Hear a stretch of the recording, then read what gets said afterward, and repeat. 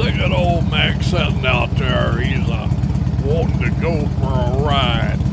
Somebody go out there and turn that motor off before he hurts himself. I tell you, it's like a duck waking up in another world every day. I can't believe it. Yeah, I don't know. I don't know.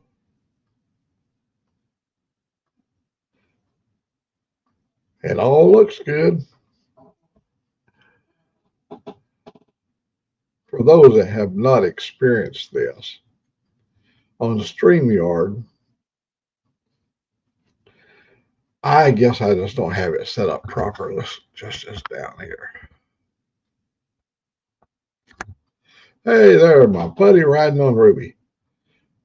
Turn your camera on, buddy, if you're not going to Sunday school, and come in and join us. Oh, let me put here. Let's do this right here. Let's do this, and that way you would have. Okay, let's put this right down here. And by the way, good morning, Dave, and good morning, Mr. Rod. There you go. Just smack that button and come on in.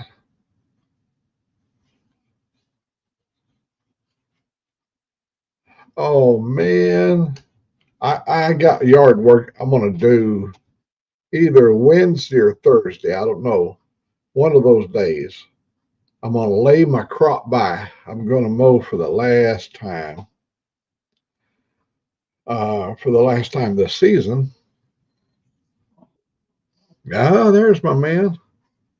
There's my man right there. Hey, Mr. Mac. Yo, Mr. Mac. Yo, Mr. Mac. Mr. Mac. Yo. God bless you, my good man. Twice in one day. What a blessing. Well, God really, truly has blessed me. Give me the opportunity, like another chance at life. Yes, indeed, he do. Indeed, he do. Actually, I just finished a live, and we were graced by the likes of riding on Ruby, and I found out it's 43 degrees in Connecticut, and that is so cold. But, to someone like Robin or our good friend 2x4 up there in Nova Scotia, that's heat wave. 43 is a heat wave. That's right. Probably American Outlaw, he's probably got some low temperature. Yeah, he told me I saw one photograph, and he's in a pair of Bigfoot slippers, and he looked mighty comfortable. You can't really see me. It's not the best look. I'm trying to get a little bit more personal for all of my friends, so you can see Dave at Dave's channel. There you go. Because it's important. It's important to be here, live and direct. We need all. Yeah, we need all of you. Mac, that was fucking. I don't mean to swear, but that was bloody entertaining today. The stories that we were telling, and how I know it was Motorboom's channel, but how T-Bone just got in there, and he was master of ceremonies. Prompting all the questions, and I think it was great. T-Bone's a wonderful contributor to our lives, and we're so grateful to know someone like T-Bone. Really, you know what I might do? You might like this, old Mac. We're in this shed, so I'm going to actually make a.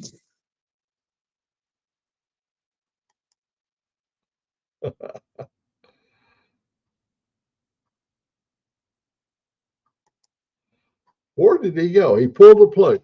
Yeah, we learned about Ray, we got to get Ray on the screen, buddy. Did you see my link is up there? Find my link up there, buddy. I posted it here over in chat, and click on it. Come on in, Ray. You got to tell us all about your constipation. How did it go, and how good it feels today. I have been down your trail. I know every inch of what you went through. I used to be, when I'd take a long ride, before I took the long ride, I would take some of them powders and stir it up in my drink. And I would ride along there, and if I didn't take them powders, man, I'd be so backed up. 2 bottles of that stuff, and that is the most horrible stuff to drink. Well, they put a little flavoring in it, but it ain't all that good. I find if you add vodka to it, it makes it go down better.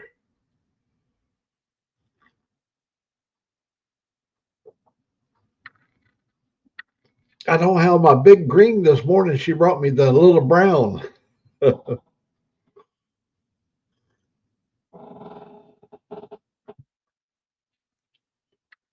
Kyle, turn your camera on. I know you got a camera. You got a good operation there. You got time, come and join us. Just click that link, and yeah, we'll get you all up in here. I see somebody knocking on the door, or Dave wanting to get back in. Oh, something happened there with the powers of be. As soon as I mentioned God, obviously the bots had come in and wanted to overtake, and we can't have. I just got to get the right angle here, so I'm talking to you properly and to the rest of the audience, because they're fantastic. Okay, enough. Please, Mac, it's your show. I'm only here to back your stories up, because I've heard most of them now. Well, Mr. Gregory is in here. I'd like for him to get in here and let Riding on Ruby and Mr. Kime and Rod and all those out there that's really concerned about Ray, find out how his situation went last night after drinking 2 bottles of that. Oh, hell. Oh, hell. I didn't know that. Oh, yeah, he was drinking that, wasn't he? Yeah. That old hell. Yeah, like you drink it down and you go, oh, hell. Oh, hell. Yeah.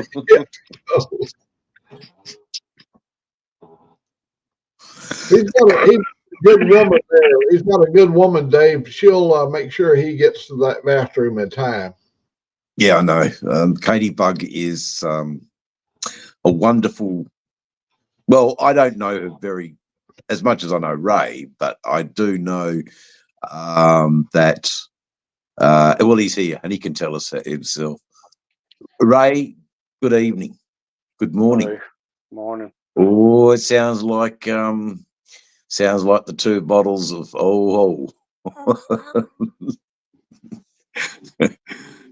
yeah. You feeling all right, mate? Well, considering I ain't been to bed. Oh, no. Oh. What the hell happened to my computer? Ray is just like me. When I get up in the morning, I get started out. This don't work and that don't work, and I can't pull this lever, and it just so many things to do. I don't know what happened. Okay, buddy, come on back, Kime.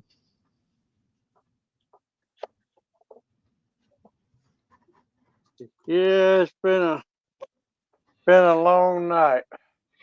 Okay, you've been chatting with people, watching, uploading, or just sitting drinking? So every time I sit down, I got to get right back up. Oh, right. Have you had a rough night, mate? Yeah, I watched a 2-hour movie in the bathroom. Oh, okay. Well, did we get some results? Oh yeah. Yeah. I know that stuff is you drink. If I drink a bottle of that stuff, I will be trotting to that bathroom really quick. Yeah, we got some real good results. Oh, that's good, mate. and still getting results. We don't want to be chocked up. At one point, I went to try to lay in the bed last night, but I no more laid down and had to get right back up. So it So, worked. yeah, I've been sitting right here ever since we got done talking last night. Well, there was a few people on my live, and they're pretty keen to hear part 2 of the story. I forgot what the story was. There were so many different stories last night that were shared, but a most enjoyable time with all of you I had. Sometimes we couldn't get a word in edgeways but it was pretty cool. Yeah. Hey, we tried to raise the hand thing there, but I'm gonna tell you, here's what happened. Motorbomb, be down there. He's the master of ceremonies. He was down there pulling levers and doing stuff to get all them 1,900 nets that we had going. We had interlocking web pages, and he's trying to put fires out over here, and so we were over here like this. Hey, Be running around. Yeah, no, that's so true. That's so true. Sometimes, every once in a while, one of them, somebody, back is waving, or something like that. Hooligan's always good for that. He'll always let Motorbomb know. But he's off. I think off to work today. But they've cut his hours back, so I've got a few concerns for. Right side, come on. I got a few concerns for Mr. Hooligan, but he graced me in the live at least, and I know that he made it through the night.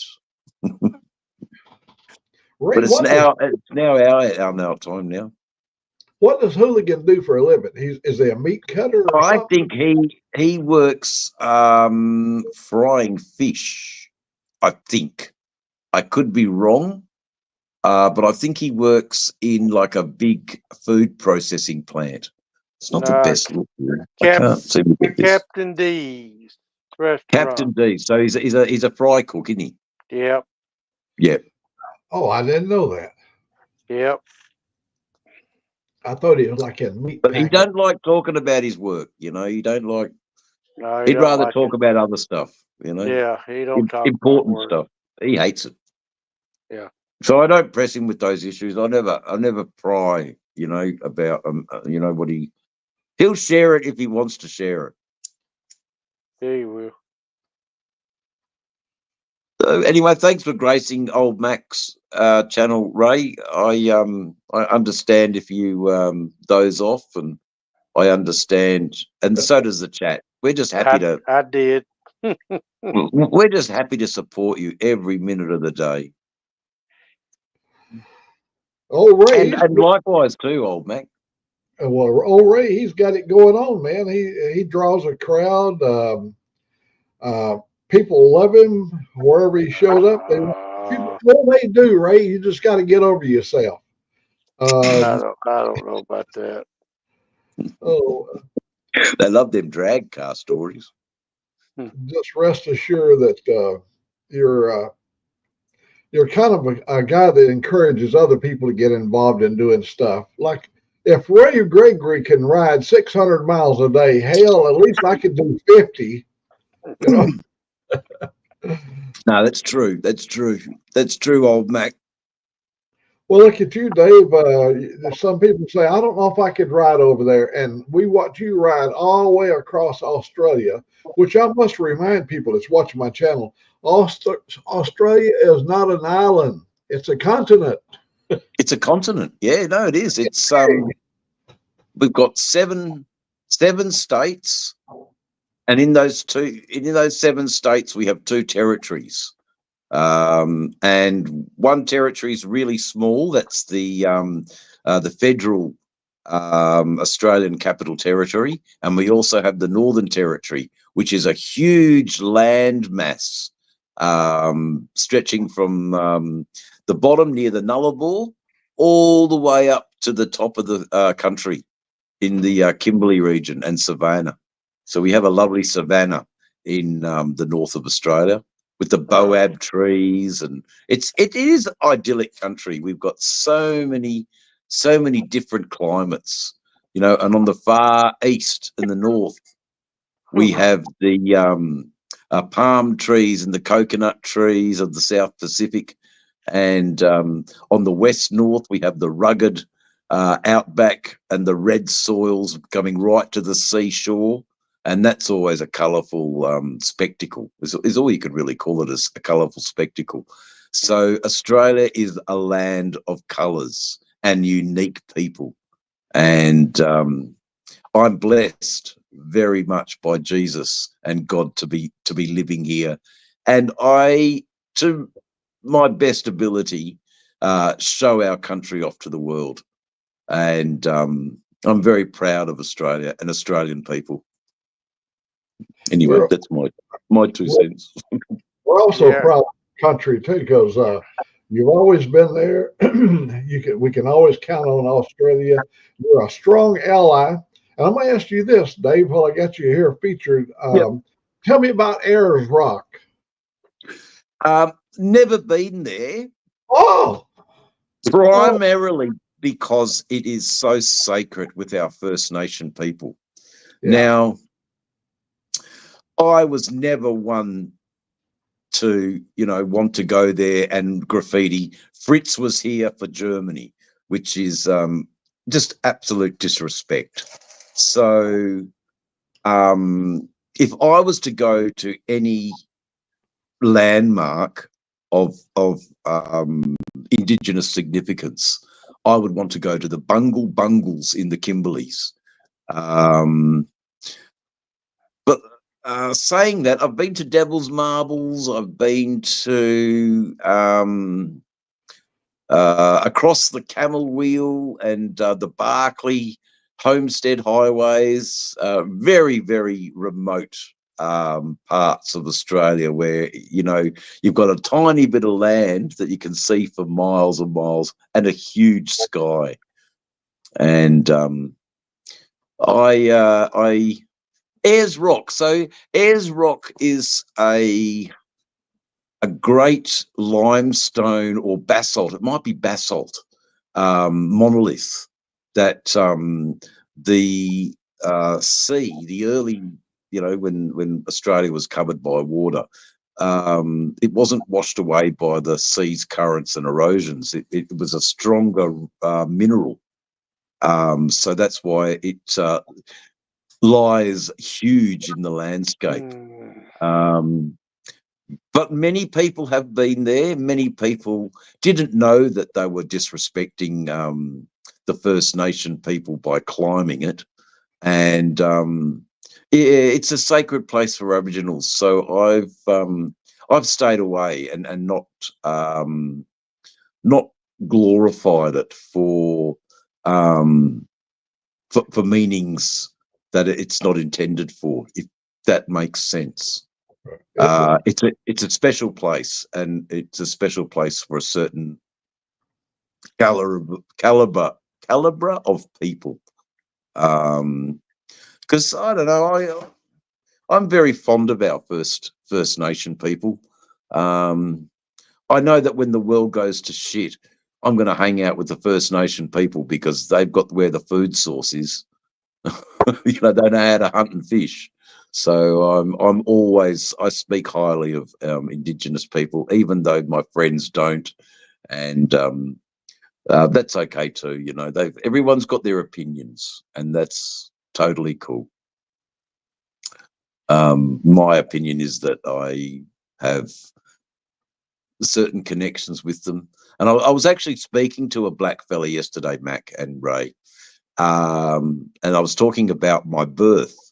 And how before I was handed over to a family, I was in amongst the stolen babies. So the government would take the children of Aboriginal people, and their belief in 1968 was that they were going to house them and educate them rather than leave them to what they believed was life in a humpy. So that's, I guess, why you have so many confused Indigenous people today, because they have lost their sense of being and place, because the government came and just took them away from their mothers. Very sad story, but it's one that I was talking about with this Aboriginal guy yesterday, going, when we were all infants together, what possibly could those Aboriginal kids and myself be all singing together? Were they singing me the song lines? Were they singing me the stories of the Aboriginal people? And who knows? That's a bit of a story for Rolling with T-Bone. Really, not all cryptics are bad.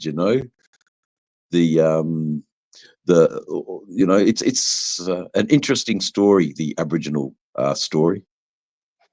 Good morning, sick bastard. Passed out. Yeah. He's Good morning. passed out. Yeah, well, That's his he's getting back. ready to go. He's Himalayan up in bed. He's a Himalayan bluff and bear. So that's a little bit of just a little small snippet of Australian history for you. It's a dark history, but I'm sure that happened to Indian people as well in your country. The government and powers that be deemed that their children would be better raised in white middle class patriarchy than with their own people. And it's to a detriment, really. But enough of my stories. This is your show, not my show. We got to get Ray. We got to get Ray all live up in here. Oh, let him be. Let him Yeah. be. Just let him be. He's happy listening to the stories. Yeah. He's happy listening to the stories. That's So good. I had my brother come and visit me today, and I was talking to him about Forgotten Angels and how I am gravitating towards that concept here Second for cousin, good morning. Australian children who are aging out of, or they're not children anymore. Well, they are, but Australian youths aging out of the foster care. He gave me some guidance, and that guidance was, Dave, bring up a AI business plan, start typing in a few things and get a document. And that document then you can now take to the politicians. So you've got something with teeth to, what are your plans? What are your goals? What are the outcomes that you want? So I just wanted something to, for you guys, especially Sick Bastard, to tell the camp out that we're moving forward in productive ways. Australia is a very rich country. There's no doubt about that at all. And we can hopefully get a grant to purchase 2 properties. And businesses will come on, showcase their sustainable housing, and they can be the basis of the small, tiny houses that house the individuals who, there obviously there's a criteria, or we work with the Department of Welfare and we get recommendations on which children are at risk. So it's, at the moment I'm not asking for any money. I'm asking for advice so we can move forward in the correct way. So by all conversations I've had with David and Cindy, they are backing me 100%. They support what I'm doing. They understand the urgency here in Australia for a similar program, and I'm just grateful that I have Forgotten Angels Florida as a blueprint to learn from. So we're nutting out we're nutting out the document now to have the plan to show the politicians, at least. I'm not going to ask them directly for money. I'm going to ask them for what advice now do we do? And so it's something that's not going to happen overnight. But when I start talking with people here in Australia, they go, "That's a fantastic idea. How can we get involved?" So it's going to get traction very, very quickly when it happens. So I thank my brother for directing me in this compiling of a document, a business plan, basically, to, where's money going to be generated from to pay for all of this? What are all the moving parts? What are,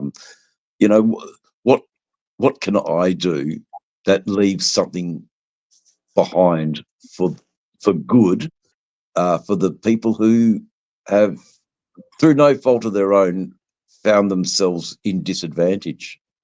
But anyway, that's my little bit of news. So I know some of the chat are listening to that, and I would welcome pointers and hold on a minute, Dave, did you think of this? Or that's great. Or because you guys know I'm walking in Australia completely blind. I just know that I want to do something for a street kid that I met. So in my video that's uploading now, I talk a little bit about this and moving forward and giving you guys a bit of an update on what I'm doing. So the latest is I'm compiling a document. So I've got something with teeth to give to the powers that be. There you go, Mac. Thank you, T-Bone. And you know that I'm because I think Josh has called me as a disciple, to be honest, for this. I think this is good. And thank you, T-Bone. I read your little message there. Anyway, rah-rah. Here, let me post the link again here so that anybody that just came in late, they can see it right here, and they can turn their little cameras on and just be live and direct. I'll bring you to live.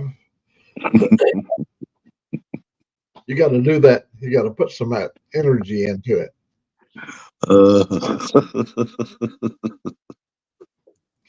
We got to get Ray, go and have a lie down, Ray. But I'm not going to tell Ray to do anything. Ray will do what Ray wants to do. Damn right. Damn right. God bless you, Ray. So yeah, that's what I've been doing all afternoon, is compiling the document and finding the right ways of. So I've got a little bit more understanding of how this could possibly work, which I'm sure Dave and Sydney did it many, many years ago. In how to get something from nothing. But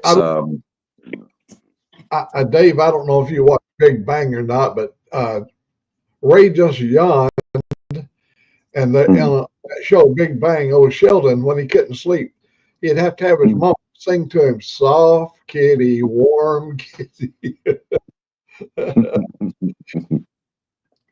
We'll have to sing.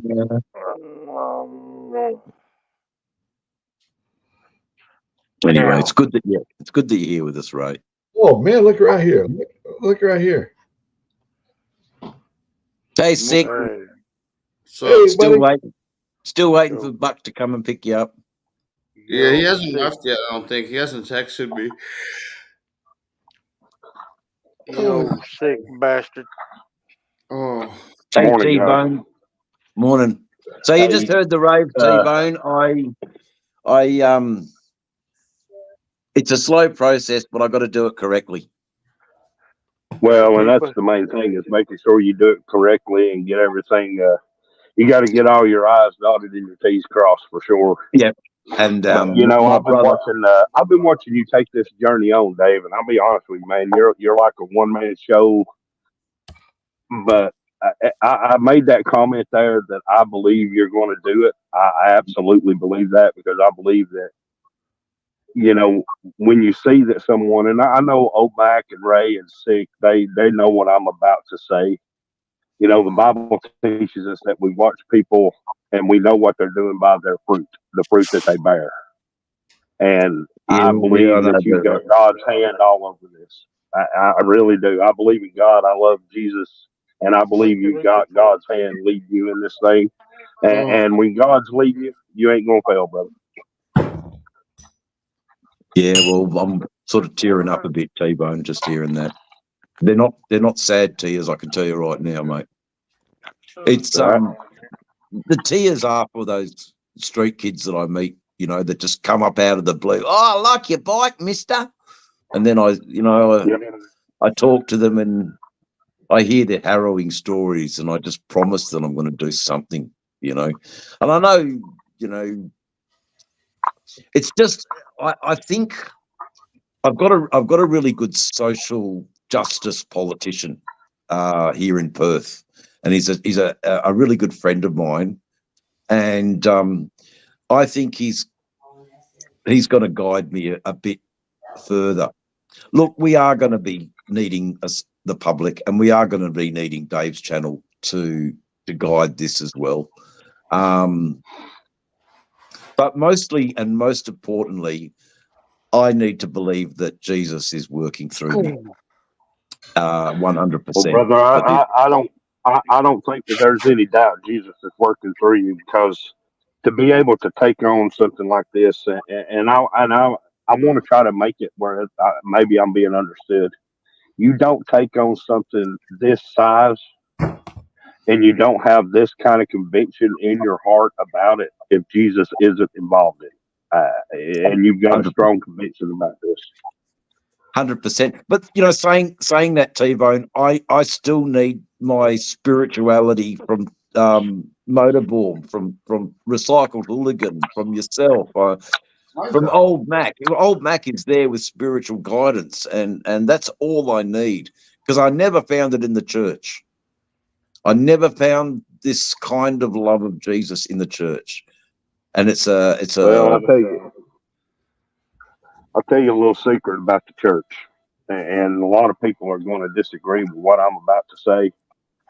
But to truly find Jesus, you got to get away from those hypocrites inside that building, and you got to get out and find God's people to find Jesus.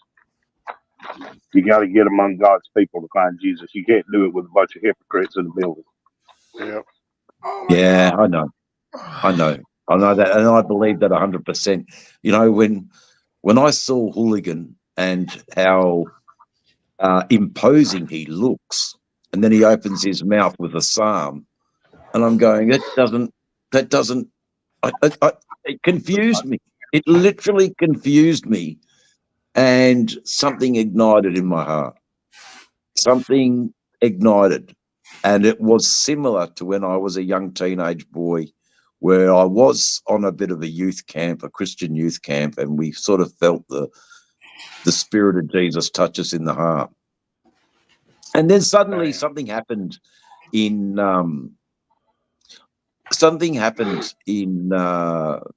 Shade Tree's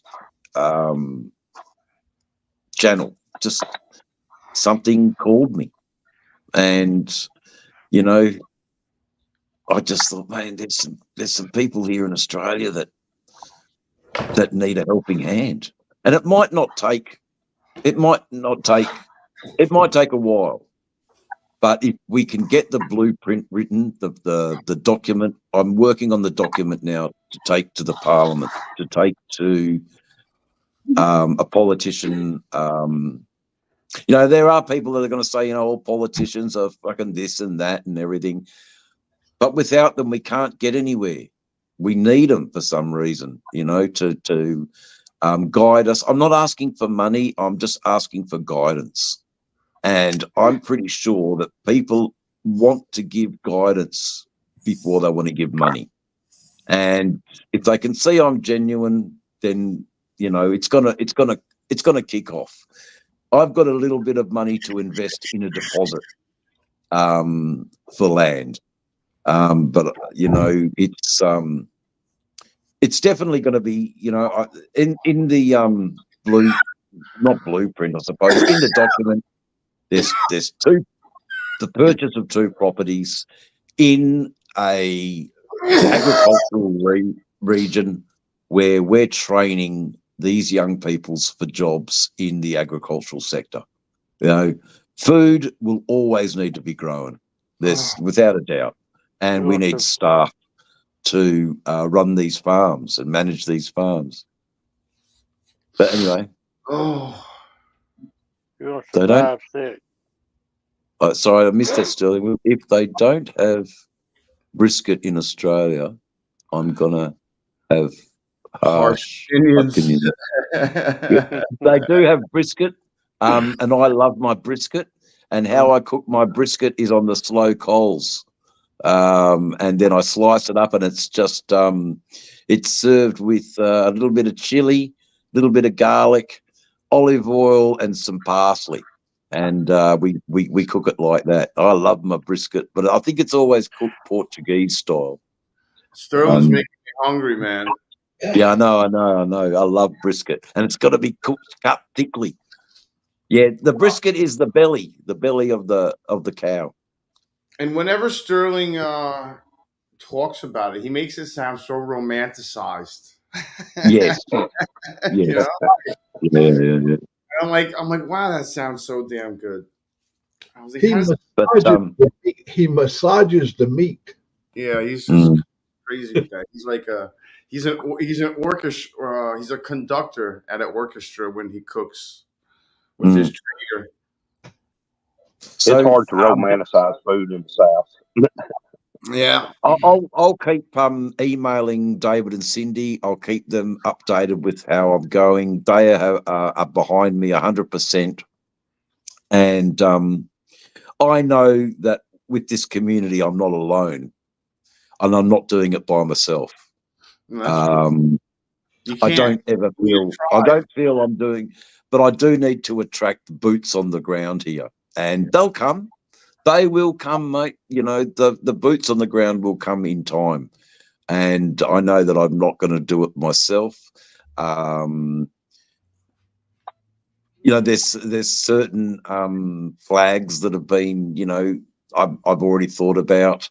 And I know about the tall poppy syndrome and all of that. But, you know, at the centre of all of this is 2 things. It's the motorcycle community, and secondly, and firstly, it's Jesus's love for the downtrodden, you know, for the disadvantaged, for the, you know, who, through no fault of their own, they're disadvantaged. And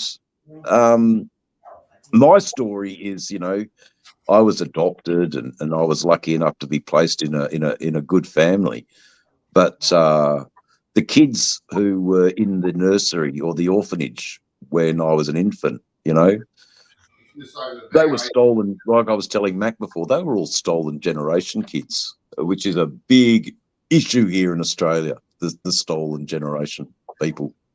They were sort of forcibly removed by their mothers.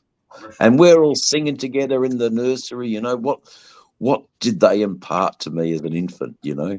Who knows, you know, what you take on, what the mind is capable of, you know, even as an infant.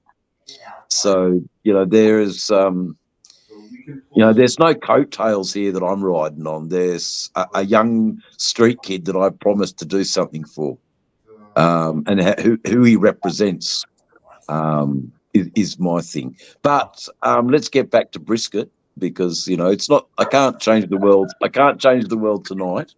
But we've at least got a document in the making where you've got something with teeth that I can present to someone in a position of power. That's my first step. Well, and I'll add to that right there, David, is that you know, you got David, Cindy, that's your blueprint right there. Oh, that's my blueprint, and they know that, because I've already mentioned that in the emails. Is that I want I want the blueprint. I actually really fucking want to get over to a camp out so I can take more information back. You know, what are these disadvantaged young people and see the transition into great community leaders. I'm sure these guys will turn out great community leaders. Academics. There's so much. You give someone a go, and man, they will run with it. And it's happened before. I see it all the time. You give someone a go, and they will run with it.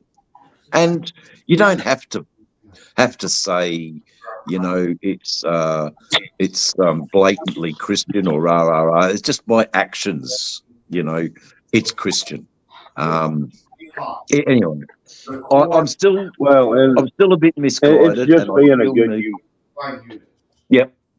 Thank you, T-Bone. And I'll just wipe away the tears now, because it's what you just said is what I really fucking needed to hear.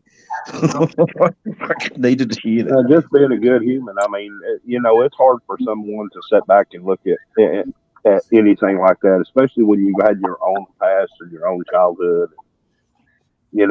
Unfortunately, these people, and I always love what Josh says. He says these guys never had a first chance, so you're not giving them a second chance, you're giving them a first chance. And that always kind of has resonated with me, is they're not asking for a second chance, they're just asking for a first chance. And I mean, that's I totally agree. Actually, they're just asking for a chance. And Cindy said it herself. These people that you are helping, David, they will be eternally grateful. And in the document, look, it's transitional. We know that it's transitional. It's a 3 to 5 year transition that they come from nothing and they transition to something that they probably never believed would ever happen to them. And a lot of that is reduced incarceration rates. I mean, there's just so many good things, but it's how do I word the document? It's all of this. I'll certainly be running the document by Dave and Cindy as well. But it's just something to say at the camp out that our man in Australia is on it. He's on it. He's doing his best. He feels supported. And number one, he's got Jesus right there in the palm of his hand, and he's operating through Jesus. So, that's got to be. But anyway, enough. Well, and to piggyback off that, I've said this in a bunch of my videos before, talking about Forgotten Angels. It's not the doctors that are doing this. It's not the lawyers that are doing this. It's the motorcycle community, our community. The ones that are always looked down on, or they got tattoos and they got long hair, or they got loud motorcycles. Our community, the motorcycle community, has always been the most charitable community in this country. And we're the ones kind of Dave and Cindy were kind of just drifting along down there until they got involved with Josh, and then Josh got involved with the Shade Tree Army, and then it just started to grow. But it's still just a small group of people doing this. It's our community. Our community is the one leading the charge, and I just think that's awesome myself. Is that it's our community that's leading the charge. Be nice to have this conversation in 5 years' time too, T-Bone. Absolutely. And also, how our friendships will definitely last that long. They're friendships that are real, that are built. Christ is at the front of all of this. Christ is there, and he's not. He's helping me, mate, keep the straight and narrow, and I love it. He's giving me focus. He's giving me, and I've got this renewed purpose. That, I understand. There's a lot of me that wants this to happen tomorrow, but You know, when my brother came and visited me today and said, "Oh, that's a stupid idea," you know, rather than saying that's a stupid idea, but said, "Actually, Dave, you need to do this and you need to do that and you need to," just steps that I bloody well needed to hear.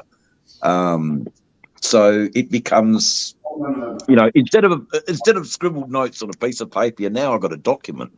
A document's got a bit of teeth, and yeah, I think that's the way we can do it here in Australia. You know, there's other things I have to do, and I'll get guided, and there'll be a right and a wrong way to do it, and we'll just. Yeah, Lord's chosen me for this for some reason, and I know predominantly it will be, you know, young Indigenous men that'll probably be the beneficiary of all of this, and we try and, you know, just. I've got faith in all people to turn their lives around. It's not impossible to come. Well, that's kind of one of those things you're talking about, the young Indigenous men. You know, it kind of goes back to what Hooligan says: just be all inclusive and not exclusive. Yeah, and you just have to trust that the ones who really need the help, they'll find their way to you. Yeah, you know, guided, I guess I'm going to have to work with the Department of Welfare, but that's where other people come in, you know, and that's not quite ready yet. So we're just getting the whole principles tried to be set up here. So it's I tried to secure some land, but it wasn't the right land. But that's not to say that you know, don't just give up, Dave. It actually strengthened my resolve, and you know. I paid $260. Anyway, thank you, T-Bone. Hey, how you going? Hey, no problem. Hey, Kyle. Fine. Good to see you, Kyle. 269 is the dollar. What's up, Karen? We already talked about that. Everybody, you carry on chatting. Thank you for carry on supporting chatting, Dave's channel and all you do for Dave's channel, Kyle. It's not lost on me. And it's good to see your face. I know you're not a robot. I've had so many robots come into my chat. So all well and good. Good to meet you, finally. It's one of your lives, somebody's lives. They're normally on pretty late, and I'm asleep when your lives are normally on. Yeah, you're in England. Yeah, that's true. Last night, I watch it in the morning. Turn it on while I'm doing all me getting ready in the morning. So I hear all your chat about Viagra and wingspans of birds and all that sort of stuff. You know, it's very interesting. Very interesting stuff. Where's my sticker at? I don't see my sticker. Yeah, mine either. Well, I can put your stickers on, no problem. I'm going to add them to the list. Ray Gregory Rise. It's on there. Yeah. I think it might be. Let me have a look. Is it there? Oh, Hey, look at old Mac. there it is. Cool. All right. And We've Mac. got Sterling there as well. Sterling Wheel. And we've got the main man, Motor Bomb. He's up there as well. Can't miss him at all. We've also got this. That one might have changed by now, I think. Is that right? That one's not correct anymore, I don't think. But Jerry, time for president. We've also got the retired rider there as well. Yes, look at that. And we've also got the outlaw. I try to put everybody's on when I get a chance. I'll be putting them on and things, and I'll be going to these pictures I have in the background. Yeah, I'm going to fill them up and then have a couple. Pardon? I saw the American Outlaw. He's back here too. Yeah. I'm trying to put them all. I'm trying to put them all on, but it takes time. Time is not on my side at the moment with work and stuff. But yeah, always try and pop in when I can. But anyway, doing a good job anyway. The streams look very popular as well. My side. Always very popular. Yes. Yeah. I'm definitely working on a design. Yeah. You don't mind if I have a cup of coffee while I'm here, do you? Oh, I'm having a drink as well, mate. So. Or a biscuit as well, because I know it's a bit of a. Everybody has their own little bits. Mac with his beef burgers and things like that. Mac with his breakfast, making us all hungry. Y'all Me have to especially. excuse Sick. He's over here getting his vertical hold on. Oh, You can Do you have you got I'll an be back. asthma spray, Sick? yeah. Yeah, have a puff, mate.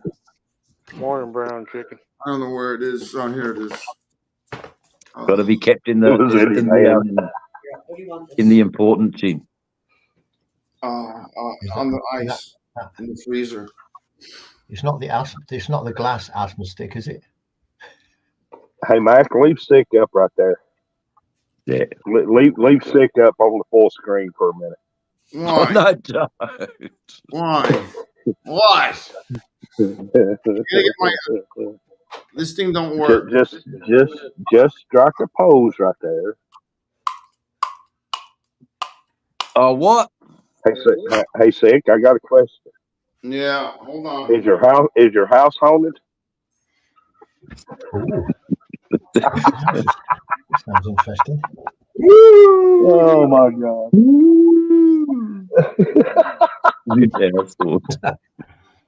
Well, I see Oh my There you God! go. there goes an angel. Oh, sick. Oh my God! It's a busy household sick. today, isn't it? Come on, lady. Good morning. Good Come on. morning. She's already not. said I want to take over. Yeah, no, she's not gonna. She's not gonna join us. She is. Sweetie, you She- can't Hey. you can't Hello, keep walking how you by going? that camera and not say hello. I said hello. I didn't hear you. I'm sorry. Oh, yeah. Yeah, the man of the moment's return. Yeah. I gotta get the dogs in the car. I don't know. My asthma spray's packed. That's all right. Sorry for. Yeah, I know. He's not a morning man. Oh. It's not a morning man. Oh. Because it's easy for me. I've had the day. It's night time here now. Getting Big on morning 9 down the o'clock. road. Getting something. 9 o'clock at night. We're both forgetting I can't find Pretty my. late. It's only 2 in the afternoon here. Hey, I'll Con, still did go Oh, over wow. the day. You're not looking.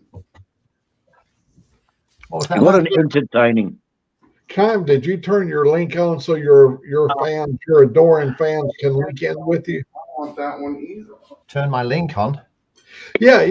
So, yeah, see, I've got it set up where you can link your Live. up there. I think there's up at the top of the screen. There's a place you can click to add your channel.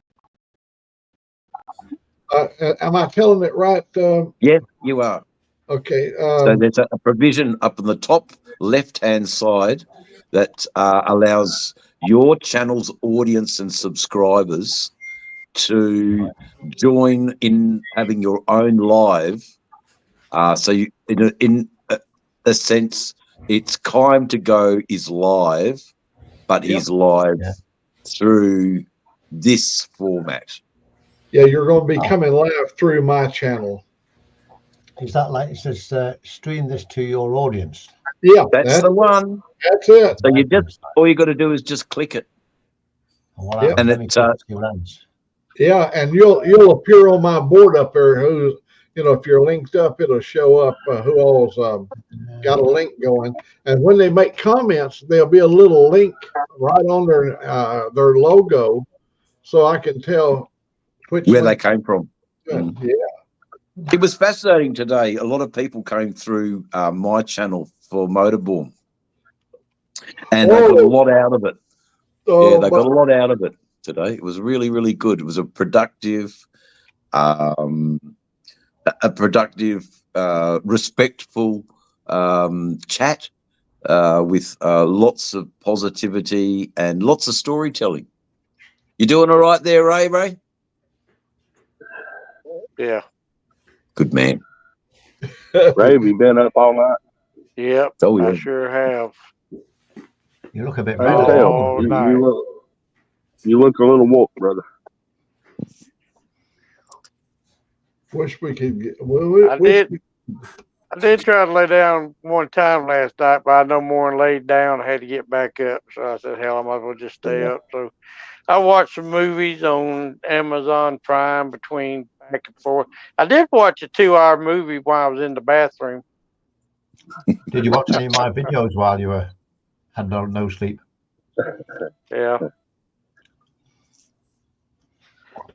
So The other what night, time is it? the other night we had, I think, 4 or 5 links up there. And It was crazy. It was because that was the first time I learned that. Yeah, we Yeah, all it was learned. pretty crazy. It was very confusing for me because I woke up this morning and I watched the stream. I think it was Old Max that I saw first. And then when I looked onto Motto Bombs and Six channel, they had a stream as well. And I thought, hang on, these are the same streams. I'm thinking, what's going on? Is there something wrong somewhere? It's hard to determine which one was doing what. I clicked on all 3, commented on all 3. I don't know how many there was, but I think 3 or what was there 3? No, I was there too. I had one. Desert Outlaw had one. Ray Gregory had one. Motorborn had one, and someone else had one as well. There were many people. Retired rider. Yeah, retired rider. Yeah, I got his as well because I commented on a few of them. I didn't know all the ones that were on there, so it's hard to. The other thing is, if you're doing streaming to other people's channel, you've got 5 to look at. How do you choose which one to watch, or do you watch them all? That's the thing. Because if you look at what you find, I think you just pick one. So if you've just come in on Max, you stay with Max, but your audience that are your subscribers, I guess, or people who get a notification to your live can then see everything. But Kime, I don't know either. I am a greenhorn when it comes to all of this. Yeah. I mean, I've been to university. I've been to university and everything, but this is so much levels way up that but we're learning. And every time we do this, we're getting smarter and smarter. Ain't that right, Steve? And she's gone. Six. Hey, yeah. Six. That's a good looking woman, dude. What's the problem? She's a beautiful woman. Looks like she's there for you. That's why he looked whipped this morning. well, look at that! Look at that!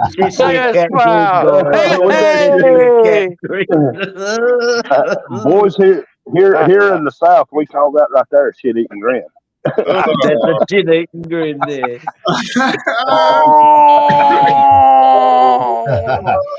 Listen, man. She don't treat me like I want to be treated. That's just the end of the story. Oh God. No, I've never passed any judgment. I've never passed any judgment. I am when this goes, when we get done. Listen, I've been married 27 years, and you and her are supposed to be split up or whatever, but yet she's there for you. I think there's something more to it. Let me explain something to you. The only reason why she came here is because she had to go to the pharmacy yesterday to get her drugs. But she could have went to the pharmacy and then went right back home. And then, so the priorities are pharmaceutical medicines, as far as I'm concerned. The priorities. Yeah, but look, bro, she could have went to the pharmacy and went back home. She didn't have to come and stay with you. Well, he's a grown man. Will you clean out the place? Yeah, I know. Yeah. Marriage guidance T-bone style. I like it. Okay. But you know what? She's not. I was 20-year-old. She's narcissistic. I was 20-year-old, and my wife was 19 when we got married, and we've been married for 27 years. My only marriage. She took she fucking took advantage of me. She's things have been said that can't be taken back. I mean, there's a lot of baggage there. It's just. It was quite pleasant what we saw this morning anyway. You were amicably that was pretty decent interaction right there. There wasn't that was decent interaction. We're cordial. Like, we get along. Like, I don't want to go to jail. Yeah, fair enough. Good choice. Yeah, I kiss Oh, my man God. keep from going Be to hell. like my fire. I already did Fire 90 I don't going. know. days. I already did 90 days. R1 has never threatened to have me put in jail, so I don't know anything about all that. Let me tell you something. I did 90 days. Oh, look, Well, hell, that's there's no doubt that mental health would have been at the core of all of that. And you know, when mental health isn't checked, we run a bit crazy in our minds. Yeah, Katie never threatened to have me locked up. I was just scared of the frying pan. Yeah. Didn't do you any harm though, Ray, did it? You're still here. You're still happy. I mean, she got Baker acted, so the state of Florida Well, I knows. can tell you right now, R1 never hit me with a frying pan, but she beat my brother one time with a spatula. So I don't know if that counts. Your brother with a spatula. She hurt my brother. I think she actually warped his soul when she beat him with that spatula. He still ain't got over that. Wow. I thought Mac throwing his hands around. Well, guys, I'll tell you what. I just wanted to come on here and talk to Dave and just say hello to you guys. I'm gonna back up on out of here and get ready to get my day started. But y'all have a good day, and I'm sure somebody will be live in a little while. And I'll see y'all over at Shade Trees tonight. Maybe he'll have a video. All right, T-Bone. Yeah. All right, I love you, T-Bone. See you, mate. Thanks for your word. Thanks for your words Absolutely, today, brother. Bye now. Yeah, that was great. What a master of ceremonies he is. He can just take a live feed and just, you know, man, really cool. So what So time anyway, have you got it's in story time with Mac. Well, I think Cam has something he is. I was just going to ask, some of the not issues I have with watching channels and things is the time difference. And just wondering what time you are, because America's a big place. Some people can be like, is it 3 or 5 hours difference between one side and the other? So depending on where you are, you can be asleep or awake when lives are on. Oh, okay. Let's do it. Let's do it like we did last night. I'll start off. I'll tell you where I'm at, and I'm gonna pass it over to Dave, and he can pass it to Ray. So my time zone right now, I'm at 8:16 a.m. That's Central Standard Time. What do you got, Dave? I'm in Australia, and it is 20 past 9 in the evening. Wow. Western Australian time. So in the eastern states, it would be 3 hours ahead of us. So we are on Western Standard Time in Australia at 20 minutes past 9 p.m. Wow. What do you got, Ray?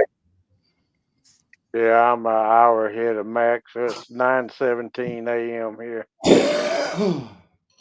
We're in the eastern zone. Holy There's shit! a big difference, really. What about Sig? When's he? He's in Florida, isn't he? So that was Florida. I am done. He's had enough of that one. Hell, I would be too. Oh my god. I'm done.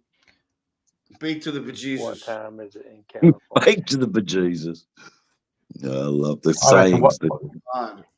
Well, see, that's like California clear across the country. It's just 6:17 there. Yeah, right. AM. Is that AM? Yeah. Because to get people to join live streams and things all at one time is quite a difficult task. And I know when Motto and you guys are on, there's about 10 people on. And I'm thinking that's a lot of people to get on a live at one time, especially from Australia and everybody else. Which you do. Yeah, but some of us don't sleep, Con. Yeah. Yeah. We're vampires. Work. I don't know how you do it. Kind of the first time we linked up everybody got linked up. We had like 4 links or whatever. I looked up there was 29 people, and there was people on Motorbomb's pages, there was people on 6 pages, there was people on all these different channels, and they thought they were going through them, but see, I'm seeing everything, and yeah, we had 29 people in the Yeah. So what do you see when you do that, Mac? Do you see the other channels and the people who are on the other channels, or what? Or how do you know? No, I just see them chatting in the chat line here. Over on my right, I've got a column of chat. Yeah, since The I'm same chat. yeah, the YouTube chat, the YouTube live feed chat. Whatever they're coming in, they may be linked through something, and whatever they're coming in through. Because I've got it set up, you can come and be linked in from Facebook or YouTube or whatever, and you just slide in here. And here's the deal, like Dave said, you talk about mind-boggling. The first time we endeavored to go that far, somebody had the idea, let's try it out. Hell, we did it, and my God, it was just like started to blossom. It grew. Well, maybe not for me and Sick. We were still in the remedial class, but we needed some extra revision. It was a learning experience, wasn't it? Just wasn't it? Just yeah. Toga, it's about dinner time for you, ain't it? 4:18 p.m.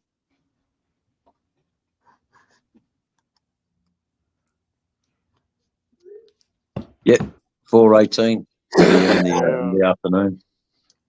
What is Togo going to have for dinner tonight or supper? I don't know how we call supper here, or some people refer to it as dinner. Some people call lunchtime dinner. So, what are you going to be having this evening for your meal? Yeah, that's what Katie calls lunch, dinner, and then same way here. Evening supper. Yeah, I always say lunch, and my wife always said dinner, and she referred dinner as being at noon, and supper is after 5. Yeah. Here in Australia, we call it tea. Dinner is tea, T-E-A. What time's tea? What are we going to have for tea? Yeah. And obviously, like Australia has a lot of English traditions and a lot of things that came over because we have such a population from England here in Australia. And then that shapes the vocabulary. Vocabulary. That's a hard word in the morning. That's easy for you to say. Yeah, it is. It's a bit of a tongue twister. Take a look at that message from Motorbomb. I'm trying to reply, but I can't. This one here, I got it. It only brings each of us to audience, but each guest earned watch hours to help. Oh, do you have your chat? Do you have your chat turned on? I have my chat in another computer right next to me, because when I chat in the one on the right, it doesn't sort of highlight it as a link or anything. But I do. So you're in the live. You're in the live StreamYard. I don't know how you normally do it. I've got the main stream that I connected to on the computer right in front of me here. Yeah, same thing. Left-hand side here, I've got it running separately on another computer where I can see the links and everything else. And I have a little spreadsheet with everybody's links in, which I can copy and paste onto the chat every now and then. Because I can't paste anything into the main chat for some reason. I don't know why. Because I think it's because you're not the host of the live stream.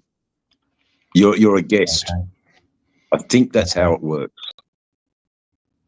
Because I've got somebody from who watches my channels, the Peaky Biker, he's just come on here, and I can try, but I can't put a sort of comment on there because for some reason it won't take it. I don't know why. But I think if Peaky Blinders writes a comment to you, it should go through Mac's channel, and then we can all see the comment. Okay, because I can't see it on my chat. Yeah, I can't see it on the chat, if you know what I mean. If I wasn't live here, I can't see it on my normal chat when I'm watching the stream. Which is weird. Yeah, and Motorboom's now on yours. So Motorboom is typing comments on your live stream, And I'm that saying, we can all see. It's actually quite fascinating. Do I have to open my live stream as well? Is that why? Do they only comment on my? Do I have to open another one? Is yours I have to open open? my live? No, Oh, I've only got my. I'm only looking at this one here, the live stream. So I have to open my live stream as well to get onto it. I'm gonna stream to my audience too. So what I did, Kime, if it helps any, Title. I chatted on my got it. own.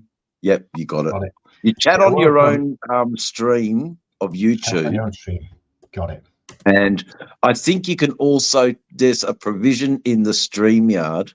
There's a section on the right-hand side that has comments, and there he is. So I can see Peaky Blinder, Yeah. who's boasting, Biker. who's hosting the live, and Old Mac is hosting the live Peaky.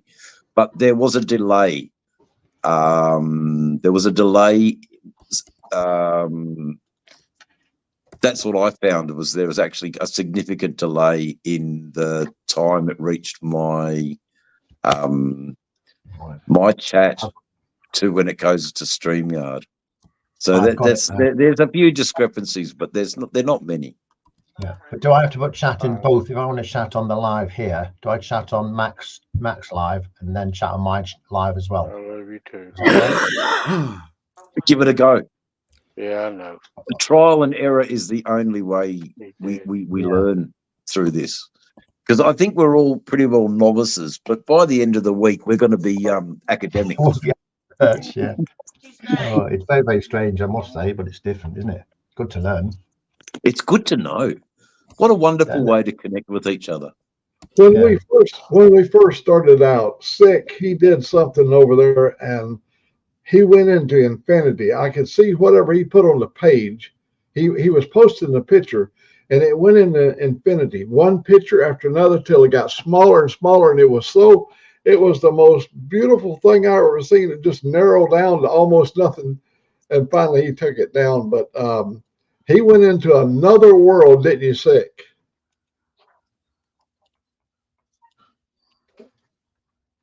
He's there somewhere. I'm sorry. He's there I'm here. I was telling about the infinity when you went into infinity. Yeah, I was trying to share the screen, and I had our video up, and it went into infinity. It just went one after the other, after the other, after the other. It was crazy. It looked pretty cool. If you'd have dropped some acid back in 1970, it would have been, you would have freaked out. Yeah, man. I wasn't born yet. Oh, But I was born in 71, Old Mac. man, that was close. That was close. Well, you were alive in your mother's belly, so there you go. You were still here. You were counted. It was counted. You were kicking your mum. Yeah, something like that. Oh, that's funny. Our sky's the limit. This is one of the busiest lives you could ever get. Always busy here, isn't it? Well, this morning's with Motorbomb was pretty information superhighway, that's for sure. Yeah. It was definitely an information superhighway. What's the maximum people you can have on StreamYards? I can have this is a paid version, isn't it, Mac? Yeah, I can have 10. 10 with a paid version. Yeah. Where you can put your own things in the corner and all that sort of thing, logos and stuff, backgrounds. Because I know that Motorbomb's got a nice background on his. Instead of mine being just black, he's put one with all the pictures on the back, hasn't he? All the pictures of the different channels and people on there. Oh, he's got a like that. He's good with Photoshop, though, isn't he? He's pretty handy at artists and graphics because he does the old tattoos and drawing and everything, doesn't he? Quite an artistic. He's yeah, we'd be really lost without him. Actually, he's a very much a guiding light in our grasp of technology, and you know we're learning. You know, I agree. And one good thing about growing up is getting new skills, and it fires the neurons in your brains. That's for sure. Whoa, 192. Well, that's high, sick. It's not that bad. If it's under Okay. 200, I'm pretty happy. All right, okay. If It's it's baffling 150, to me. if it's 150, I'm doing cartwheels. If it's Oh, under right, okay. 300, if it's under 300, I'm happy. Yeah, if it's under 250, 300, I'm still happy. Yeah, right. So you don't want to ever get it out to 400. Oh, you should be in the hospital. Yeah, Yeah. okay. I have Say, been up. I've been up 600. yeah, I know. They say that you should be admitted to the hospital at 300. Okay. Oh, Wow. buddy. I got a 600. I'd be in the hospital every other day. Yeah. I mean, I don't feel any different at 200 than I do 700 or 600. Yeah. What happens? What happens if you go over anyway? I don't have that issue, but if you go over, what's it doing to your body to make it a problem if you can't feel it and you don't think it's an issue? Well, your sugar in your bloodstream can't be transferred and stored into your fat cells because your pancreas no longer makes the insulin to do the enzyme to do the transfer. So that's what's happening. You eat sugar, you eat carbohydrates, and it needs to be processed and broken down into your from your bloodstream into your fat cells because that's its job. And that doesn't happen. So you shoot insulin, and the insulin makes that enzyme transfer and store into the fat cells and be stored later for a later date to be used, to be used as reserves. That's why I'm so skinny. Then what's my excuse? I'm too fat.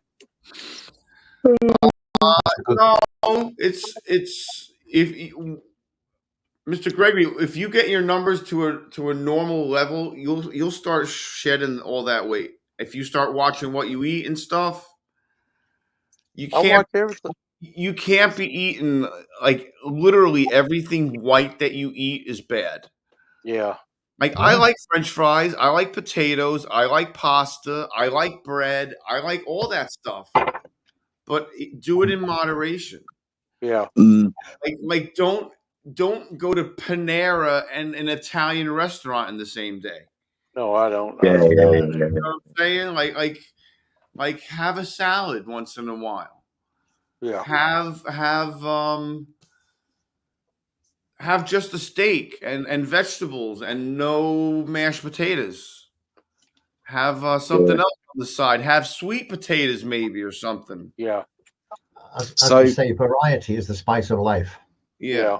Well, Like my mate here in Australia who has similar issues to Ray has vowed one meal a day and has taken up for the breakfast and dinner to have shakes or meal supplements in a liquid form. So he's doing that.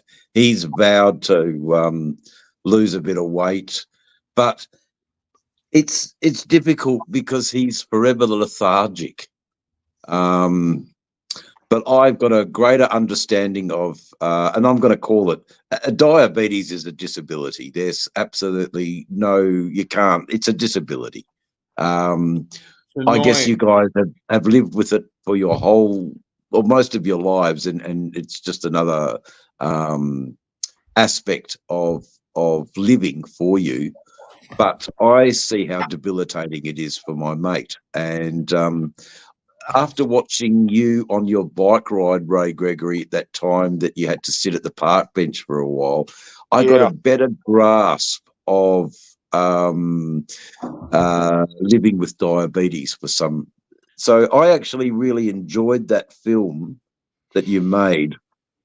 I'm sorry that you were so ill that day, but it gave me a better understanding of how to respond to when my friend is sort of off in a daze somewhere, and we can't really connect with him.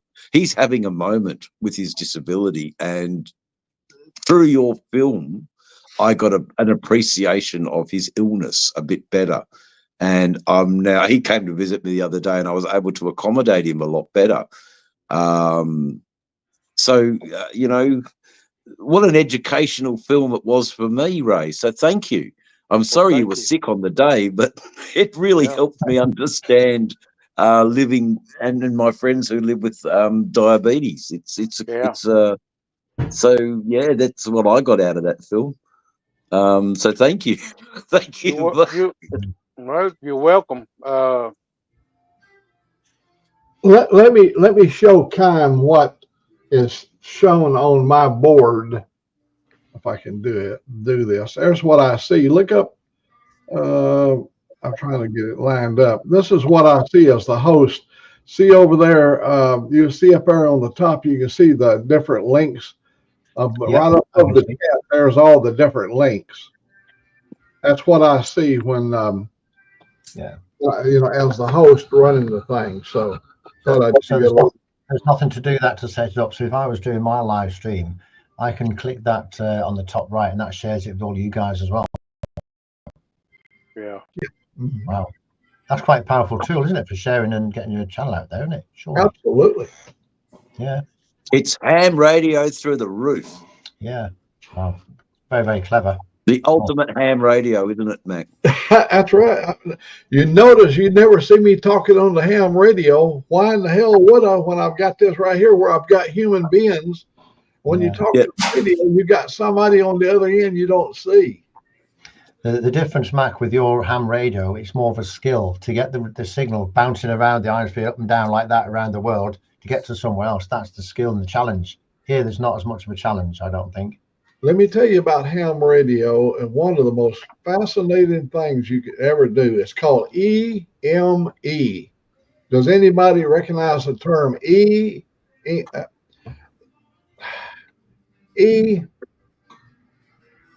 what is it? EME, yeah, or EME, Earth, Moon, Earth. There you go. So you use the moon as a passive reflector, and you send your signal out, and it hits the moon. The moon only represents 2.5 degrees of arc on the horizon. Now the whole face of the moon absorbs your signal. And then it comes back. There's over 100 dBs of loss between here to the moon and back. And yet you communicate using the moon as a passive reflector. EME, Earth, Moon, Earth. 73. Quite amazing. 73. It means with regard. Yeah, 73. I learned that the other night. 73, with regards. Yeah. Yeah. That's the only thing I know about ham radio is 73. Yeah. Now I know EME, Earth, Moon, Earth. Yeah, it's a really. That's amazing. Now you have to have a really, really big antenna system to do this, because you've got to be able. I had an antenna had something like 90-something elements on it, and I would tip it up and I'd aim it, and there's an ideal place for the moon to be. For instance, when I lived in Washington and I wanted to talk to Europe, I had to wait till the moon was only 20 degrees horizon. And I would put my antennas onto the moon and it would put it down into Europe. My signal would cover North Africa all the way up through Europe on EME. That's fascinating, isn't it? Aim the antennas to get what country you needed. Yeah. Absolutely. Do you do any ham radio now, old Mac, or have you given up on that altogether? Or when my wife died, I was thinking my time was pretty well up. I got rid of all of that and turned back just to the computer. I eliminated. I had a friend to come over and he bought my whole entire station, including the antennas on the pole and on the tower. He even bought my what they call FT8. He bought my FT8 system. That's a separate thing where you don't talk to another human being. You're robotically doing radio transmissions through. It's called FT8. F Foxtrot Tango 8. FT8. and you can turn it on. I can go shopping, and my radio is sitting here working people around the world robotically. Good. How exciting is that? It is, you know. Uh, But there Right. is no doubt YouTube has made the world smaller. You know, we're so international right now. Australia, England, America, different parts of America. Crazy. this right here, And we're all changed- in real time. this is what changed the world right here. Mm. Everybody's got one of these, and I'm telling you, if you go to court on anything, a traffic accident, they've got video of it. So you can't go up our line and say he hit me or she hit me. They usually have somebody's got a camera and they've got your ass right there. So don't even go up in their line. And the cops have all got a camera. Everybody's a camera. You go over at Walmart and there's 30 cameras just on the front of the store. Yeah, I know. We live in a camera world.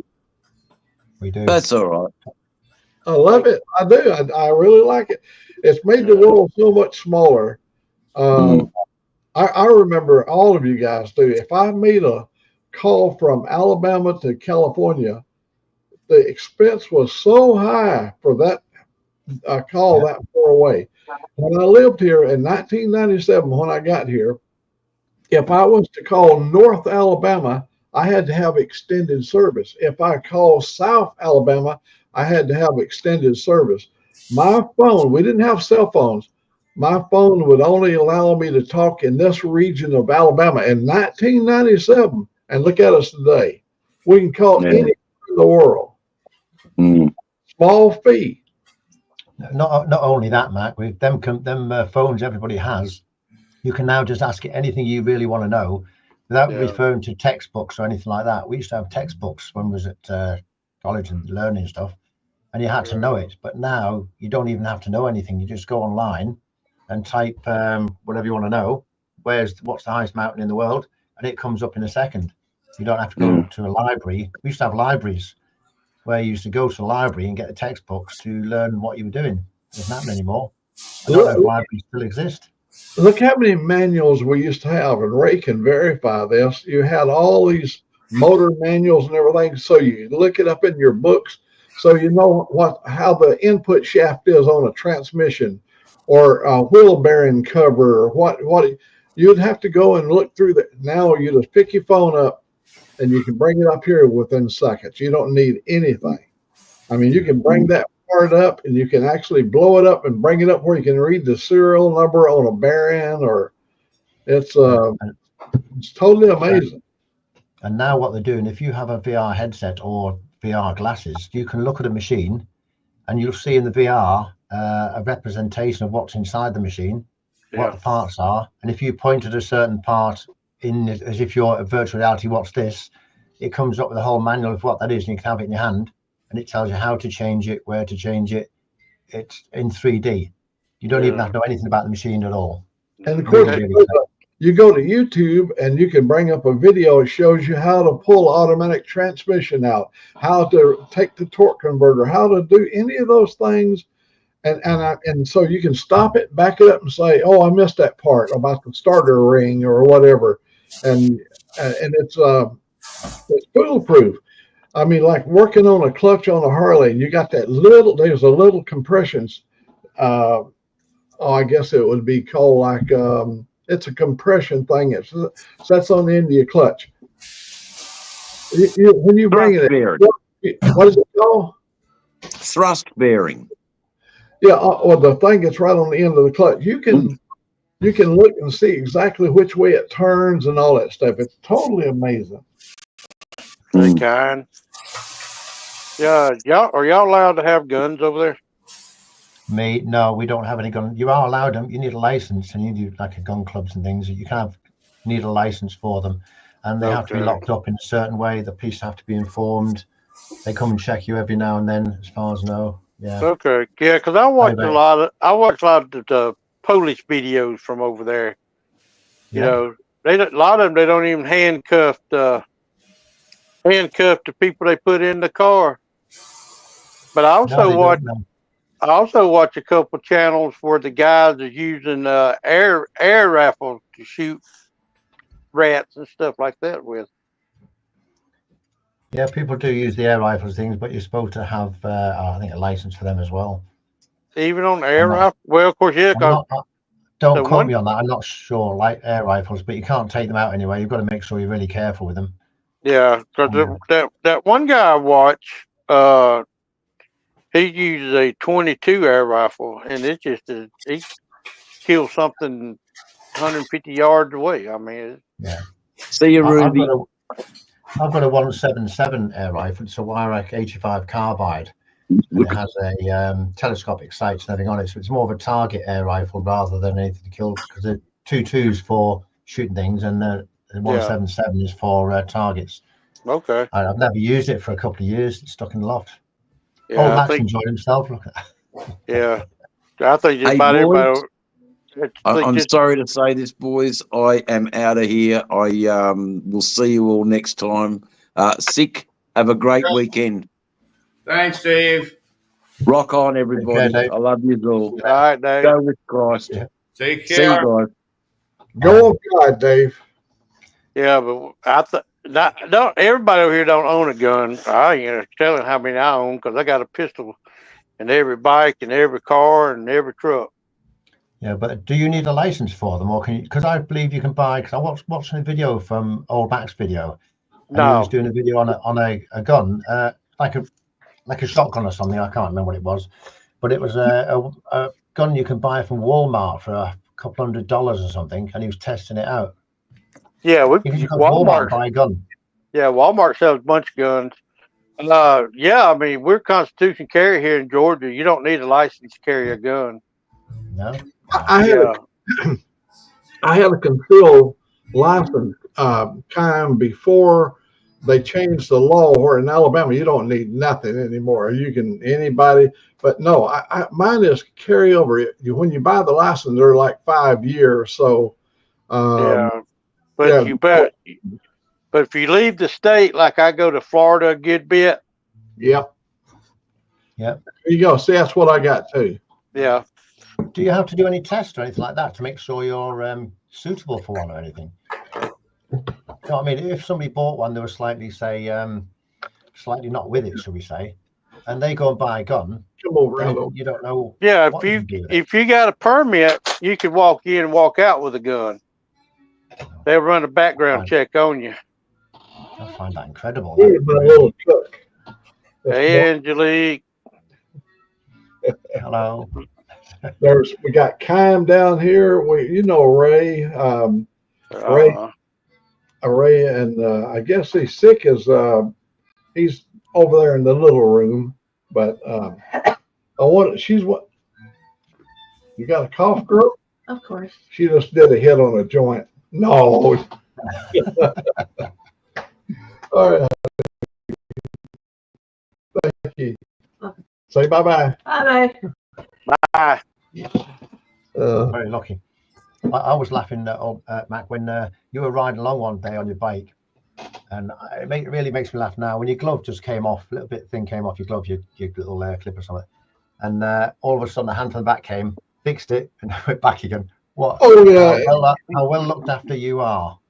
Well, when I got my hands on the handlebar, she can see it flapping, and she'll reach her hand over and sometimes I have her to take the glove off if I want to do something with the little buttons on the control system up here. I just can't. I don't have the dexterity with the gloves on, and she'll pull my glove off. I do whatever I have to do, and then she'll put my glove back on. Yeah, very nice. What a thing to have. It really helps out a lot. Hey, hang on, you guys. I'll be right back. You keep an eye on them, Ray, and I'll be right back. Yeah. Another question, Ray, on weapons and stuff like that, just for curiosity. What about knives? Are they frowned upon, or? Because over here we're not allowed to have knives or anything, any sort of weapons on you, really. Wow. Oh, yeah, knife. You're it's against the law. Yeah, we can tote knife. Yeah, we can tote knife. Wow. A totally different place. Do you find crimes more over there with that, though, or no? Is crime worse over there than over here? Do you reckon, or? Probably not. If Yeah, you I know mean, you're we going to get got shot. we got a lot of gun violence. Yeah. You know, Yeah. It would worry me living in a place like that. I think that would worry me. That. nah, everybody took like the Wild West. I don't go nowhere without one on my side. Yeah. Wow. That's amazing. Do you have them loaded with obviously loaded? I suppose. Oh Not yeah, just not yeah, loaded. yeah, Yeah. yeah. I keep one in the chamber. Yeah. Wow. Unloaded gun gets you killed. Yeah. Wow.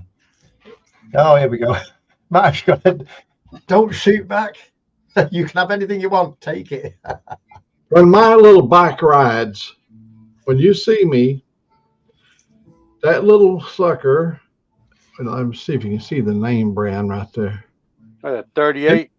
Yeah, this is a little 38. This thing is such a good little shooter. Look at that little barrel. But I'm gonna tell you, if something is 30 or 40 feet away, like a bottle, you can hit it real easy. They're very, it's ultra light. Yeah, it's just a good little. You can put it in your pocket. Nobody can see it. Ray, you never see me. You don't never see me. I've got my opinion about this. The guys that goes around with the pistol on their side, if I had bad intentions, the first thing I would do, I would kill Take that. them. Yep. And there's a lot of them walks around with it sticking out like I'm Billy Bad Buddy, you know. Oh hell yeah, that's a lot of show, you know. Yeah. My buddy, everywhere he goes, he always turns where the pistol is hanging right off his side, you know, and all that kind of stuff. Mm-mm. And I thought, well, yeah, that would be the first one that would be killed as far as I would be concerned. Yeah. Because so it's okay to carry it and show it as well as just carrying it. You can show it. You can have like a holster either side, like John Wayne, and walk around like that if you wanted to, with nobody stopping you. You can. Yeah, that's perfectly legal. Yes. Yep. And also, if you want to put your AR-15 on your back, you're legal to carry an AR-15. I mean, I'm not kidding you. And you can have a 30-shot magazine. This is America. This is what our Constitution was built on, being able to defend ourselves from our own government. It's not only it's a right to bear arms, but you have the right to defend yourself from your own government in case there's something goes bad. That's the second right of the Constitution, Second Amendment. So what happened? Because you probably know things that happened that has happened. If somebody's got a gun and somebody threatens you and used it and killed somebody, how do you go about? It's murder, isn't it, or not? Well, used to, if must be a law. You know, they got now shoot first and ask questions later. Yeah. Wow. You know, I mean, as long as you're in the right. Now, if you're not in the right, then you're going to go to jail. It's called being up shit creek without a paddle. Yeah. But if you have to shoot and kill somebody, and as long as you're in the right, you know, they point a gun at me, all I can assume is you're going to shoot me. So if I shoot you first, even if you didn't have intention to shoot me, don't point a gun at somebody that like threaten them, because all I can take is, hey, man, you fix to shoot me. So if I can shoot first, but the little old Phoenix 22 I keep it in my pocket. Nobody know I got it. That's the most deadliest weapon you can have, is a 22. Yep. It will tear your ass up. If you shoot a guy in the leg, that bullet can end up in his lung. Yep. Everybody joke, man, that 22 ain't gonna kill nobody. I said, look, if you do something that makes me have to shoot you, I don't want to kill you. I just want to make it so somebody got to change your diapers for the rest of your life.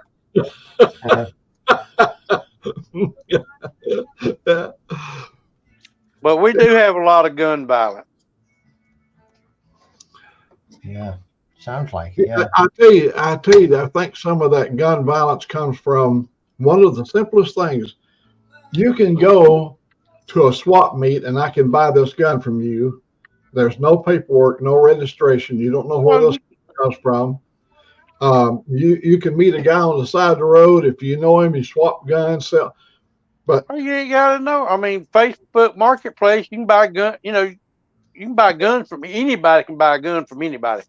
and you Just take walk. it's hanging on the very ragged edge of sanity, and he gets one. He believes it makes him like a god once he gets in his hand. This is the answer for everything. That's the reason you see so many of these shootings and stuff, mass shootings. This becomes the answer for it. Solves all your problems when you start shooting. So Yeah, but every time somebody shoots somebody, like these idiots start to shoot up the schools. Oh, yeah, gun control, gun control. It's the gun Yeah, that jump up and kill you. It's the one holding the gun. it's the person. Yeah, that's You what I say. It know, was only checks to make sure that people are okay to have them, basically. And there's no, none, is there? Anybody can no. have them. Anybody can buy. If you're 12 years old and somebody 12? got a gun, you can buy it. You know, if you're stupid enough to sell a 12-year-old gun, which they are out there. Is there an age limit then? You know, Is it 12? Not 12, surely. I don't know. I mean, I bought my son. Yeah. I mean, I bought my son his first gun when he was 10. Yeah. Wow. But he used to take my 22 when we go squirrel hunting when he was 7, 8 years old. Oh. But you have to be 18 to buy a gun if you're going in the store and buy a gun. Oh, that sounds about better. And you're a and if you're a felon, you can't buy a gun, and you should. And actually, you shouldn't even. You can't. You're not allowed to have a gun. You get caught, then you go to jail. How do they know? Do they ask for your license or your national insurance number or something like that? Identification some way? oh, when you go to the gun store, you got to fill out a lot of paper to buy that gun. And there's some things. If you buy 3 or 4 guns in one single month, it puts a hit, and the ATF gets a notification. What you want to do when you buy your gun, you want to spread them out over a long period of time, so you don't trigger any kind of algorithm. And somebody. Yeah, I don't buy a gun from a store. I buy guns from individuals. There's no trace. Yeah. You know, throwaway. I got a couple throwaway guns. Oh, God, it makes me. Oh, dear. Somebody comes in my house without a gun, I'm going to kill him, but I'll put a gun in his hand. Yeah, make sure you got one. Yeah.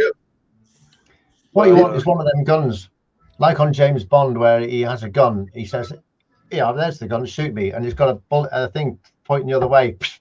Yeah. Oh dear. Yeah. And kind of all the states don't have the same. They don't have the same laws all across the United States. It's not universal.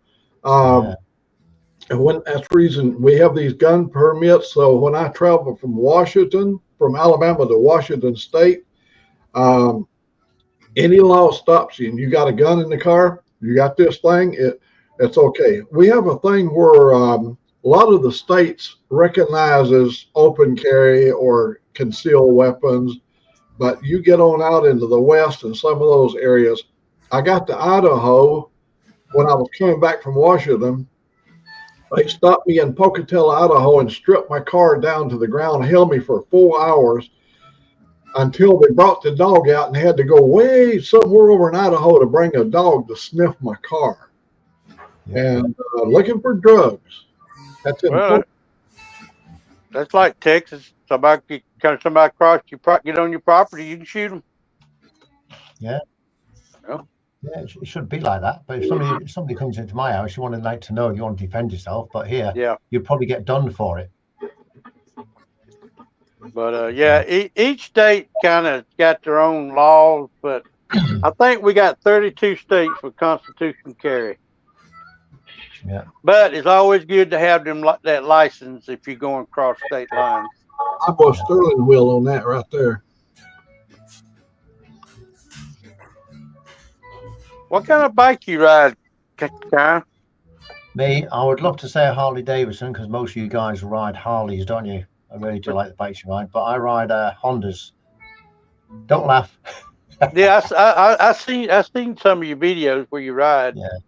I have a Honda CB125. I've only had that about probably Kind of like 8 a months. venture bike, ain't it? And I have a big bike, which is the Honda NT 1100 DCT, which is Okay. a touring motorbike for Okay. touring. Okay. Basically. It's got everything on it. It's got everything I want on it anyway. More Man, ain't no way I can come over there and ride. I'd be done got hit head on because I'd be riding on the wrong side of the road for y'all. you'll be able to do it, no problem. Same. Y'all ride on the left, we ride on the right. That's right, yeah. Now, some people cut the corners and things. You see, you go around a corner and suddenly a car will be on your side of the road, something Yeah. like that. And it's more worse when you're near the tunnel down in between France and here, the Euro tunnel.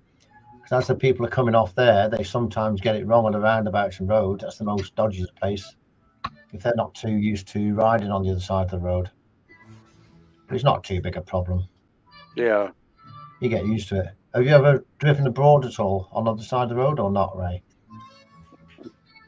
Have you ever been to France or Belgium or Germany, anywhere like that, that's on drives on the other side of the road? No. No. I bet Mac has. Max, have you driven on the other side of the road? Oh, I'm sorry, I was eating there. What was the question? Have you ever ridden on the other side of the road, and how do you find it? Because obviously you've been to many places. I know you're quite a travelled person. You must have travelled sometime on the opposite side of the road. Had a bit of experience of that. I don't find any problem. We do it for the heck of it, but Yeah. Um, You get used to it. I suppose once you get into a place where they're riding on the opposite side of the road, if you just follow the general flow of traffic for a short period of time, you get into the way it goes anyway, really. I have never ridden in a place where it's legal to ride in the left-hand lane. But I think I could do it because I watch you guys enough. I watch how the flow of traffic is, and what I think would be a little confusing would be the roundabouts. Doing a left-hand roundabout. We do a right-hand roundabout. So I think there would be moments. You're going to have a couple of times when you get a little bit confused, but I think you'd sort it out in time. When I see your road, a lot of your roads, from what I can see, are normally big, long, straight roads, and they have like junctions, cross junctions going across. And your traffic light system, I try to work out when you're riding along. Some people turn left, and when some people say he cut me up and he cut me up, I can't understand how or why. But there's like, it's a weird thing. I just can't understand your junctions or your lights. Yeah. We got if you make I see what you say. If you're making a left turn, you better make sure ain't nobody coming because they'll run over you. Well, if you're on a green light situation, the oncoming traffic has the right of way. Yep. If you come onto a red light, you can make a right-hand turn on a red light. Where you can go and stay in your lane. You can make a right-hand turn after you come to a stop, but you can make a right-hand turn on red. Priority sort of thing, yeah. We have like a filter arrow, which is like a green arrow that if the traffic light's on stop and you're going to turn right, there's like a green arrow which points to your right, which says it's a filter arrow, filter lane. Same thing, but you don't have that, do you? An arrow for it. Yeah. There's quite a few things that I know they could probably improve, but I'm going to tell you the honest God truth. I like the roundabouts. People out here, they go, "Oh, we don't want them damn roundabouts." But if you're at a really busy highway and you're having to come to a stop for all these little junctions, it will eat you up alive. But if there's no traffic, just do the circle, go right on through, go make that little half loop and go on through, and you don't even have to stop. And exactly. Here's the bad part. We have people that actually stop on the roundabouts. Yeah. They don't know about the yield. They don't understand the yield. They're not used to them, are they? That's all it is, really. But they are a benefit. But some of your roads, junctions are really, really complicated as well, aren't they, I think? And you've got a lot of traffic. It's like 3 or 4 lanes on 3 lanes on each side sort of thing. They're big roads. all the roads I see over there. You don't have many twisty roads, do you? Oh God, yeah. You don't see many twisties like in the mountains and Oh my around goodness. fields and that sort of stuff. Yes, we Yeah. do. I got You a do? one road up from me. That thing looked like a snake. Yeah. I've seen the ones where you do the it's a dragon's tail, and also when Matt goes out to the bridges and things, you know, that bridge you go to, the couple of bridges you go to, they're nice roads. You got trees and all that sort of thing, but are they what you'd call countryside or just general roads? Is that out in the country, would you say? Yeah. Ray, tell him about that road I took you on when we went over. I think it was going to the bridge. You said that was I like saw the video. time. It was a bit bumpy, wasn't Yeah. it, that road? Yeah. It was doing your back in, wasn't it? I think. Didn't do your back in though, Mike, did it? I think Quite some bumpy. counties are better financed and they do better roads. Here, you know, all your county roads are taken care of by the county that you're residing in. Some counties have more money and the roads are really good. Like in Cullman County, it's a very wealthy county, but they don't spend a damn dollar on the roads. Yeah. No. Well, unless it's a state road. Yeah, state highway, they get all the good stuff. Yeah. I packed my last bag. Uh-oh. Yeah. What are you packing for? Where are you leaving? Buck's gonna be here at like 11:30.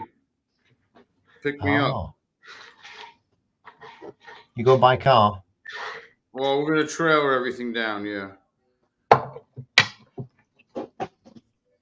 Busy day for you then, the rest of the day, I guess. Well, yeah. I got an hour and a half. It's a little bit of time. Better than having no time. Yeah. I'm How long's done. it gonna? I packed the insulin. I should take that insulin out of there and put it back in the freezer. I was looking on online, and you can actually get. I know Sick puts it in ice in a bag and this, that, and the other, but you can actually get very, very small insulin chillers, like a little 12-volt chilling unit where you put your capsules and things in, and it keeps it cool for you rather than using ice. Quite clever. Good, I'm glad you enjoyed. Yeah. If you stop roundabout or tailgate, well, that's another thing as well. You're saying that if you stop roundabout or tailgate within, you are the problem. Exactly. Yeah. Tons of twisties. Sterling saying another thing that's quite what I've noticed over there from Motterbaum's channel. When he's riding back and forth to work, he doesn't filter through the traffic. We're lucky here; we can filter through the traffic either side. As long as it's not the inside, we can filter on the outside, not down the hard shoulder. Yeah. But to not be able to filter is pretty bad. Yeah, they can lane split certain places like California, but I ain't lane splitting. Be my luck, somebody open up the car door. Oh, I always lane split. Yeah, it's all right if you're riding along with the traffic, and I always try to keep with the traffic, say 30 miles an hour maximum.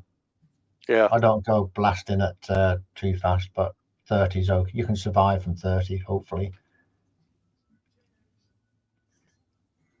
I'm going to have to disappear in a few minutes. I'm going to set up my own stream later on, so I'm going to have to disappear. And yeah, my eyelids are getting heavy. You want to get some rest, is what you need. Just a little bit of rest and sleep because you've not slept. I ain't been up but 27 hours. You've been up 27 hours? Yep. Oh, wow. What's your sugar? About 250. Did you shoot? Last time I checked it. Yeah, I shot up. So you shot your slow already? Yeah. All right. Yeah, I'm fixing since I haven't been to the bathroom in about the last hour and a half, I think I'm good to lay down for a little while. Yeah. You're pissing a lot because your sugar's high. That ain't the end of coming. Well, and if you get your sugars down normal, that will be more regular. Your BMs will be regular and more consistent. Yeah. Well, all the You guys talking about poop? additives I drank Yeah. last night. Talking about poop. Yeah. Talk about anything. I'm trying to clean myself out. Yeah. Talking about- Eat a salad. Before I Rough it. go, I have a You want rough it. Before I go, I have a quick question. The California police, they ride motorbikes, obviously. Do you remember Well, I don't know whether you had it there, California Highway Patrol. It's like a program that used to be on telly. Do you know it? Yeah. Chips. Yeah. Oh, chips. Chip. Yeah. What was the motorbike they had on there? It was like, was it Harley Davidson? Kawasaki. They was Hondas. I thought it was Kawasaki's. I thought they were Kawasaki's too. Yeah, Oh, 1000. Yeah. Well, they probably was both. Both. What Because they sort of wrecked a few of them. They wrecked a few Yeah. of them. I used to love that program with them bikes. It used to Yeah. really be good. Well, all Sterling. states they got motor cops. I mean, we got Georgia State Patrol, and a lot of our, like Conyer Police. I mean, we got a lot of counties that runs motorcycles. Hey, Ray, over in Cobb County, you got every kind of law enforcement you can imagine. They got everything there. Yeah. High-speed pursuit cars. Yeah. That's So like out in Texas. You got so many levels of law in Texas. Texas Rangers, Highway Patrol, Special Police. Yeah. Got a lot of law. And Sterling's telling us what that bike was, a Kawasaki KZP. So I'm going to look up that because I like that bike. I like they're nice. I used to like them when they were on, they were riding around. I just remembered another thing, which what was it? Something to do? Probably wasn't there. When he was saying bikes, it reminded me. I don't know what it was now. Anyway, I can't remember. No, it'll come to me in a minute. It'll come to me in a minute. Sometimes it just pops out straight away when you have you ever been thinking of something and then for some reason you completely forget it? Hey, Sometimes I'm downstairs and I say I want something. I walk up to here and I think, what did I want? Yep. I do the same thing. Is that because I have a bad memory or is it just normal? I reckon it's normal. Yeah. I will have a situation here, a question to come up. I know the answer. And when I go to bed over there, 2 o'clock in the morning, it comes to my head. I go, oh, I know what it is. I knew it before, but I just couldn't recall it. Yeah. Kawasaki, somebody at bikes. Here we go. I thought it was 1,000. That's what I was thinking too, right here. The KZ 1000, yeah. But they look really, really cool. And I would like to have one of them KZ 1000 over here, do it up and have it exactly like a police, an American police motorbike. It would be so cool to have one of them. I've never seen one over here ever. Cam, I like the way you say Z, because in ham radio we do the phonetics and we use Z. Z is instead of Z, so it's internationally acceptable Z. Yeah. We do that in zero and everything, but yeah. Anyway, I'm going to have to go, guys. I'm sorry, but I have to disappear and get some things sorted out. It's been a pleasure coming on here. Thanks for asking me on here, Mac. Do appreciate it. I know it's your stream, and I hope you enjoy the rest of the stream. All right, Kyle. I'll see you soon. Yeah. So long. See you, buddy. You know how to take yourself down off the board there. I mean, just I think when you go out. Yeah, he does. Let me just click. Let me just click this. Let me just while you're there. Oh, it says you are live. Remove. I click remove. I just took the text off the screen, so remove. I think when you sign off, you'll go away. There we go. I'm still here though. I'm still here on your live, aren't I? You're on mine, but you just took your link down. Wonderful. Well, thank you, Sterling, for that. Appreciate it. And Sterling has a great channel, by the way. I love his channel and all. Yeah, and I love his little dog Harold as well. Harold's awesome. He's getting more obedient every day. Yeah. Yeah. And okay, I'll say goodbye. Have a good day, and I'll catch you sometime down the line. All righty. Cheers. Bye. All right, Mac. I'm gonna get off too, man. I can't. It's all I do is hold my eyes open.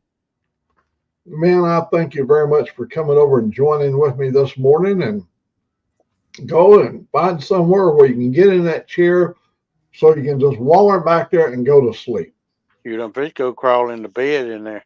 Oh, yeah. But All right, guys. I'll see y'all on the next one. All right, Mr. Gregory, take care. So long. All right. Y'all be careful going down there. Absolutely. Okay. bye-bye. So long.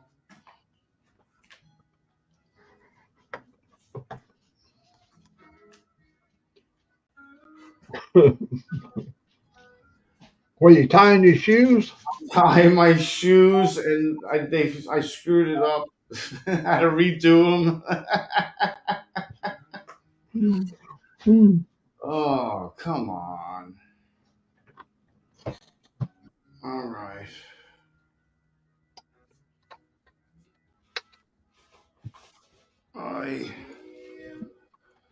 Holy shit. I remember when my grandmother, when she would tell us how to tie our shoes properly where the strings wouldn't come out. So, in the old days, your shoelaces had little eyes on the end of them, little, so you can stick them through the hole. And Yeah. if you on them a few times, those would come off, and the shoestring would be all brushy on the end. You couldn't get it in a little hole. And my grandmother would show us how to tie them and the double knot so that it wouldn't come loose. We never took the time to do it right. No, of course not. Why is my sugar going high? I didn't eat anything. Ay.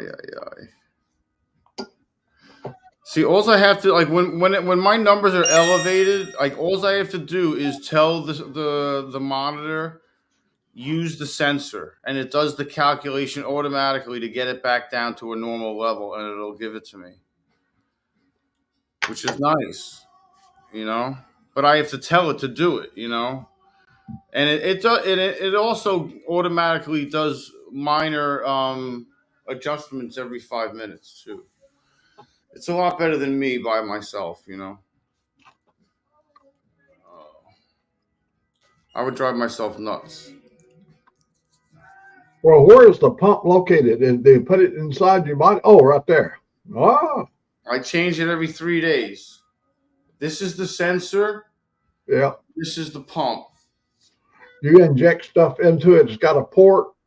Yeah, well, when I set it up, I have to set one up today when I get down there. I think it expires today at 6:55 p.m. Does it make your skin sore?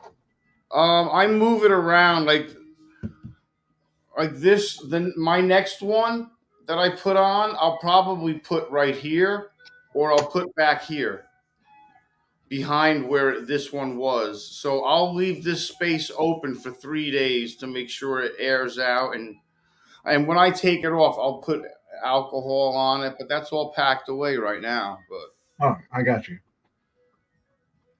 I had to bring all that stuff. I had to bring a box of stuff, extra pumps. I brought a whole box of pumps. That should You're gonna have a good time. Oh yeah.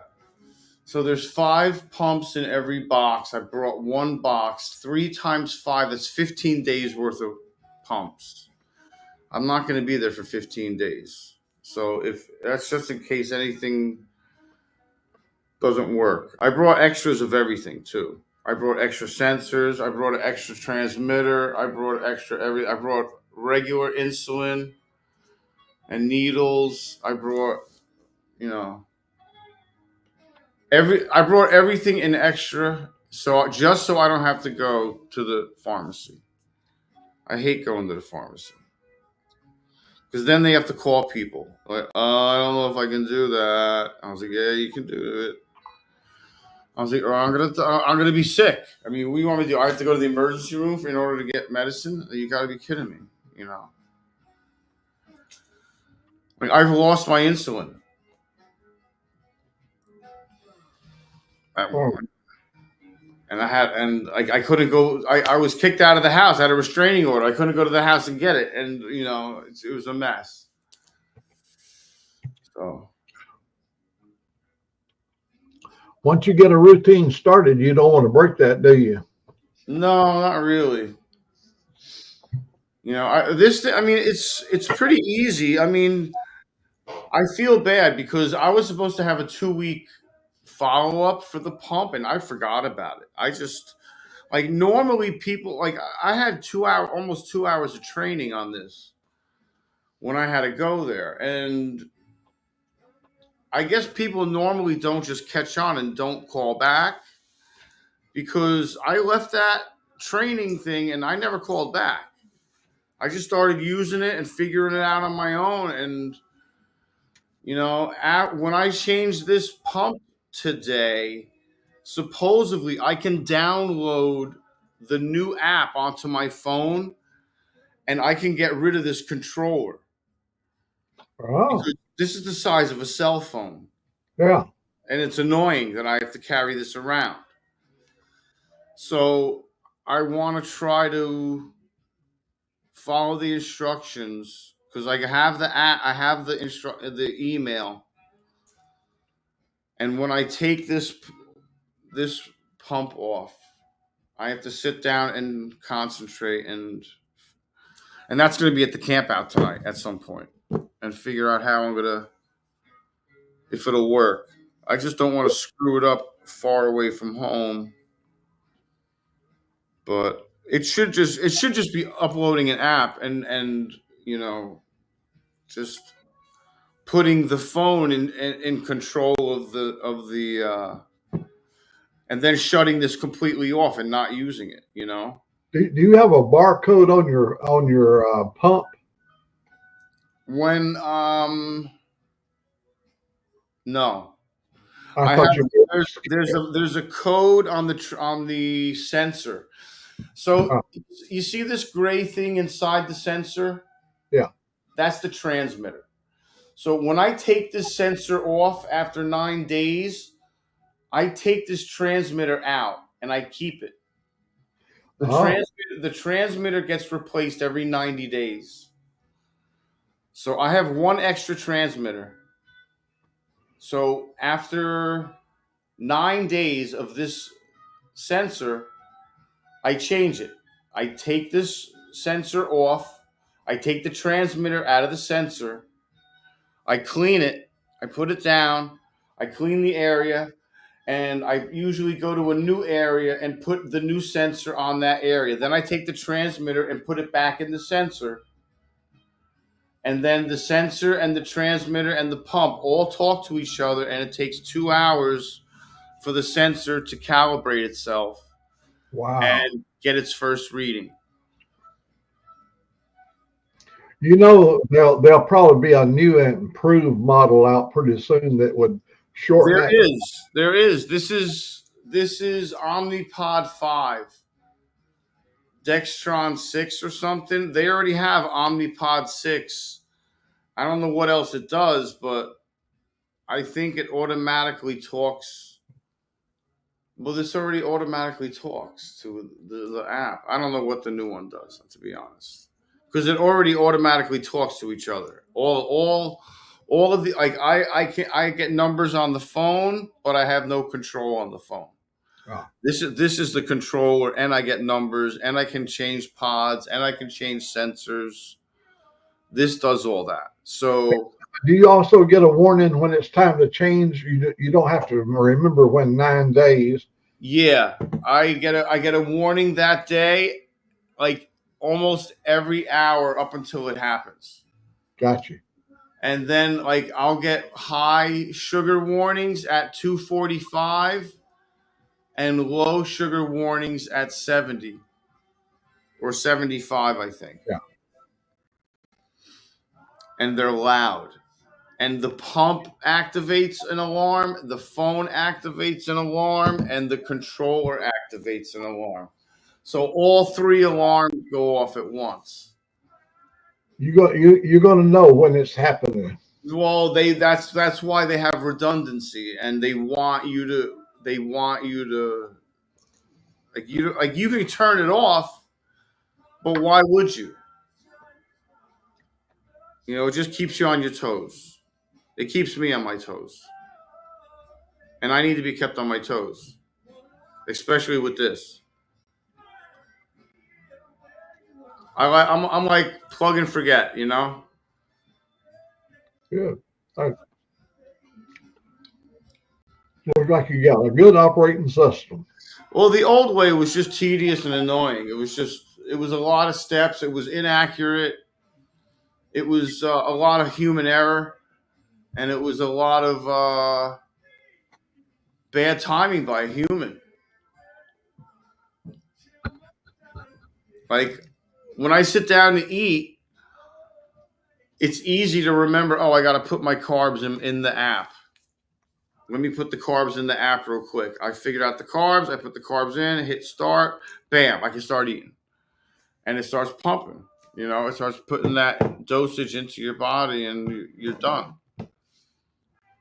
And you just asked your phone how many carbs are in certain items, and you've got that information, right? Yeah, or you can ask Siri. Oh, yeah. Yeah, but I usually read it. I like to see it in writing, and I want to know how many servings there are per serving, how many, all that stuff, because you have to take that into account.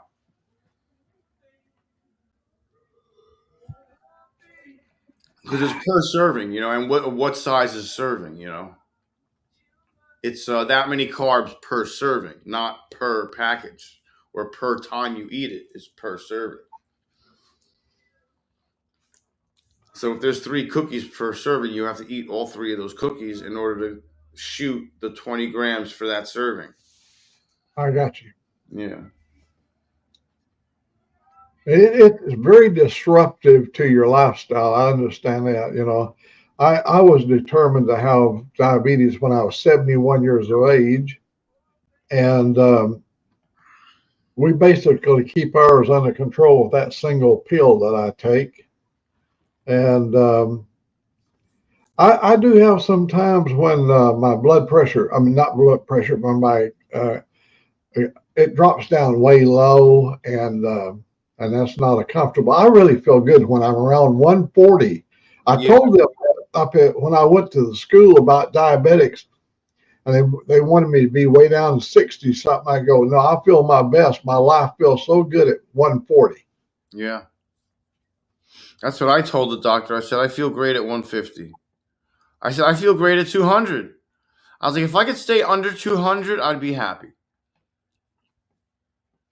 And then she's like, well, we're going to set the alarms at 145 and 75. I'm like, what?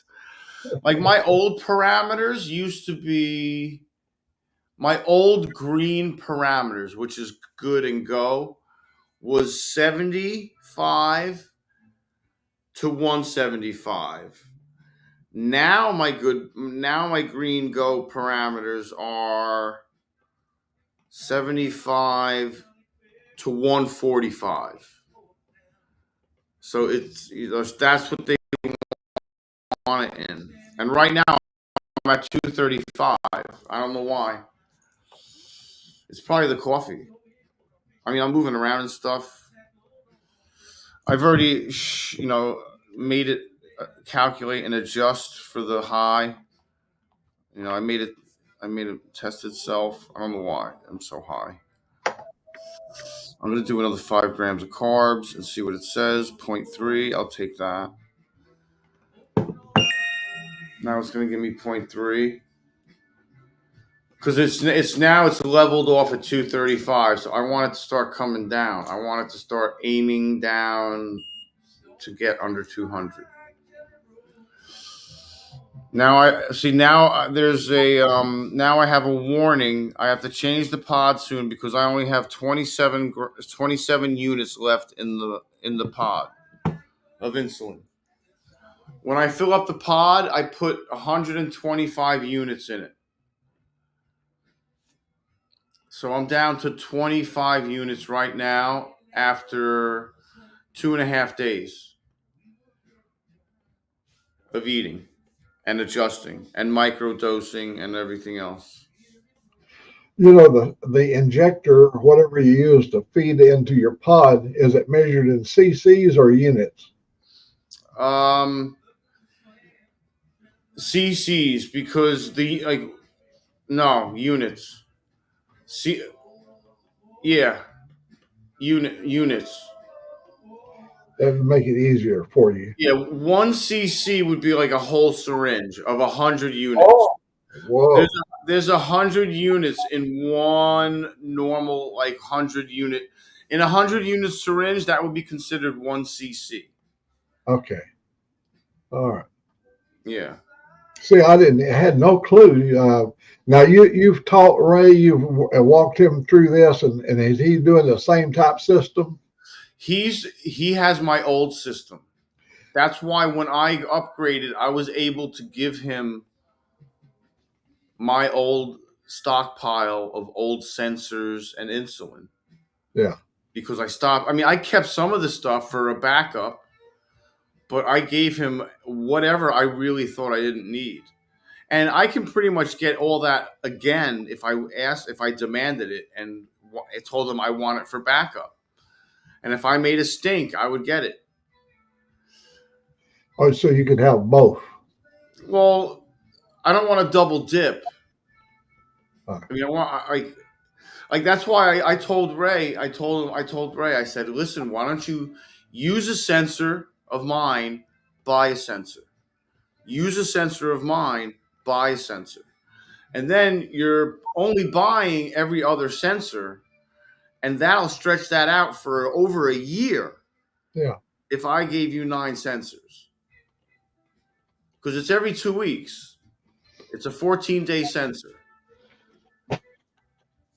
And this allows him to it frees him up to an unbelievable amount of time and worry and stress, because he can scan himself unlimited times a day and know what he's eating and know what he's shooting and figure out and get it down to a normal and safe level without him getting too out of control. Because once your sugar gets out of control and it's skyrocketed and you're on like an upward spiral, like you're spinning out of control like a tornado, like your sugar's just so high, it's really, really difficult to get down and stabilize because you're fighting it now. Like you've overloaded your system to the point where you're just pumping yourself full of insulin, and it's like counteracting, and then finally it tires out the sugars to a point where it starts coming down. And then you got to worry about when it gets down there, are we going to plummet? Or did I overshoot? Did I undershoot? Is it not going to plummet? Is it going to stay high still? Or is it going to be at a reasonable level? And after all this time, I got to eventually go to bed and feel comfortable and safe going to bed with my sugar. You don't want to die in your sleep. No, that's when I started taking this new medicine, this new diabetic medicine. She said you want to actually check yourself thoroughly in the mornings, because at night, you release glutens into your system, and things can change over. She said we want to make sure you don't go into insulin shock while you're asleep. Yeah, and don't wake up. Yeah. Well, see, that's what's great about the pump is it'll microdose me, but then once it sees me going down below 140, it'll stop. Yeah. And it won't touch me until it sees I'm going down. And once I get to 75, it'll hit the alarms. That's a good safeguard. I mean, yeah. I ended up hitting. They weren't low alarms; they were high alarms. But they were this morning. I don't know why, but I hit high alarms this morning, and I had to go in and quickly adjust. And I went back to bed. I laid back down, and it came back down. But now, it's going back up. It's probably the coffee. You know, I had a friend that had cancer, and he had to have chemotherapy. He'd have to go over to the clinic. They would give him his chemo treatment. And so after a while, his veins started collapsing and burning, and where they couldn't put it in. So inside it, right below his navel, they cut him open and put a unit about that big, it looked like the size of a kidney, down inside there. And he had a port, and he could fill the interferon, the insulin, the stuff he had put in there. He would fill up his container, and that was a 30-day supply. Wow. It would automatically, it would put it into his system as needed. Yeah, that's great. Oh, it really changed his life up. Well, the only reason I have to change this every 3 days is because the insulin degrades because of my body heat. Yeah, I got you. You know, that's why they make you change it every 3 days. Because after 3 days, it's been leaning against 98.6 for 3 days. So it's and heat is insulin's enemy. See, I didn't know that. I know everybody that I know in the old days always kept their insulin in the refrigerator. Yeah. And that's why I packed my insulin just now, and I realized, well, it's going to be an hour and a half before he gets here. I got to take that back out and put it in the fridge and put my ice pack back in the freezer, because in an hour and a half, that ice is going to be melted. So I took it. Now I got to. That's why I set an alarm for 11:15 to make sure. And I said insulin, because then at 11 or 11:15, it'll be safe to pack it and leave it and forget about it. It'll be packed. I have it. It's on ice. It's got an ice pack in it. It's covered, so it won't get frostbite and it won't freeze. It'll just stay cold.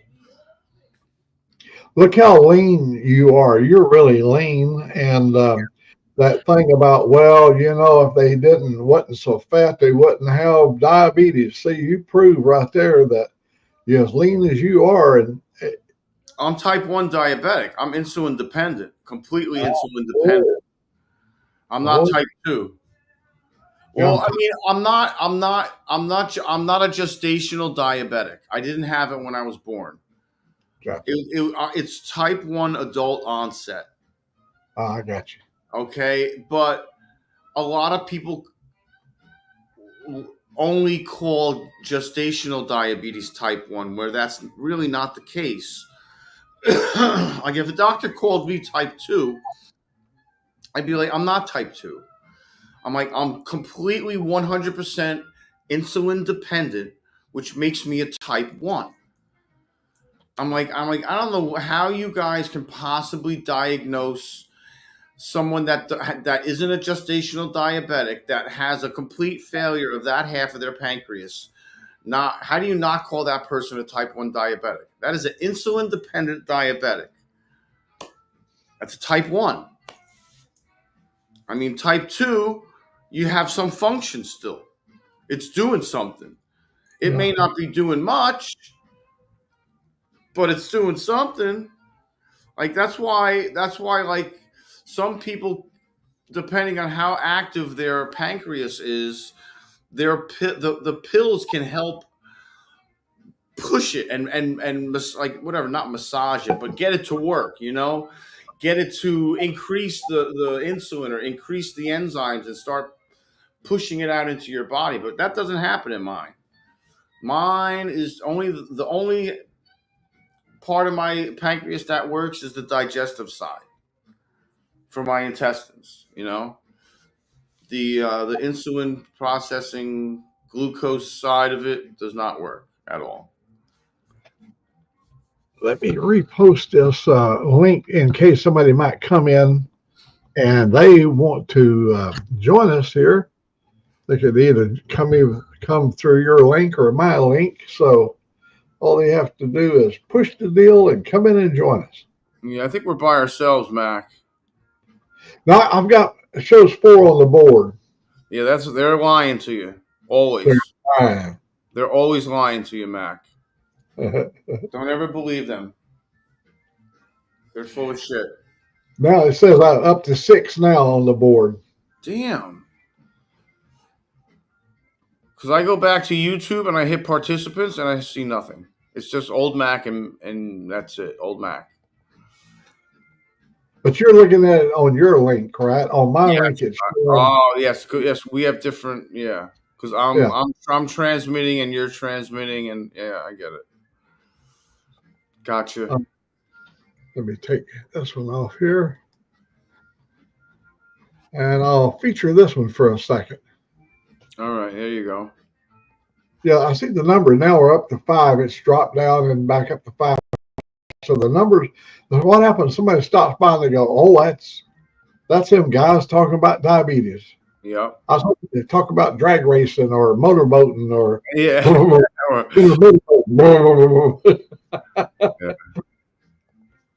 term you young people know about. Yeah. There's the American Outlaw. Look at right there. American Outlaw, what's up, man? Hey, buddy.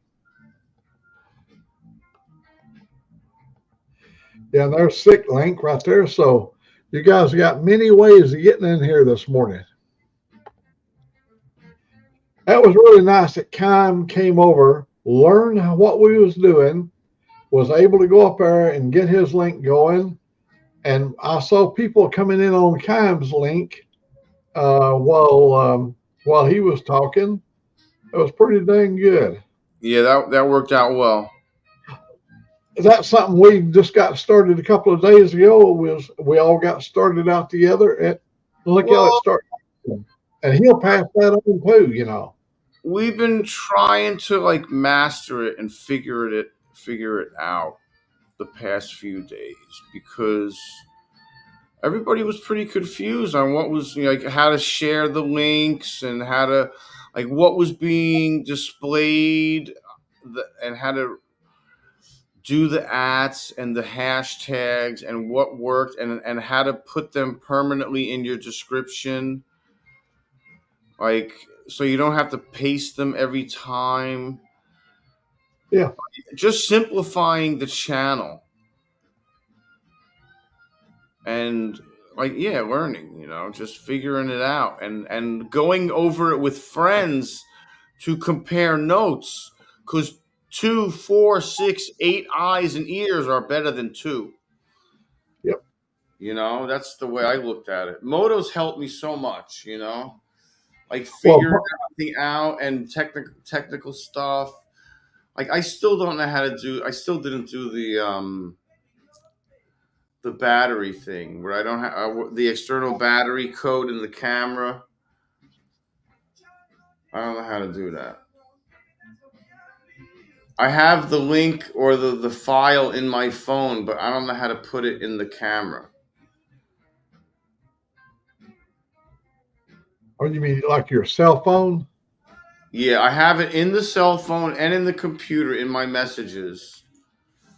I have it saved in files, and I have it saved in messages. I sent it to myself. It's a zip file. Yeah. From GoPro or Labs Hero 9 thing or whatever, and it allows you to use an external battery for your GoPro, and for the battery in your GoPro to use that external battery for power. You know what I mean? Yeah. This way you can record for hours then and not worry about. But the thing with that is you're going to overheat. Oh, you're definitely going to overheat your GoPro if you do that. Like if you're recording for like 2, 3, 4 hours, your GoPro is going to overheat. Yep, absolutely. Without a doubt. That's one thing that sucks about them. Like if they could perfect that, if they could stop the overheating. I think the 13 has an issue where it's corrected some of the overheating issues. Yeah. I mean, they need to like vent it better or something. Like Have you noticed how hot your GoPro gets when you're charging the battery? When you Yeah. if you, especially if you plug into it, and use your USB port, just plug into the GoPro. Oh my, through your media mod thing here. Oh, that that GoPro gets hot. And if you record in 4K or anything higher than 4K, it really gets hot quick. Yeah. Yeah. I brought 2 vials of insulin. That should be enough. Two brand new full vials of insulin. One in case it breaks. One of them break, and I also package them separately in velvet bags so that they're cushioned and they're small bags, and they're not touching each other. They're not clanking against each other. Do you have sleeping arrangements set up down there at the camp? Yeah, Buck's bringing a trailer. They're towing a trailer down. Okay. Well, they sound like they got quite a few vehicles coming. He's got a trailer. I know they got bringing tools. They're bringing stuff. He's bringing a flatbed too, because we're going to trailer both of my bikes. I believe his bike as well. And yeah. Was it about 2.5 hours from where you live to down there? If we take the back way, about 3.5. 3.5 back way. If we take 75 and haul ass, 2.5. But you're not hauling ass with trailers. No. There's no need to haul ass. Where's Leia?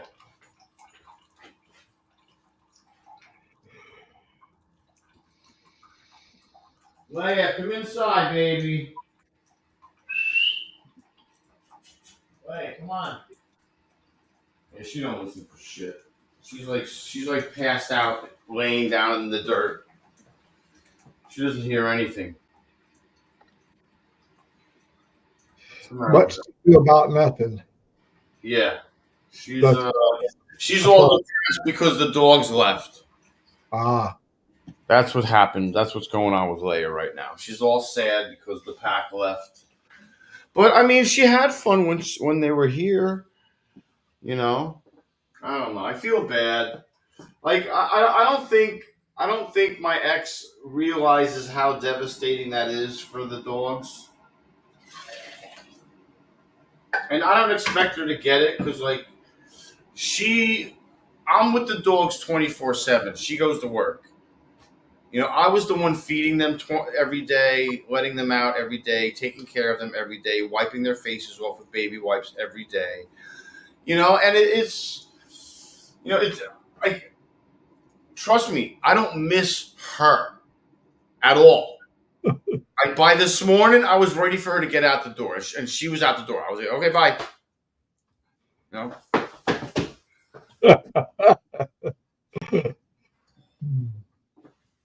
Can the dog stay? You know, if I wasn't leaving today, that's what I'd be. I'd be like, can the dog stay? You know,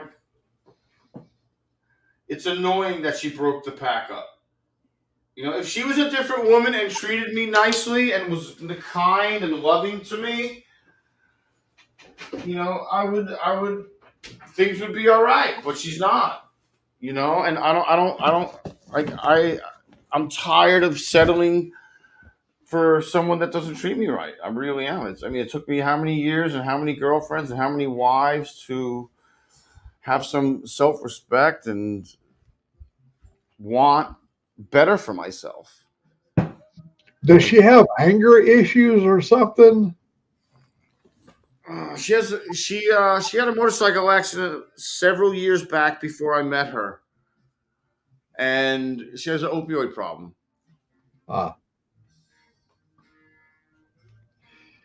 She has a pharmaceutical drug problem. and she drinks a lot of vodka. Oh, She's a vodka and cranberry girl. well, she looks like a pleasant woman. I mean, she's nice. We're civil. Like, I don't want to go to jail. You know, she's been Baker acted like 5-6 times. You know, and I think that was from opioid separation. To be honest, to be very honest, I mean, it's like textbook. It's just,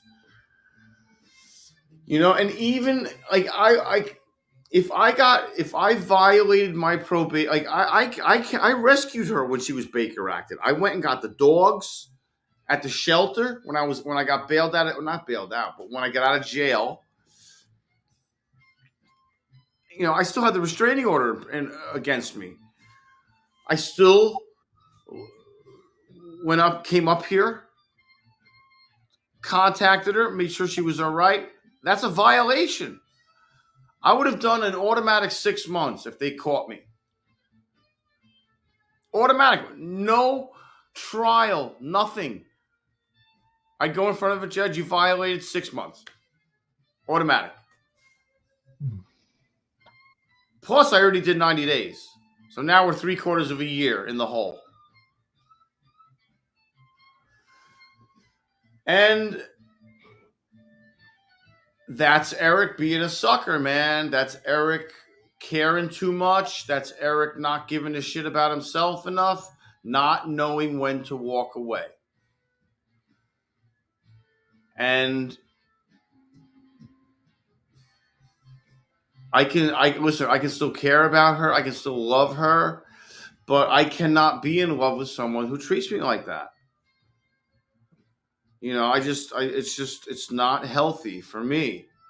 It's mentally debilitating to me. You know, when I look back and I see all the stuff that went down and how everyone reacted to everything, you know, Eric always got the short end of the stick. You know, Eric was always the savior. Eric financially took care of everything. And now that I'm out of money, I can't financially take care of anything anymore.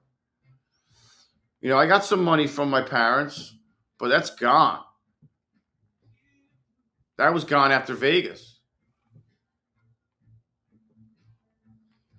Which is why she tried to sabotage the Vegas trip. She was like, oh, you know, I don't want you to move. It's 2 weeks before I went to Vegas. She was like, you know what? I don't want you moving with me down to Ocala. I'm like, you're telling me this now when I can't cancel anything and get any of my money back? I can't get the $6,000 for the hotel reservations that I made. I can't get the, you know, $1,700 in tickets that I got, the 6 tickets or whatever it was it cost me. The rental car. You know, as it is, I barely got back. I got back on the skin of my teeth. I was almost doing dishes at the Flamingo. Oh, wow. But it looked like you had a great time. Oh, absolutely. It was worth every penny, of course. I'm not going to let some crazy psycho try to ruin my good time. You know? She's tried to ruin everything for me. You know, she got bent out of shape when I started getting friends on YouTube. When I started getting a good community around me and getting friends and knowing people and helping people out, it made her stomach turn to see that. It made her blood boil. She hated it. Because I think she finally realized that she no longer had control over me. She had no control over me. I was not her everything. She was not my everything. You know, that all went south when we stopped going food shopping together, when we stopped going out to eat together, when we stopped having communications, you know. Like all you got to do is talk to me. Just talk to me. All right? Don't be a dick. Like, don't start with me. Like, don't come at me like with some obnoxious rhetoric that is going to automatically trigger me or piss me off or gaslight me. Like, don't come at me like that. Like, is that really a good way to start off a conversation by saying something like that to somebody? No matter what it is, no matter what the subject is.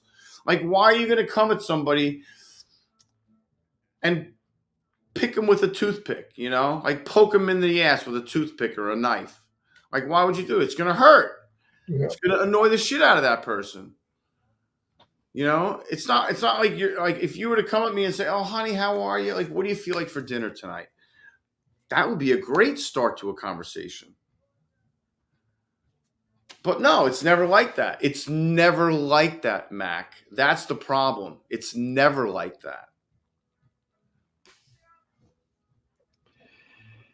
Well, And it sucks. And it's not like I wasted 5 years. I learned 5 years. It took me 5 years to learn. And you know, I'm 52. I'm not getting any younger. You know, and I believe someone's out there. I don't know who the hell it is, but I'm all into crazy. Don't get me wrong. I love crazy, but just not crazy that's going to drive me crazy. yeah. Like, I don't want crazy that's going to, like, a man will settle down where he finds peace. That's where a man will settle down. Where he feels comfortable, peaceful, at rest, appreciated, and in good company. I mean, I don't know. That's what we're all looking for, I think. I mean, call me crazy. If you're lucky enough to find that, you know, look at Riding on Ruby. 43 years of marriage, and that's what I don't understand, Mac. I don't understand that. Like, someone like Ruby who finds someone, or like other people that I know, people that have found it, they found the one, and then God takes that person away. I don't understand that. yeah.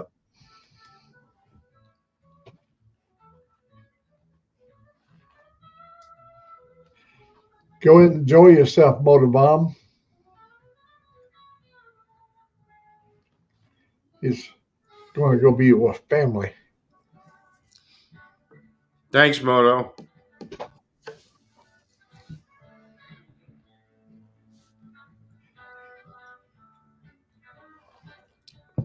Yeah. Like, you had someone for 30 many years that you loved, you were happy with, you enjoyed the company, and then life happens. And then, you know, same thing with Ruby. Ruby has the same thing. Married all that years, adored the woman, da da da. And then life happens, you know. Like, and then, you know, my parents, same thing. Yeah, with Ruth, she was number 5, but what it ain't about the numbers. The point being made is all the rest had a little something, but she was the complete package. In other words, when I would become irritated or agitated, she knew exactly how to calm me down without having to make me feel like a child. And so we learned. I learned, because with the other marriages, they would be volatility, and it would always lead to some form of disaster, maybe ultimately lead to a divorce. Yeah. And she never allowed that to happen. She never allowed it. My failures in all the marriages that was accumulated over the years, I tried not to bring that into marriage number 5. And being a human, you might think about and try to make a comparison. That's a bad thing to do. A woman never wants to be compared to any other woman. Yeah, They exactly. want to be their own woman. Yeah. And so Ruth taught me all those things. Yeah. I think I've become a better human through her, because she showed me there's a better way in life than letting little tiny things blow up into something bigger than they should be. Yeah, I don't like being talked down to or talked at. It Right. has a lot to do with how you talk to somebody. Right. Being condescending and Yeah. You want something, if you want something, you better be using honey, not vinegar.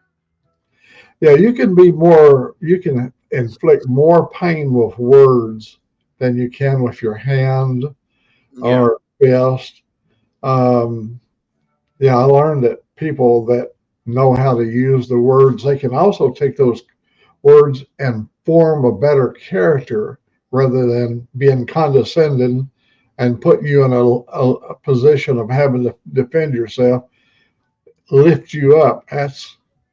I love that about her. The problem being with her and I is I had to be with her the last 5 years of her life. Those are the 5 years I wish I could just replace, to watch her slowly deteriorate from a beautiful, loving woman through the horrible chapters of dementia until Yeah. death. That's a horrible thing. When she had her cancer, we went through her cancer together. I Yeah. was with her at all of her treatments. On her back, she had tubes coming out of her back where they removed her breast, and I'd have to change her little canisters every day and wash them out and replace them. Uh,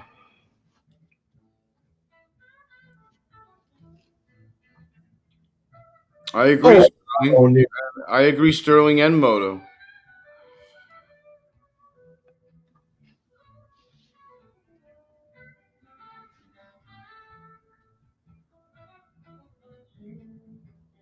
Yeah.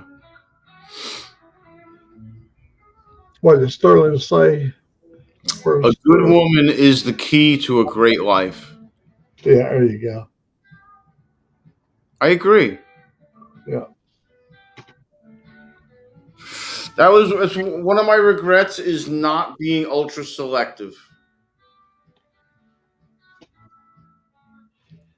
and not realizing how great of a decision that is to make.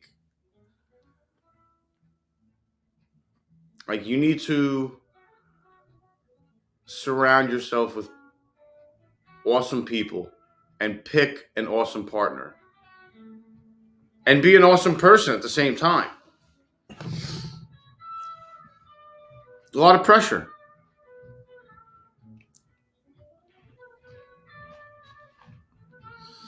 I'm not anybody to be given wedding advice or marriage counseling. That's for sure.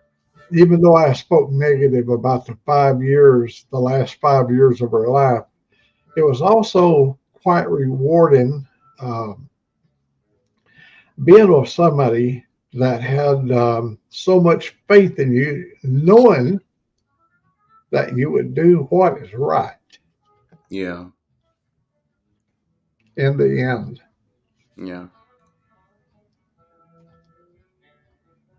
So, anyhow, here we are on a beautiful Sunday. Oh my God, it is so pretty out there. I got blinds over on those windows, and when the sun starts burning through those blinds, it leaves streaks in the house. Man, it lets me know I'm alive. I'm seeing it in color. Yeah. That's great. And at night, when the sun goes down, I look right over, and the sun is a big ball of fire in the woods. Now, knowing in another month from now, there won't be no leaves in the woods, all the deciduous trees. That ball of yellow will be really shining in the evening. Yeah. Yeah. And it'll be getting the sun will be staying up later. Yeah, and it also moves across the skyline, where it goes down in the west. I'm looking to the west there, and it be way over there at one time of the year. And as it moves along, it finally gets behind my wall where I can't actually see the sunset. And then it starts rolling back at the next season. I could probably mark on the walls. I could read the seasons by where the sun's setting in my window over here. Nice. The Go ahead. past 3 nights, I woke up and I could see the first night there was a full moon. The second night it was receding after that. But the first night, and all 3 nights, I woke up right at the perfect time where I could see the moon in the skylight, sleeping. And every night I watched it, go across the width of the narrow width of the skylight and disappear. And then I fell asleep every night for 3 nights. I just thought it was odd waking up at that time every night and watching that every night for 3 nights in a row. I just thought that was strange. It had to be like perfect timing, every night. Well, Moto, be safe if you're going to be riding your bike. Be safe. We was riding yesterday, and it was 60s here when we left, and time we got back, it was high up into the 70s. And this next week is going to be every day perfect riding weather. We're going to be in the mid 80s. Oh, look at steering wheel. Oh my God, look at steering wheel. Yeah, no, that's the wrong one. Here we go. 30 degrees. That's rough. Fallon, Nevada. Yeah, that's rough. That whole place over there, and in my second Tahoe video of that whole place where he's at, it is so beautiful. We used to ride up on Highway 395. When I was driving on the West Coast, we used to run that route up to 395 all the way up to Ritzville, Washington. I'd hit it somewhere down there in Oregon and go all the way up to Ritzville to hit I-90 in Ritzville. There's some pretty riding country out there. I didn't realize how beautiful it was riding in the Seattle area when I was riding. It was so miserable. It was raining. It was cold. So I didn't pay a lot of attention to stuff. And now that I look back at it, I thought, oh my God, all those beautiful mountains all around you. But with the ice and stuff, it made it so treacherous. I used to have to put my feet down like outriggers and come down off this one hill with both feet on the pavement and sliding on the ice to keep my bike going straight.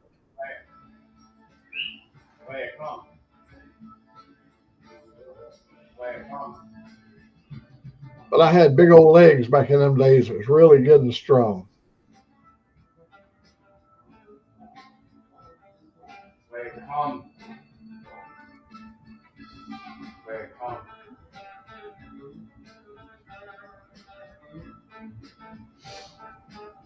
Girl, come on.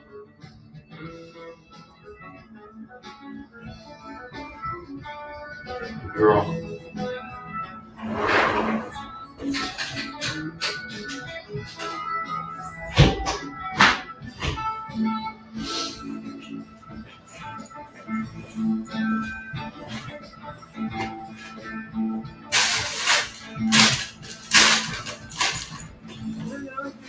I like the dog prints. Look like dog prints all over the blanket there. I like that on the couch.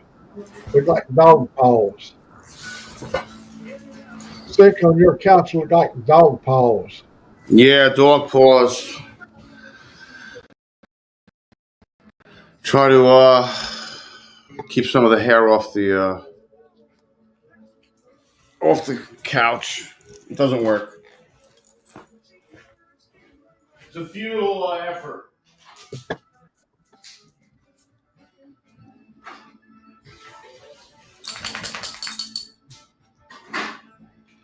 I'm thinking he's a real deadhead. I'm thinking Sick is a real deadhead.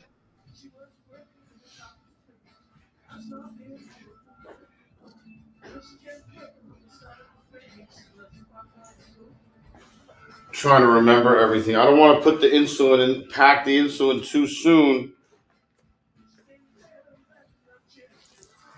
Because you know what I gotta flip up. I gotta flip the mattress up. That's what You're ready to go, man. You got that hat on your back and your cap on your head and glasses. Yep. I got 4 bags. You see all the bags I gotta carry?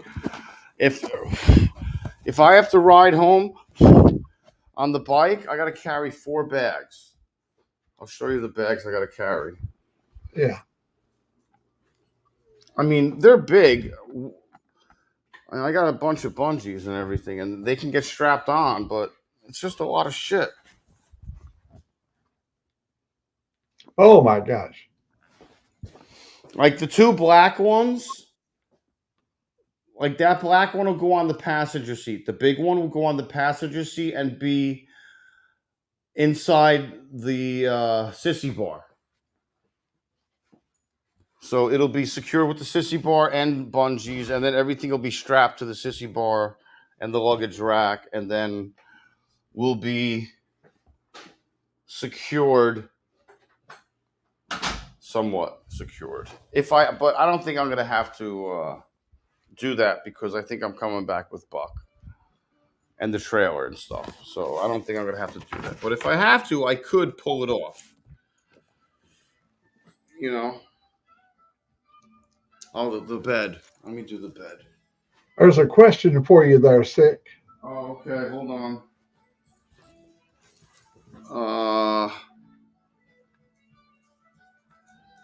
I don't know. I am paying the dog sitter until Sunday. Or yeah. I could always pay her more, I guess. Fuck.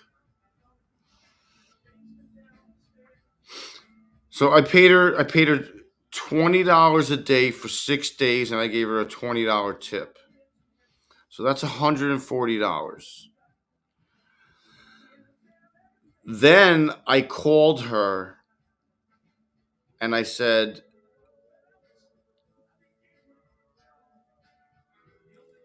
can you come more often and do 2 more days for an extra 75 on top of the 140? And she agreed to it. And then she wanted to take Leia to her house. And I'm like, no.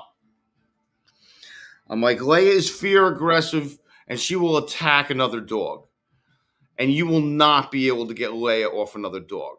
I have been injured by Leia when I've had to separate her from another dog. I've had to stick my fist in Leia's mouth and got my hand crushed. And my hand was out of work. My right hand was out of service for a week. And it was just like a swish. I've never seen anything like it. Pissed me off. It took everything I had to get her under control. I eventually just grabbed her by the neck and just manhandled her head and put my mouth and my hand around her neck with my hand in her mouth and got her off. I was like, you nut job. I was like, what? Don't ever do that ever again. My friend that has a car wash service, he details cars. My buddy Joe that comes and visit me, Joe is really good friends with him. Well, Joe was over there at his house and something happened. He has 2 pit bulls in this big fenced area. Well, one got out and soon after the second one followed, and one of the employees that washes cars, somehow the dog got onto his arm and he was squirting blood all over. And the owner of the dog, he come over to try to get the dog off this guy's arm, and he got his mouth onto his head. The dog got on the owner's head, and he was crushing his jawbone and stuff. And Joe was standing there, and the guy looked up at him and he said, help me, Joe. And Joe pulled his pistol and killed both of the dogs as they was eating those 2 guys. I mean, they was both put in the hospital. That's crazy. Oh, he had to shoot both of the dogs, and Joe loves animals. Yeah. But he really, really feels the owner believes that Joe saved his life because he was crushing his jaw. That pit bull had such a bite on him. They found out there was something about a female dog that triggered the two dogs. Really? It came into heat. A dog came into heat, and that was it. That was the end of it. Yeah, so sad. That's horrible. All right. Oh! All right. That's that. The mattress gets put up. Sorry, Leia.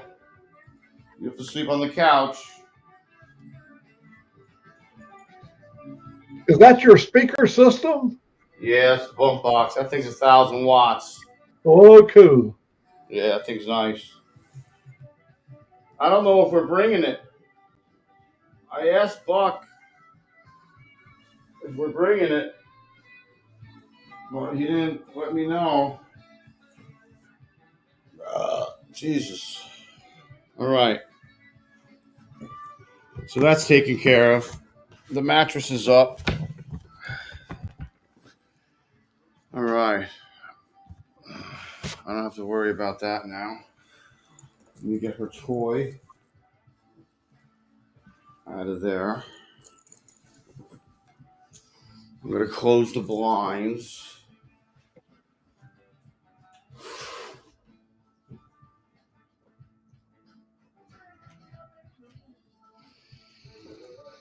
Tangled up in blue. Oh. Yeah, that's it. My alarm for my insulin should be going off relatively soon.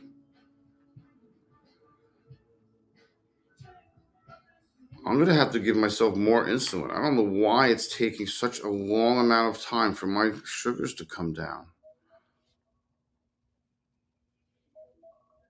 There's the alarm. I just set it.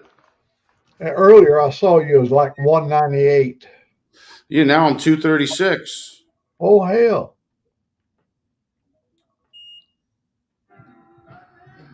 Yeah.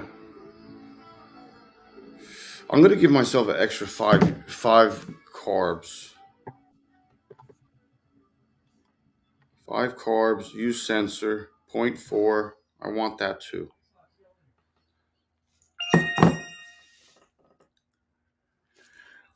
I want it coming down. Like, I mean, this is the 4th time I've done a small adjustment, and it's probably over 1 unit of adjusting. Like, work already, you know. And then every time it finishes pumping, it beeps. Is that the sound I just heard? Well, that was it starting, and then you probably didn't hear the beep on my arm, but the sensor beeps when it's finished. Are you doing this now from your phone or still from the controller? The controller operates all the pumping. A trailer tire popped 35 miles from me, so hold tight. Fuck. Oh, man. Okay.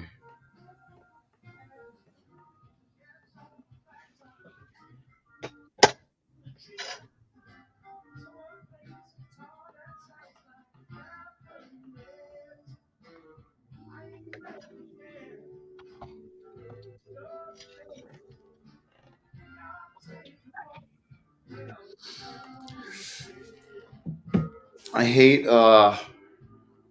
hate when the dogs leave. Oh, it's got to be a lonely feeling. It's, you know, I don't care that she leaves. I really don't, because I know that headache is leaving. But the dogs I miss, because the dogs don't know any better. Like, if the dogs knew English, they would understand everything. You know, and they look so sad in the car. Like, when I say goodbye to them, like, it's a lengthy goodbye. It's like a couple of minutes, you know. I stick my body in the back of the car, and I talk to both of them and pet them, and I'll say I'll see you next time. And, you know, it's just like sometimes Jade, because Jade is kind of both our dogs. Bella is her dog. The small dog is hers. Leia's mine. But Jade is we rescued Jade, and Jade almost died on us because Jade had some medical issues. So it's hard with Jade, It's hard with Bella too, but it's just especially hard with Jade because Jade was a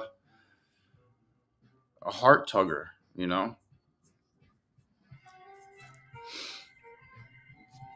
What? Is Sterling, you still watching? If you are, Buck popped the trailer tire 35 miles from the house.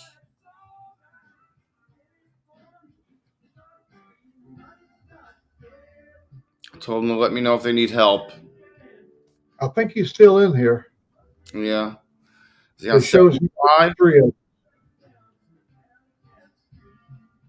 He has to be on 75.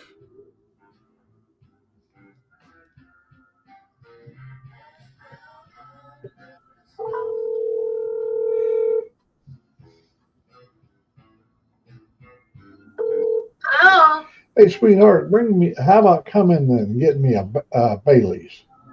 you want some Baileys? Yeah. Mm-hmm. Do you want me to just bring the bottle? No, I want some in my coffee. I want another cup of coffee. You want a third cup of coffee? Well, that's little old baby cups of coffee. You usually You give me want a a big half boy gallon. cup? Yeah, I want a big. You want a big boy cup of coffee? I want a big boy cup of coffee. Okay, I'll go get you a big boy cup of coffee. Say good morning to Sick. Good morning. She waved back. All right, hey, thanks. Bye.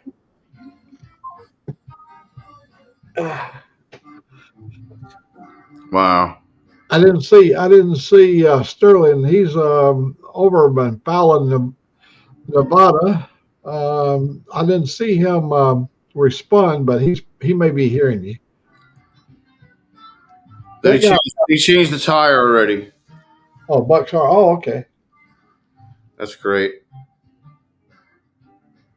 It's probably pretty weather all the way wherever he's coming from.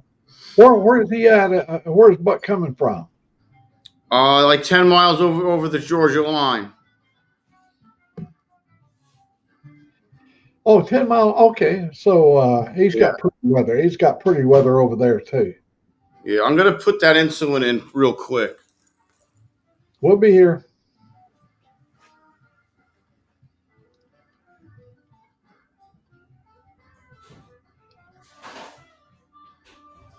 I'm gonna have me a cup of coffee. I just finished. This is my second one of these little bitty cups, but she's gonna bring me a bigger cup. Help get me in the mood today.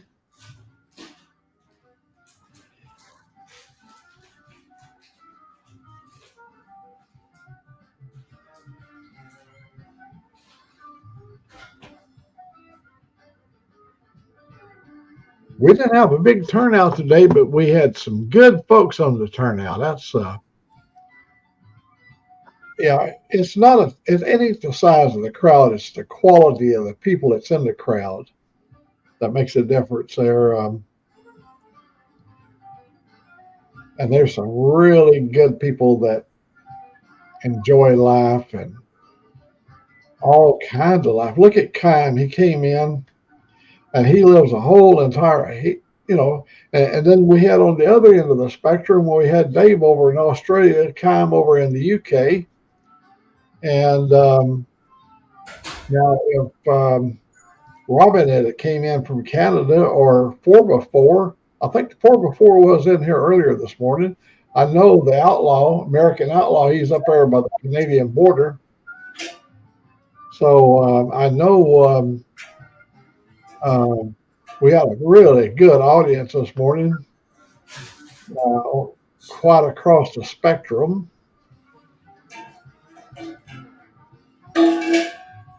And of course, a lot of people are getting ready to go to church with their family. In fact, they should already be there probably, unless they got little kids taking them to Sunday school early.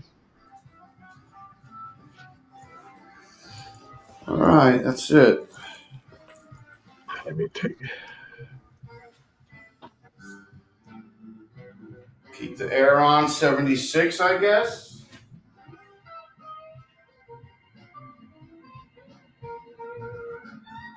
Max, 76 or 75? I usually leave mine at 74 when I leave. Yeah, I'm putting it on 75. I think 76 is too hot. I want her to be comfortable. Yeah. Well, she's short haired, so Yeah. my little dog, he's really long haired, and he gets so uncomfortable, and his little tongue will be sticking out when he's breathing. And I always judge it by how much his tongue is sticking out, how much I should keep the air condition up. Yeah. He's 15 years old. He'll be 15 in November, and he's gotten old with me. He gets around like I do, kind of stove up. He don't hear as good as he used to. He don't see very well at all. He's just a good old dog. But oh man, he gives you such love. Oh yeah, they're the best. Yeah, you can't beat that. Yeah. He was out yesterday. Well, yesterday I ordered 2 taillights for my pickup truck, my F-150. Well, they arrived yesterday, so we was out there putting the taillights in, and my dog was out wandering around in the yard. And if he's given the opportunity, he'll go all the way up to the county road. That's 275 feet up the driveway. He'll go right alongside the crepe myrtles. You don't see him. And what I do is I jump on the lawnmower and I go and run around and I meet him on the other end. I go, where are you going? He'll look up at me. Yeah, that's great. They're the best, man. He's like a kid. He's in his second childhood, you know. Yeah. Look at here. She done brought me a cup of Bailey's. You might be able. Let me see if I can tip over in here to show you the Bailey's. Yeah, there's some Bailey's right there. Oh yeah. Sweet. That's serious. Hey, when you get down there with the Forgotten Angels, you run across somebody, you say, you know, maybe they're might showing a little bit of age or something like that. You tell them to come and visit old Mac. Yeah, come see old Mac. Yeah, man, no doubt. I gotta put this in my pocket. I gotta put the lighter in my pocket. I gotta put the vape in my pocket. And that's it. My phone. I gotta shut that off. This has to be shut off. I don't know. I gotta ask Buck if we're taking the bump box.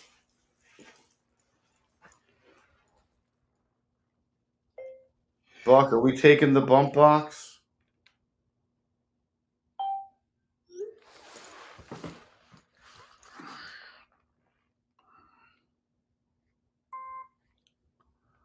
App. And then, you know, even if my app is closed, it'll give me a warning. Yeah. It'll beep until I open the app. It wants that app open all the time. Oh, I see. Yeah, it wants that app open. Like I can open it and just keep it, you know, hidden. Yeah. But it wants it open. There's 26 notifications on my. Good morning, Robin.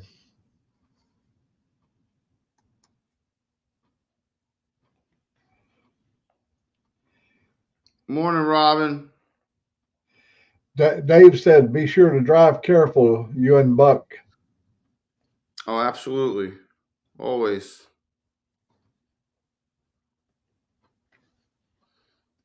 Hey, Robin, we watched another episode of Just Passing Through. And last night, it was about the girlfriend that had the drawer full of dildos.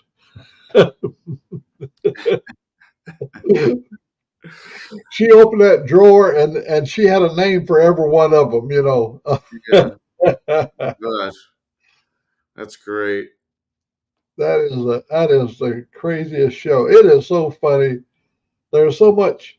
It kind of reminds me of The Big Bang Theory. The guy that plays Owen, he reminds me of Sheldon on The Big Bang Theory. You know, Yeah. everything has to be just right. It has so many he has so many character parts that he plays in. He's just like Shelton, you know, so anal about everything, you know. Yeah. That's awesome. I believe Davis turning in. Let me see. Yeah, it's 10:30 here, almost 10:30 here. So it's almost 11:30. Oh yeah, it's time. It's time for Ray to get his beauty sleep. Yeah. Not Ray, but Dave. Dave get his beauty sleep. Yeah. And I'm hoping Ray is asleep. Yeah. Poor Ray, who's been up for like 27 hours. Yep. That's crazy. Yeah, that show, we watched another episode last night. Now we've did 4 chapters. We're still on season 1, 10 years ago, and I liked it when Owen went to the party and he had that special homemade moonshine. Yeah, the homemade stuff. Oh, That's great. The special stuff, the special batch. oh, it has a lot of adult content in it, but it is so funny. Yeah. Leia, I can't leave that open. I know you like to look at the cats, but I can't leave that window open. I don't want anyone looking inside while I'm away and stealing you. You understand?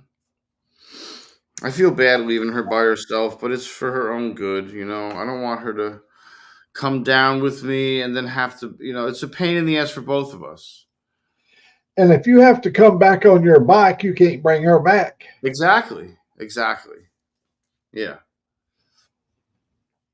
I should bring chapstick. I have a bad habit of closing the app as well, Mr. Mac. I always close the app and then it always beeps. All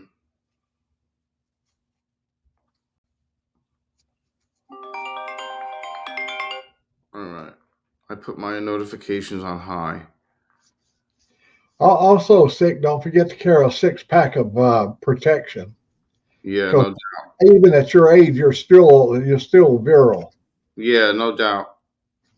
Last thing in the world we need is another little baby sick. No, there's definitely not. We do not need that. That's without doubt. Do not need that. That would be awful. That would be a horrible sight. Whew. What's up, Lay? You know something's up already. I know you do. I'm sorry.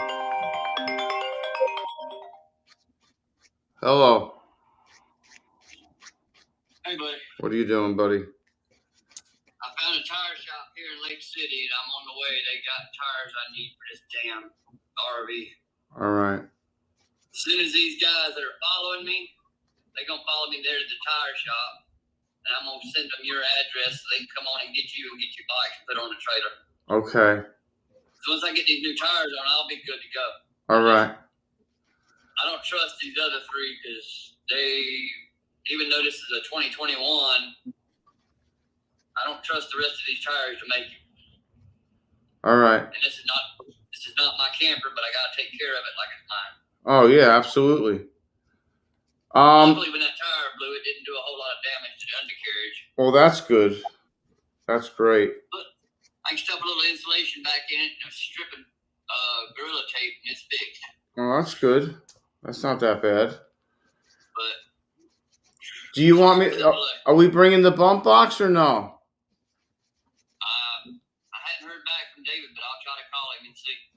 made arrangements. Did you bring the DJ stuff? Well, if we got yours, we can pull karaoke songs off of YouTube. All right. Hell, we just have to make do at this point. Yeah, I mean, I got the microphone and everything packed. We just got to pull the speaker out. And is there a place for me to put my bags, or do I have to strap everything to the bike? Because I left everything off the bike for now until we load it up. Yeah, he'll have room in the back seat of his truck. He's got a 4-door 6500 with a utility bed on it. Sweet. All right, cool. But I was planning on putting your stuff in the back seat of my truck and in the camper. Yeah. But I'm gonna be a little bit getting these tires put on. Okay. Do you want me to wait for you or no? Is it easier for me to go with him, or is that okay? Or what do you want to do? Well, they're gonna come by as soon as I get to the tire shop. I'm about 20 miles away from the tire shop. All right. And once they get to the tire shop with me, I'm gonna send them your address in between now and then for them to get a hold of you and come get you loaded up and get y'all moving down there, because he's got the tractor on his trailer. Okay. And there's room for both your bikes on his trailer. All right. And Cool. he's got wheel chocks for both of them. Oh, nice. That's even better. Great. And we got straps and all too. Sweet. That's awesome. Sweet. All right. It just sucks that your tire blew. Well, luckily it wasn't no worse than it was. Yeah, no doubt. God bless you, Buck. The guy's name is Farron. Farron? Yeah. All right, cool. Farron. You got my address, right? Yeah. All right.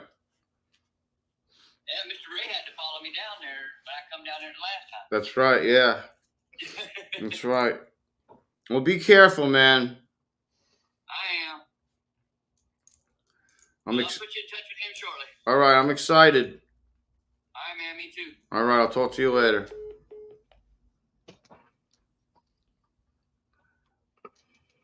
I love it when a plan comes together. Yeah. See, now it's coming down a little bit. Now it's down to 220. Yep. See, like when I give those little increments, it probably just takes a little longer for that to build and get it to start moving in that direction. You know what I mean? The insulin, it when I give it those micro, like anything under 1 unit is like almost like a micro dose. You think you got problems? Take a look at this.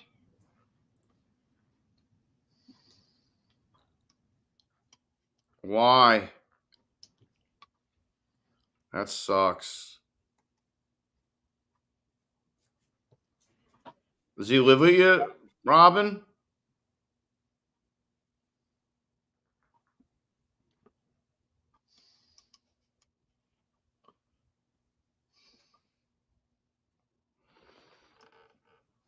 Here's our good friend, Desert Outlaw.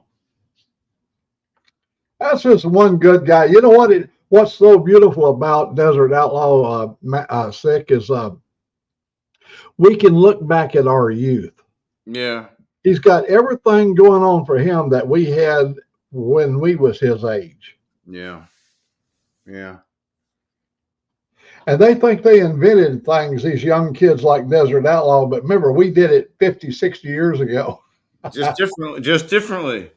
Yeah, that's right. That's all. Wait, you have to go out? What's up? You want to go out? Some of the things that Desert Outlaw does now, I'd have to consult the manual. I'm out of date.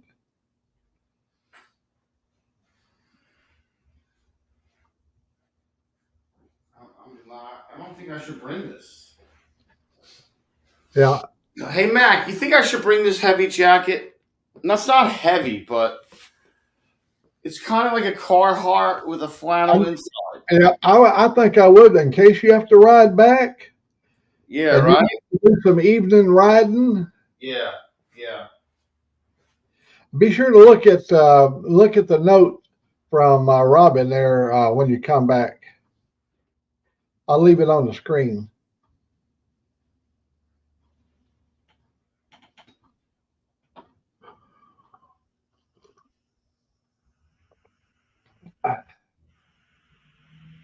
Robin, that sounds like a chapter from Just Passing Through. Or maybe Trailer Park Boys.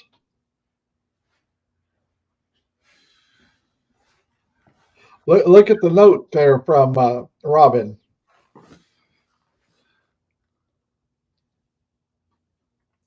Oh.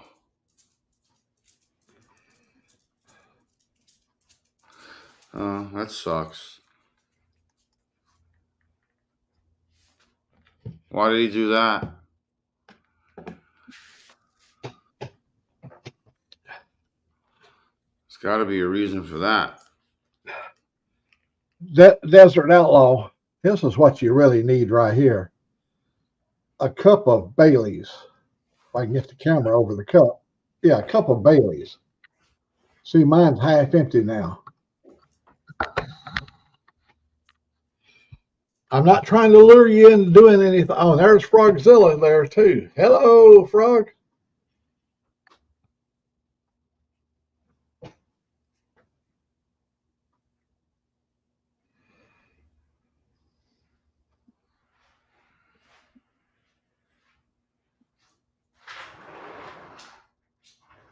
You know, Toga, Frogzilla's on unemployment now. You know, he was working full time over on Dave's room, and Dave had to lay him off.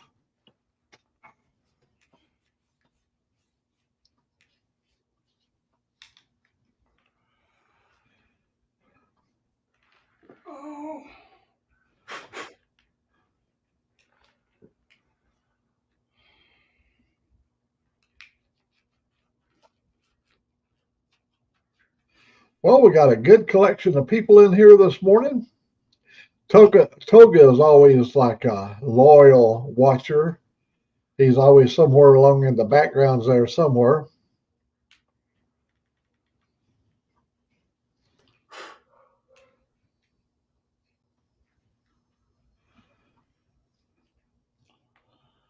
Hey, I shared, Robin, I shared that YouTube link Just Passing Through with my sister, and she said she's going to watch it. So I'm going to get a report today on what she thought of the first. I told her, I said, do you 2 or 3 in a row, kind of get an idea of how it's going to go, and so I'll get a report today.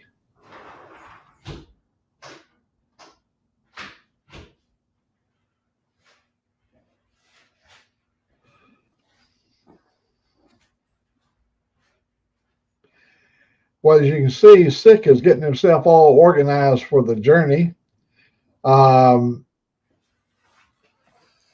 has had an issue with a flat tire up north of him, but the other party is going to come down and they're going to take care of Sick and get him loaded up on the trailer as Buck's putting tires on the camper. Yeah. Oh, it sounds like you guys are going to have a good time. I mean, there's going to be a lot of work involved, and yeah, but it'll be well worth it. I mean, we gotta get that place, shipped up, and squared away, and make sure that they have everything that they need to get their place back to running.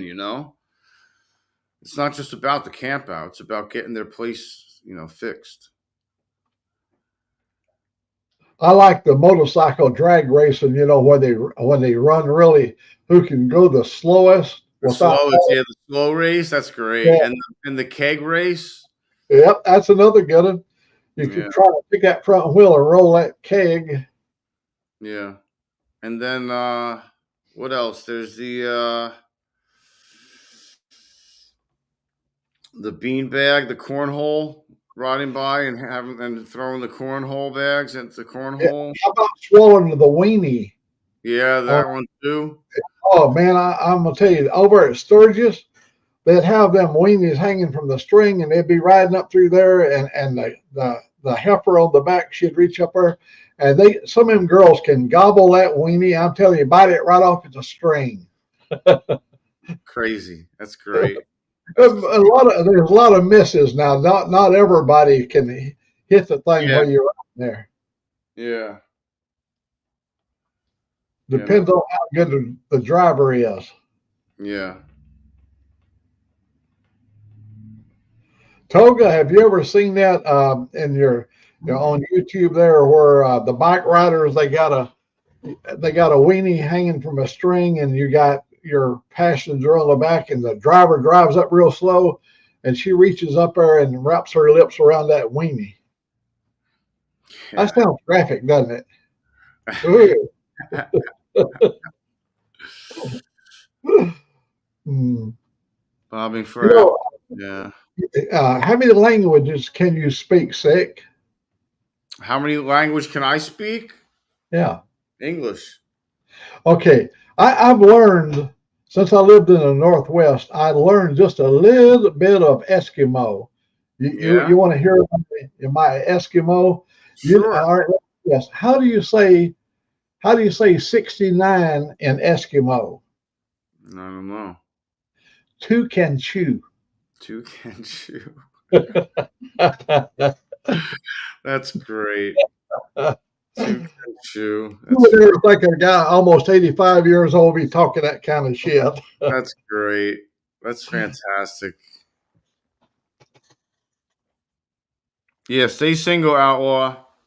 Don't get married. Whatever you do, it's a trap. That's funny.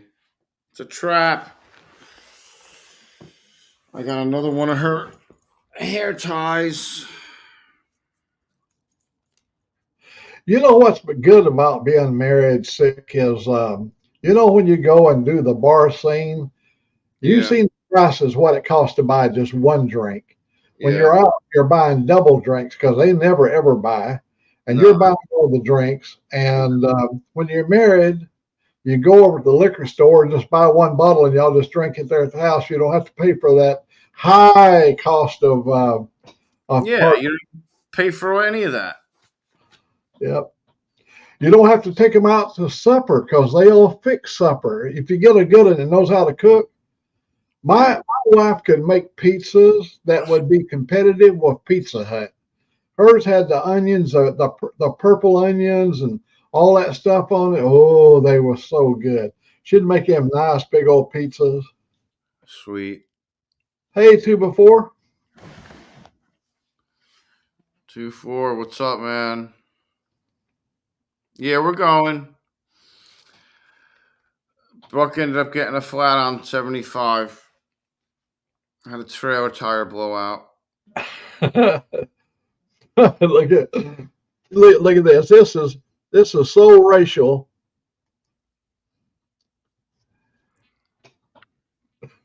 Oh my God! Organized. So racial. You old bigot. Man, wait till word gets out and Robin's a bigot. That's crazy, Robin. Canadian bigot. Eh? Or you got to say this. He's a Canadian bigot, eh?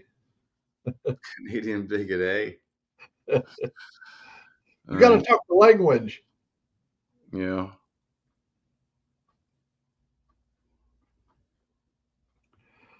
Look at the cross section of people we have over there.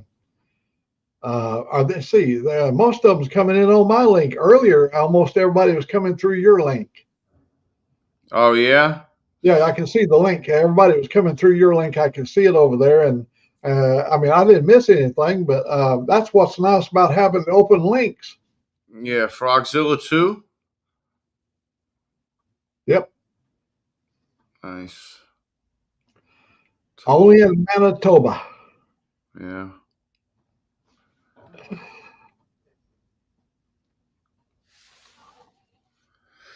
All right. I guess the party that's coming to get you, are they going to call you when they get in your neighborhood, or are they just going to drive up? I think they're just going to drive up, probably. I mean, Buck's almost at the tire place. So when he's there, he's gonna tell the other guy to come get me in the other truck, I guess. See what happens. It will be what it will be. Exactly. That's all. No worries. You know what a great feeling sick you must have knowing that when you show up, the party is going to begin. That's right. Uh, Without a doubt. you run with a good crew of people. I'm gonna tell you, there'd be a lot of people that lives in envy if they could just walk in Shade Tree Surgeon's shoes. Yeah. They're just amazing people down there. I mean, all of them. I mean, I keep on picturing their faces, and I remember talking to all of them, and they're just such nice and amazing people. Like, that's why it was so difficult to stay away. Like, they told us to stay away. I couldn't believe they were telling us to stay away. I was like, oh, I just want to help. But Robin, there got to be a story connected with the forklift and your dad. I mean, Yeah, was it moonshine from Prince Edward Island?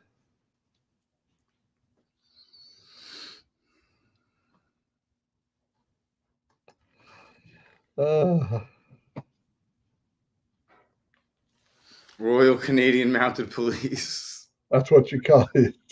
That's what you call it. Oh, there's going to be a video. Oh, that'll make for some good content, Robin. Sick, as you think about Canadian people, reserved, polite. Yeah.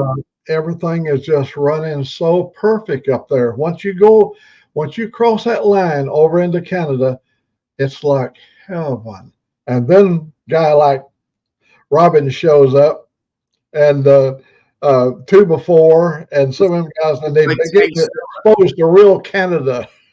It's like Tankzilla came to town. Yeah. We're learning more about Canada just through those boys every day. Yeah. I'm dying for a cigarette. I don't know why. It's so annoying. 2-4, did you ever quit again? How's that going?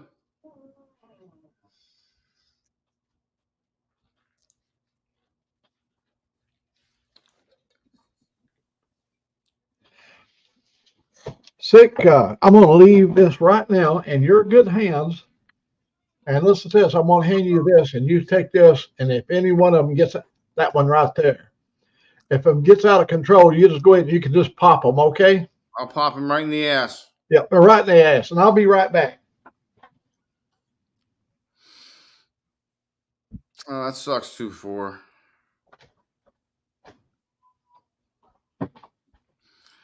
Do you have an urge to stop? Do you want to stop? Are you gonna try it again?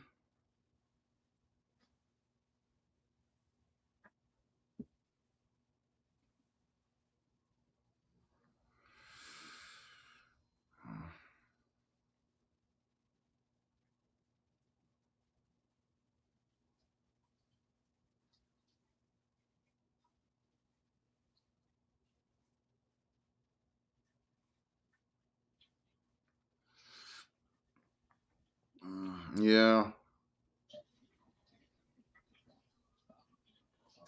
Yeah, Mac's not fucking around, man.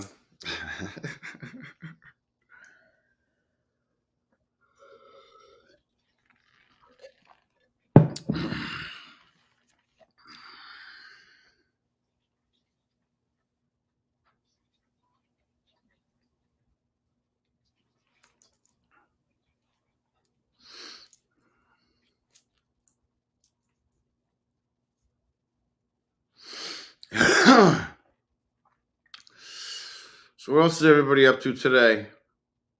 Going for some rides? Getting some content?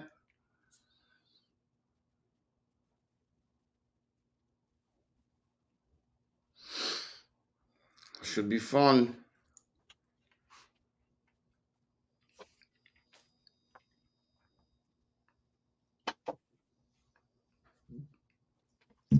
sunny out. I know that. I knew it. I knew I was going to trip over her shoe. She set her shoe right in my walkway. Yeah, here we go. Well, was they well behaved while I was gone? Yeah, they were all right. You know, keeping them in line. That's asking a lot of anybody. Yeah.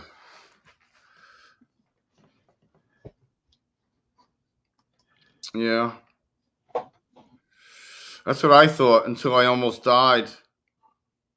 Until I coughed so hard, I was pulling muscles in my back, and my chest hurt, and my back hurt, and my lungs hurt, and I couldn't stop coughing. Then I decided, yeah, it's probably time to stop after 35 years of smoking.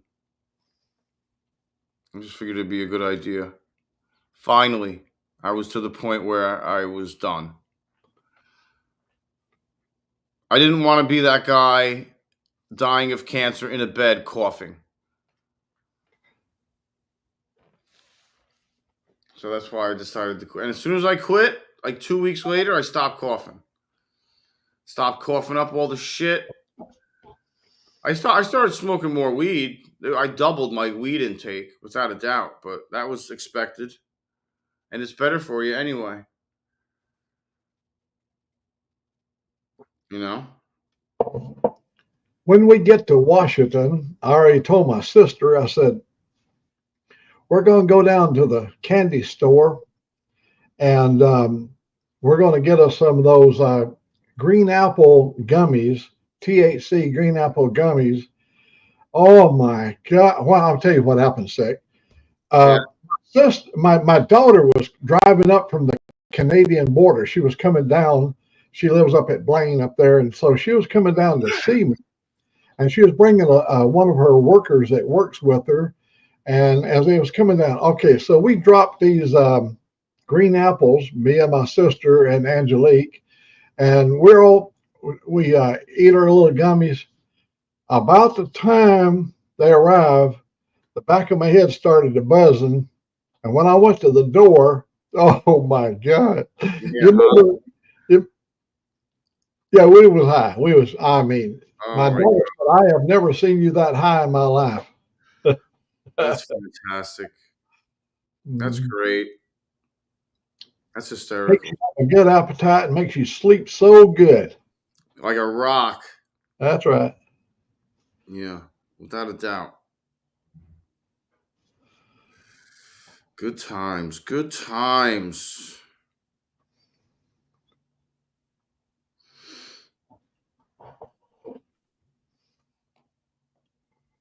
$2.15. Still waiting for it to come down.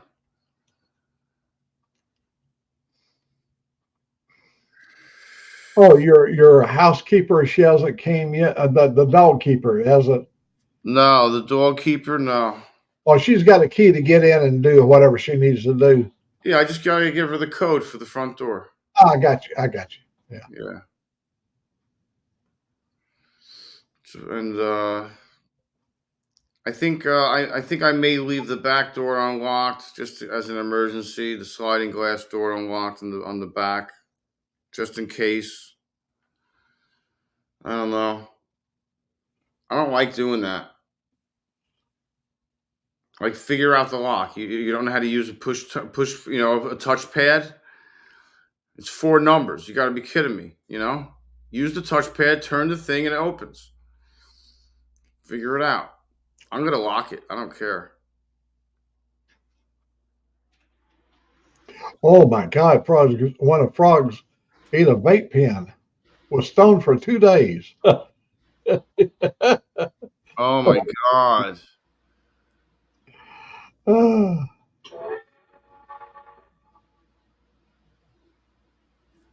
really?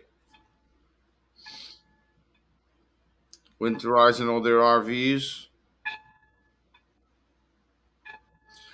Now, 2-4, do you have to shovel off all the roofs on the RVs, or get up there with a backpack blower and blow the weight of the snow off those things, or what? Because I mean, I don't know how much snow you get, but do you get like feet of snow like up there that could cave in those roofs?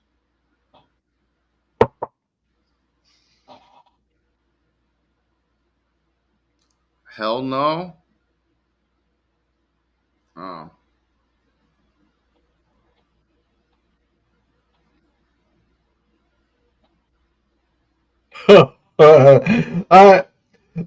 When I fly first class, you know, they serve you endless drinks, and you hit a couple of gummies, and then they serve you those endless drinks. You don't even know when you landed in Chicago. Yeah, yeah. I tried to sleep. I always try to sleep when I'm on the plane.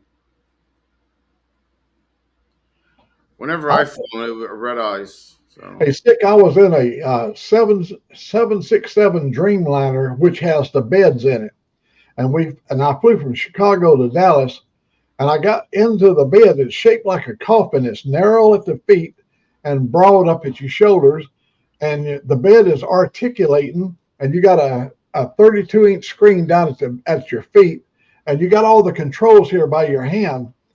And then when you go into sleep mode, everything closes around you.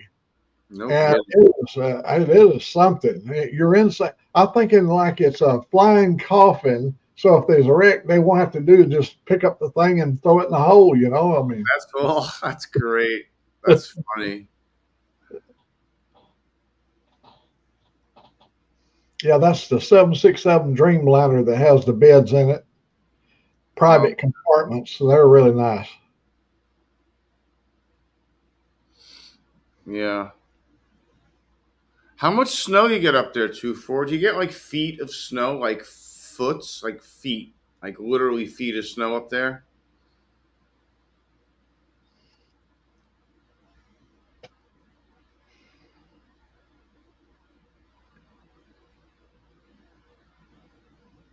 Like, do they have roof warmers to melt the snow?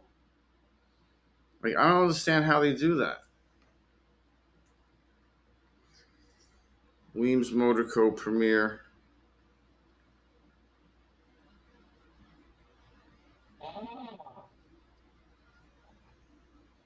It may be like 2-4 may live in an area like I lived in the Puget Sound area there at Seattle. You only got a little bit of snow every year, a few inches. But if you go 30 miles out of Seattle, you have 2 feet. Yeah.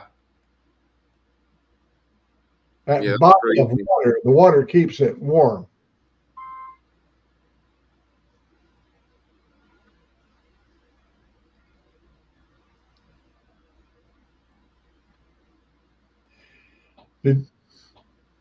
Robin got 3 feet of snow last year in May the 14th. Yeah. 2 before says sometimes we have 9-foot drifts in the driveway. Oh my God. 9 foot. Yeah, no, thanks. I'm good. 9-foot drifts. Hell no.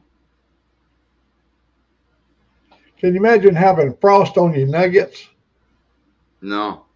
From walking in the snow? Nope. I'm good.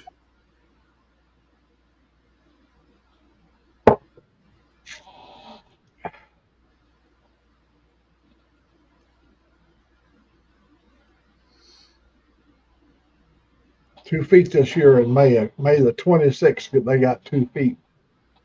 Wow. It's amazing to see us when we get 6 inches or 8 inches of snow here in Alabama. It is like a circus out there. Birmingham completely shuts down. There's wrecks on every corner. There's cars on fire. I'm not kidding. A friend of mine flies his drone, and in the wintertime when it snows in Birmingham, he flies all over Birmingham and look at all the wrecks. Oh, they're wrecked everywhere. That's crazy, man.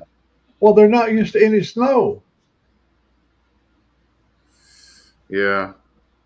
Somehow Birmingham has got the reputation of being like NASCAR. I mean, it's wide open all the time. And you can be doing 80 miles per hour on I-65 going into Birmingham, and the Birmingham police pass you and go right by you. Yeah. Speed limit is 65. They just don't pay no attention to any speed limits. Yeah.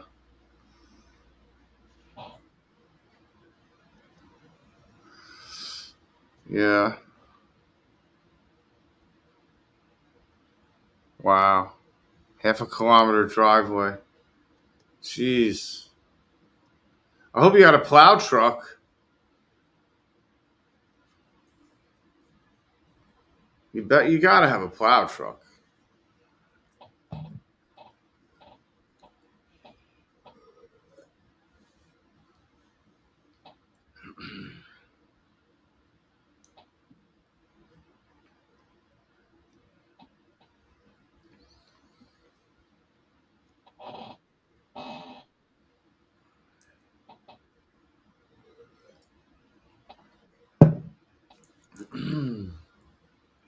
He's got a half a kilometer driveway in length.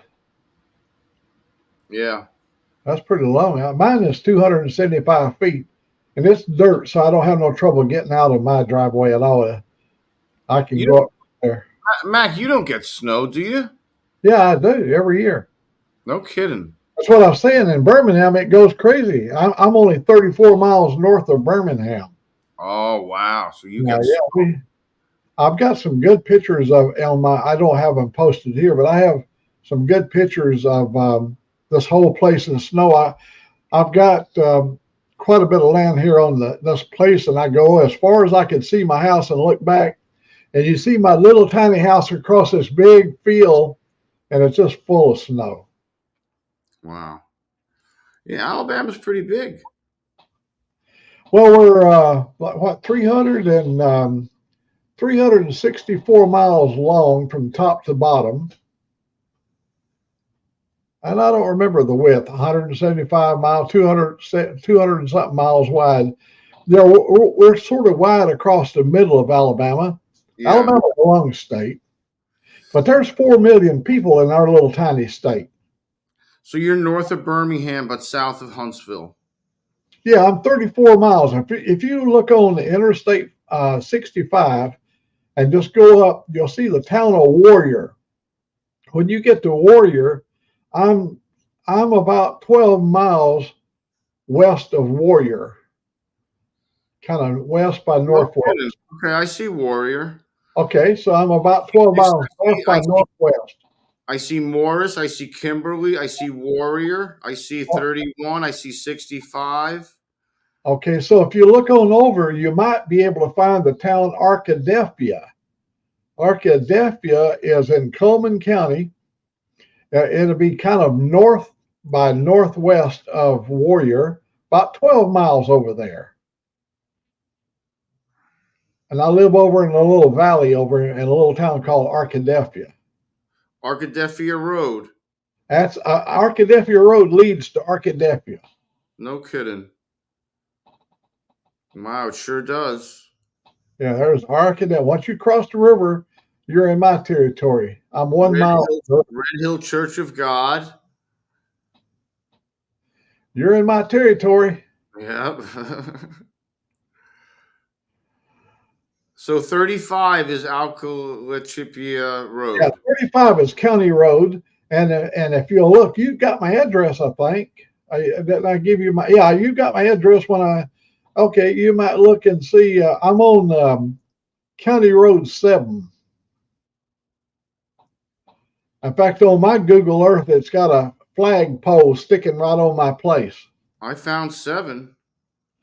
Okay. You'll see it on the one end of 7, where it comes off 35, and on the far end of 7, there's a little split in the road where County Road 11 goes. I live right up on that hill. I live on the hill. Okay. I see Washington and 11. Yeah, 11 is right now below me, less than a quarter of a mile. But Washington, that's County Road 7, but it's known as Washington Boulevard. I think I see your property. If you see the big white house, it's a big white house with a green roof. I live down the long tree line drive. There's a tree line drive going down to my place. You can see a row of trees. There are crepe myrtles. They were 10 foot apart going down through there. Yeah, I see that on the back side of a property. I see that next to 5. A line of trees next 5 is on over there a little. 5 is across the holler from me over there. Yeah, 5 is attached to 11. 11 runs into 5. Yes. And on the other end of 11 is County Road 7 or Washington Boulevard. That's me. Okay. We own all of that. When I say we, our family, from where you see County Road 11, that's Howard Moore Road, its real name. The Moores, Howard Moore Road. Okay, the Moore 5 to Washington. Howard Moore is one of the original descendants of the original land. See, Howard Moore, his mother was a Turner, same as I. Mm-hmm. And so him and I was related, and we owned everything all the way across Sullivan Creek. And that in 1867, 2 years after the war, after the Civil War, 1867, my family moved over on this side and lived on this property that I'm living on right now. I see 2 large lakes, ponds, I should probably call them. I live right across. One is on County Road 7. After you come off 11 and come up on 7, the little pond there, I live kind of diagonal across the road from that pond. In fact, the people, when they made the arrangement for me to get this house, the reason he wanted to give up the land is his son drowned in that lake, and he didn't want to live here with the memory. Really? His 6-year-old son drowned. And he's a ghost in our house. He still lives here. Really? That fact, he told us, the man told us that his son still lives here and he visits quite often, and he does. Wow. That's awesome. But it's an old farmhouse, it's a big old farmhouse, and the old farmhouse is settled and doors open by themselves. I ain't scared of nothing, as you know. And we'll sit here and the door open it by itself, and you hear the footprints coming down the hallway over there. And I went over to that hallway and looked myself to see what was in the hallway, and there ain't nothing there. Yeah, that's you can hear bloop, bloop, bloop, bloop, bloop, bloop, bloop. Sometimes they're moving fast, sometimes they're moving slow. I've got a camera set up. There ain't nothing there. Yeah. That's pretty crazy. Well, raccoons get under my house and they bump the timbers under the house. And when they bump into stuff, and also I have metal work, great, metal duct work under the house. Them raccoons that get inside of that metal grating, they'll run up and down inside of that metal duct work. Yeah. This place is overrun with snakes and raccoons. Yeah, snakes and raccoons, I bet. What about gators? Too cold. We get too cold here. Okay. They are gators in Alabama, but in this area, I live in a valley, and that's between 2 ridges, and this valley is usually quite a few degrees colder. There's no gators in our creek, either Mulberry or Sullivan, but if you go down to Birmingham, just below Birmingham, there's all kinds of gators. Some of them 12 foot long, no big ones like you got. Yeah. Huh. Oh, let me tell you, Robin, one time I'm sitting here and my dog was sniffing under my desk right here where I'm sitting right now. There's 2 drawers over on the side and 2 drawers over here. He was there sniffing under here. So I get my light to see what he was sniffing under. He was sticking his claw under there and doing this kind of stuff. When I looked under there, there was a snake. My desk is 6 foot here. The snake was always the length of the desk, laying on the wall, and his head was under these cabinets over here. The snake's head was under here. When I reached under there, the snake pulled his head out and he started crawling. I got my camera and I videoed him, And I herded that snake. I opened the back door and I heard the snake out the back door. There you go. He was that big around. He was a chicken snake. They just eat chickens and rats and stuff like that. The 3 dogs killed a full-grown male copperhead in the backyard. Oh, hey. Yeah. Oh, they're lucky. Oh, yeah.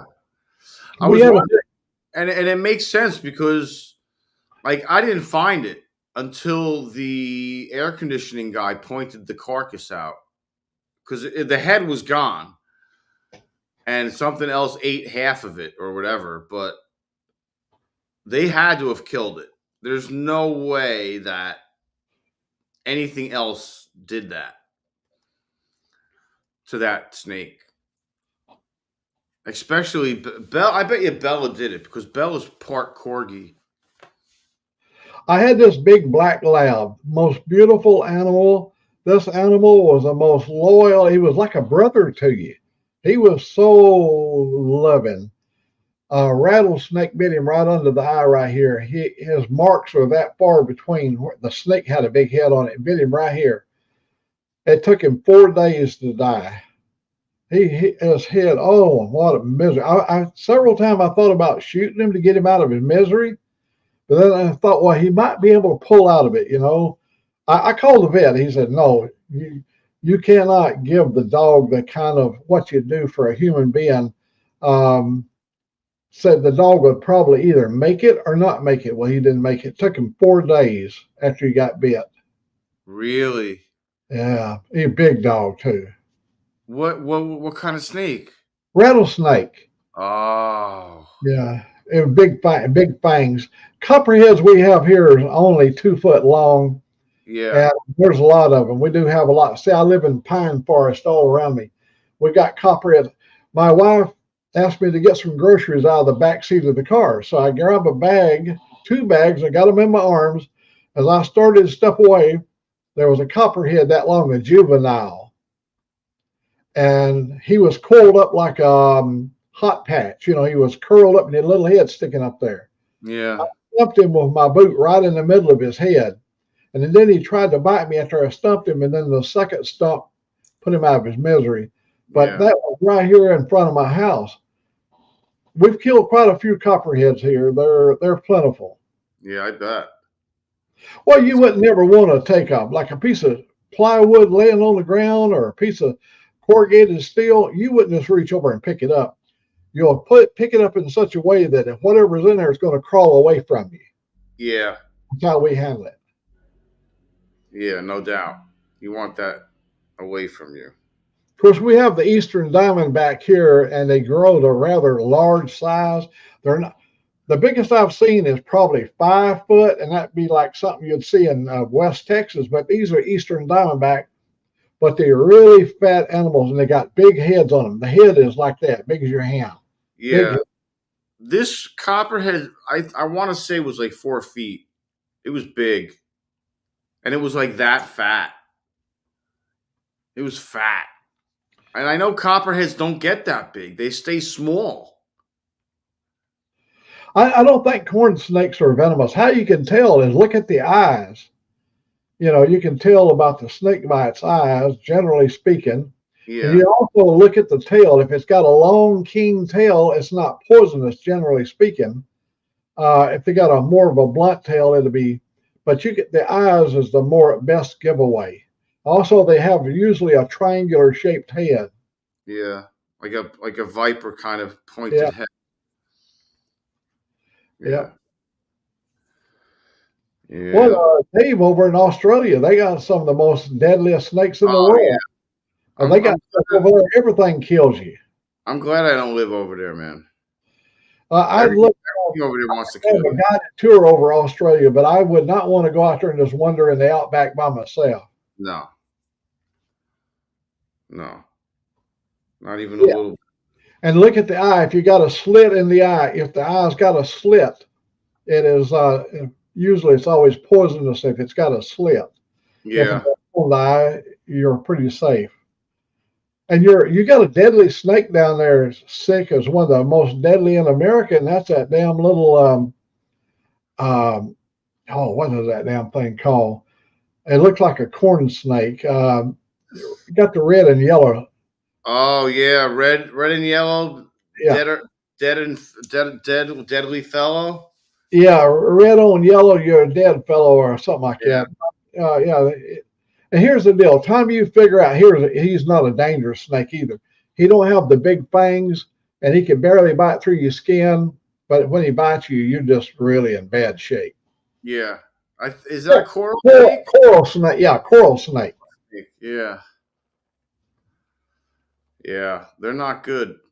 They don't look poisonous either. Yeah, You know, could- their heads don't look poisonous, and they don't give off a characteristic of poisonous, but they are striped black, yellow, red, or red, yellow, black, and you got to realize which one is which, because one of them's poisonous and one of them's not, depending on what color is next to what color. Why isn't it like that red? Isn't it red, yellow, dead fellow or something? Is that how it goes? Yeah, it's hard to say.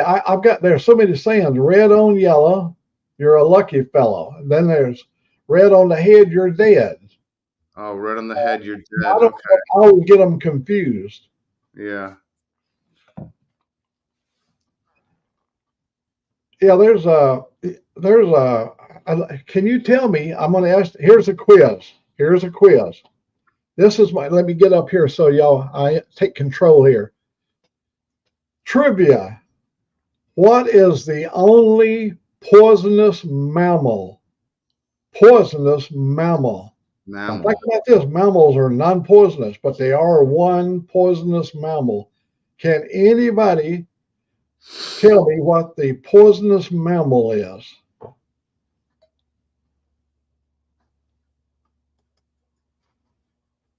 Scorpion? No, that's an insect. That's an insect. Yeah, mammal gives birth to its young and suckles the young, a mammal, and they're warm-blooded. So there's no other poisonous mammal except one. That's crazy. Hold If on. Dave was here, he'd be able to tell you. The only country in the world that poisonous mammal is found is in Australia. So that's another clue. No bats, and that's not a bat. All right, I'll tell you. And you can look it up. You got your phone right there. Duckbill platypus. Really? The little babies comes out of the duckbill, and she's got teats, and she secretes milk, and the little ducklings, they suck the milk. They get the nourishment from the mama. I didn't even know they were poisonous. But the male's got a spur. It's like a mating gland that you put off musk, and that gland is poisonous. The male has a poison spur, like a rooster has spurs. The male duckbill platypus has a spur, and it ain't a pleasant thing to get stung by either. You know, they're not an aggressive animal. They won't chase you and try to bite you, but you wouldn't want to try to hug a male and cuddle it because, the platypus, the duckbill platypus. That's crazy. It's a mammal. It's an odd thing. Now listen to this. A duck, as you know, lays eggs. So what makes it unusual here is a duck that gives birth. Yeah. A And duck. it gives birth, and the little duck sucks the milk. Yeah. She secretes it, and it runs, and they drink it. That's crazy. That's crazy. I don't know all there are to know about the platypus, and I'm sure Dave could be more informative, but I learned that when I was young about the platypus, and I've won a lot of trivia things. People would come up to me, and then finally the trivia would come around to me, and I'd give them that one, and almost nobody in the room, Americans, could say platypus. And we didn't have phones you could look stuff up with back in the days. Platypus, P-L-A-T-Y-P-U-S. Platypus, platypus. That's crazy. I didn't realize that. Yeah, the duckbill. Hey, that's what this is all about. You know, we're learning about Canada. Yeah.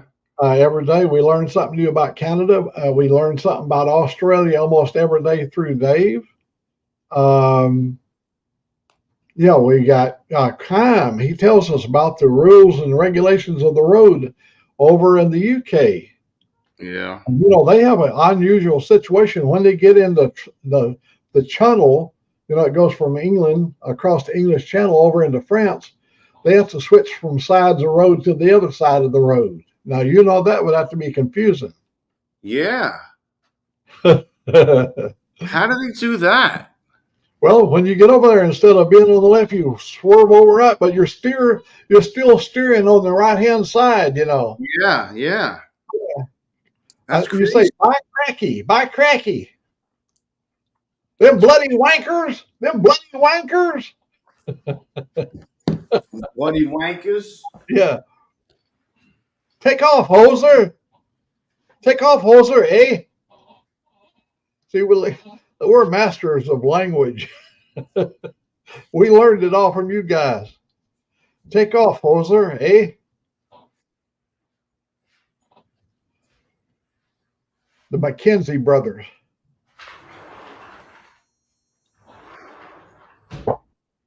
You got to say bloody, you bloody wanker, eh?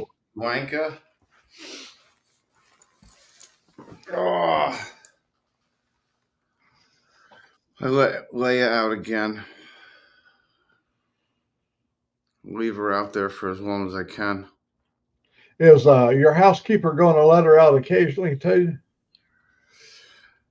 Well, no, she's not locked up or anything. She's just comes the dog sitter. She just comes. She lives in town. She just comes here. She's going to come here once a day, feed her, and let her out. Yeah. That's what I'm saying. She's going to let the baby out. Yeah, she's going to let him out. Yeah. So we'll see.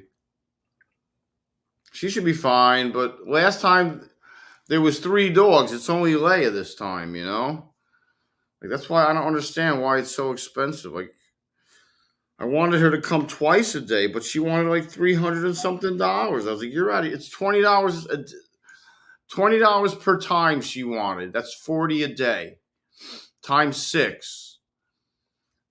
Plus, it's more than that now that I'm going longer. It's 6 to 7, 8 days. So 40 times 8. 320. Yeah, 320. 40 times 8. 320. That's ridiculous. So I'm having her come once a day. And I gave her 140, and I'm giving her an extra 75 on top of that. So it's costing me $215. Damn. So annoying. Oh man. It's like I don't know. Like my ex could have taken her. I know my ex could have taken her. She just didn't want to walk 3 dogs because she doesn't have a fenced-in backyard at her new place. She runs that property. I gotta cut my fingernails. Oh my god. But you know, it's annoying. Like I could have saved $215. It fucking pisses me off.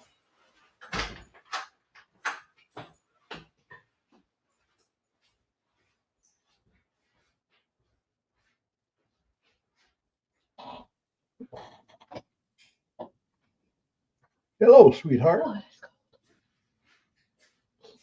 You got your hair. Let me dust you a little. Oh, that's okay. Oh, I thought that was hair. Well, come over and get over on the side over here. I gotta feed the cat too. You got to feed the cat. Yeah. Oh, what did you think of the pancake this morning? The pancake was delicious. Huh? Did it taste different? you know me, I have a crude taster. It tasted delicious. I put cinnamon in the batter. Oh, you put cinnamon in the pancake batter? Yeah. Nice. Like kind of a French toast kind of feel. Oh, chocolate blur. Chocolate blur. I learned that from that stupid cartoon I used to watch. From the who was it? The Moose and the Bullwinkle. Rocky and Bullwinkle. And the mounted police there. Jacques LeBleur. Did Dudley Do Right ever say that? Dudley Do Right. Well, I don't know which one used to say that. Well, remember, Boris and Natasha were Russian, so they didn't say Jacques LeBleur. No, but I think the mounted guy, the little mountie. Dudley Do Wrong. Dudley Do Right. When it was actually Dudley Do Wrong. Do Wrong. Dudley Don't Do It Right.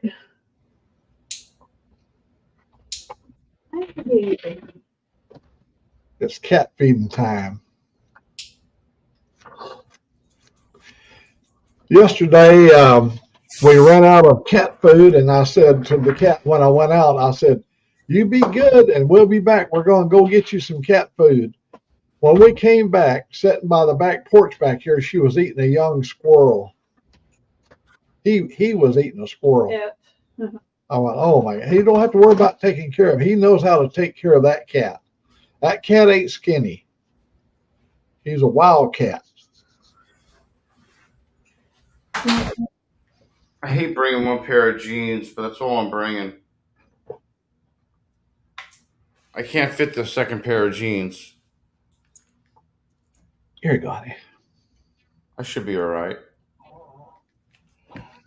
I've worn a same pair of jeans over a week. You know what? We used to wear the BDUs, and they were good for 5 days. Yeah. And I have a pair that I wear when I ride my bike, and I love riding in them because they got drawstrings at the bottom of the legs, and I tighten them up so they can't get against the exhaust pipe. And yeah, I like wearing my BDUs when I'm out riding the bike.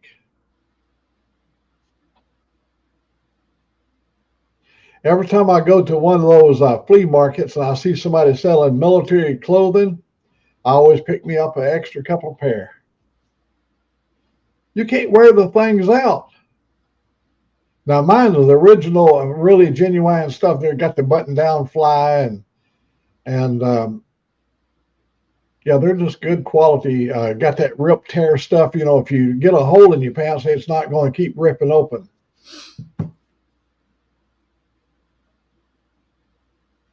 That's right. They've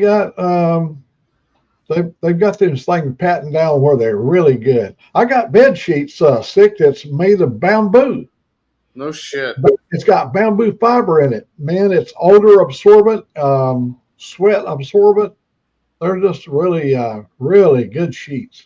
They don't have the high thread counts like a Egyptian sheet or something like that, but boy, they're good to sleep under. Oh boy. Oh, I think so heavy. It's unbelievably heavy. Yeah. I'm taking the bump box. Oh, I heard you talk. The DJ backed out.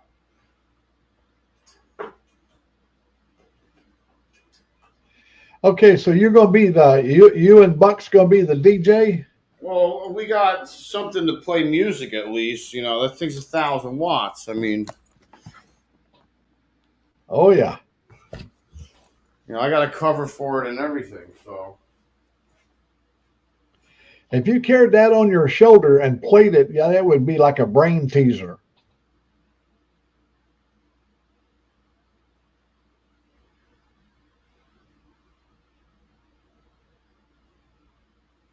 I used to have one of those knitted caps that they wore during World War II.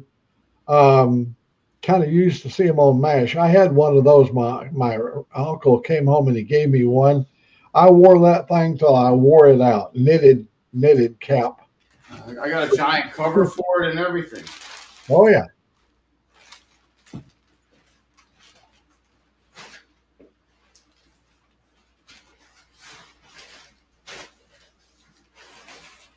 I got something original from 1953.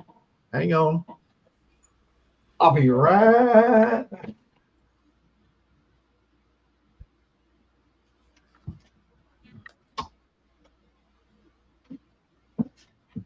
(1953). Where'd you go? Yeah, here we go. From 1953.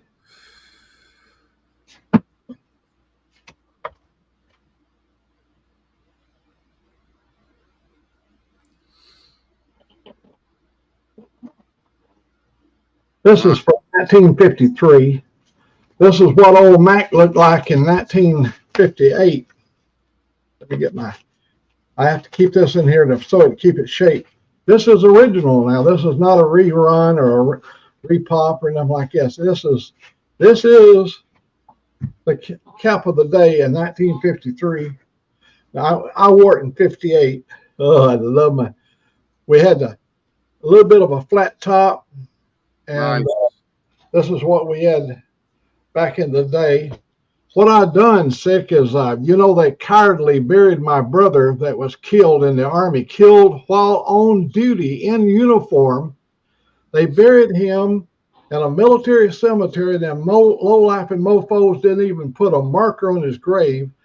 And I took this out there, and I put it on his grave, and I took my drone, and I flew the drone down at the ground level, and this was his marker, his cap.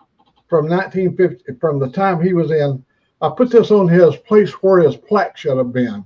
The goddamn low-life bastards didn't put a plaque on my brother, American hero, died for this country while in uniform, and he's buried in eight men out of 10,000 laying in the military cemetery in Barstow, California. No marker. I have nobody to carry the battle on after me. I've written the President of the United States. I wrote Attorney General.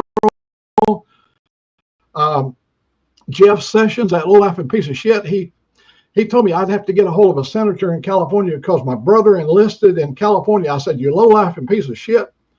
He's enlisted in the U.S. military, the Army of America. Yeah, not California. Go to Dad in California to get something done, and he was the senator over veteran affairs. And that low-life piece of shit told me to go to California. I'm sorry, I didn't mean to get angry. That's crazy, Mac. I'm sorry you got to go through that. That's bullshit. It's over with for me. Yeah. Nobody else has picked up the cross. Nobody else is running with it. Because once you've been dead for 65 years, who gives a goddamn rat's ass, right? Yeah, but they shouldn't be looking at it like that. It's not the point. Nobody cares. That's hard. They always picking up the sword and said, American soldiers, American veterans, American this. And I've been preaching this. I went out there and I made videos. I posted my videos in the Birmingham News. I posted my video in the Coleman News. I posted my video in the newspaper in Barstow, California. Yeah. Guess what happened? In Barstow, California, the lady wrote me back, the editor of the newspaper in Barstow. She told me, she said, I can't run any more articles. The Army said they would shut me down. The press, because it put the military in a bad light.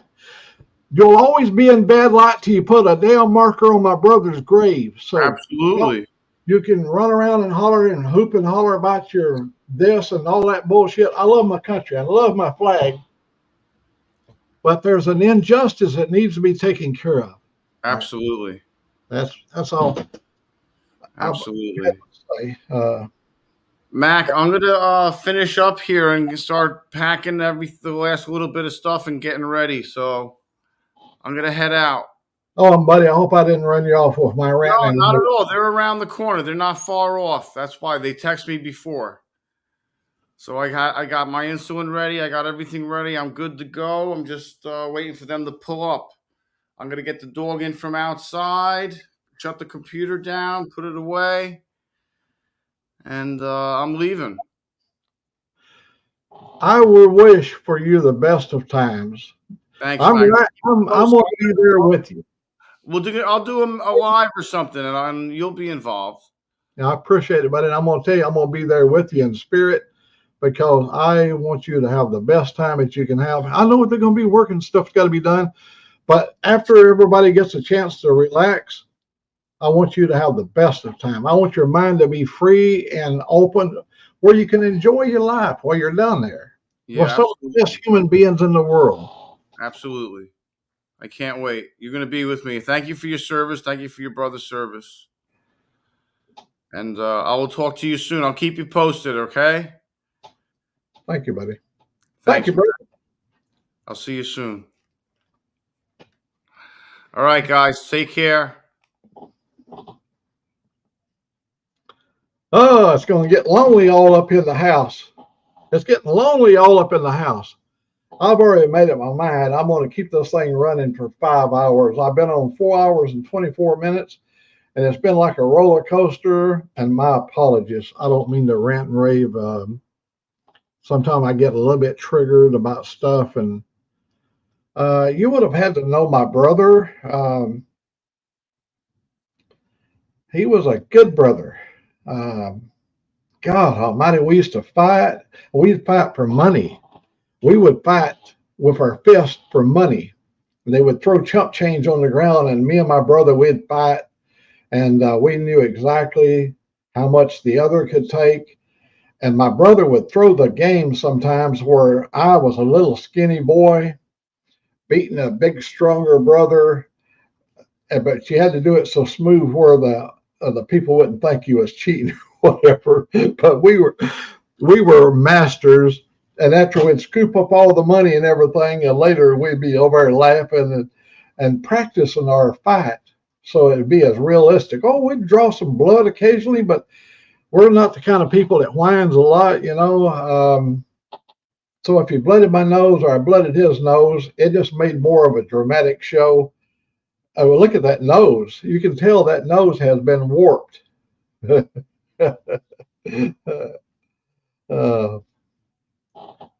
Hate to see sick leave right now. Anybody want to jump in here? Let me post the link over here. I think, let me see if I can move this around up here. Yeah, I think that's it. Yep. Anybody wants to join in on the link? It's there for the taking.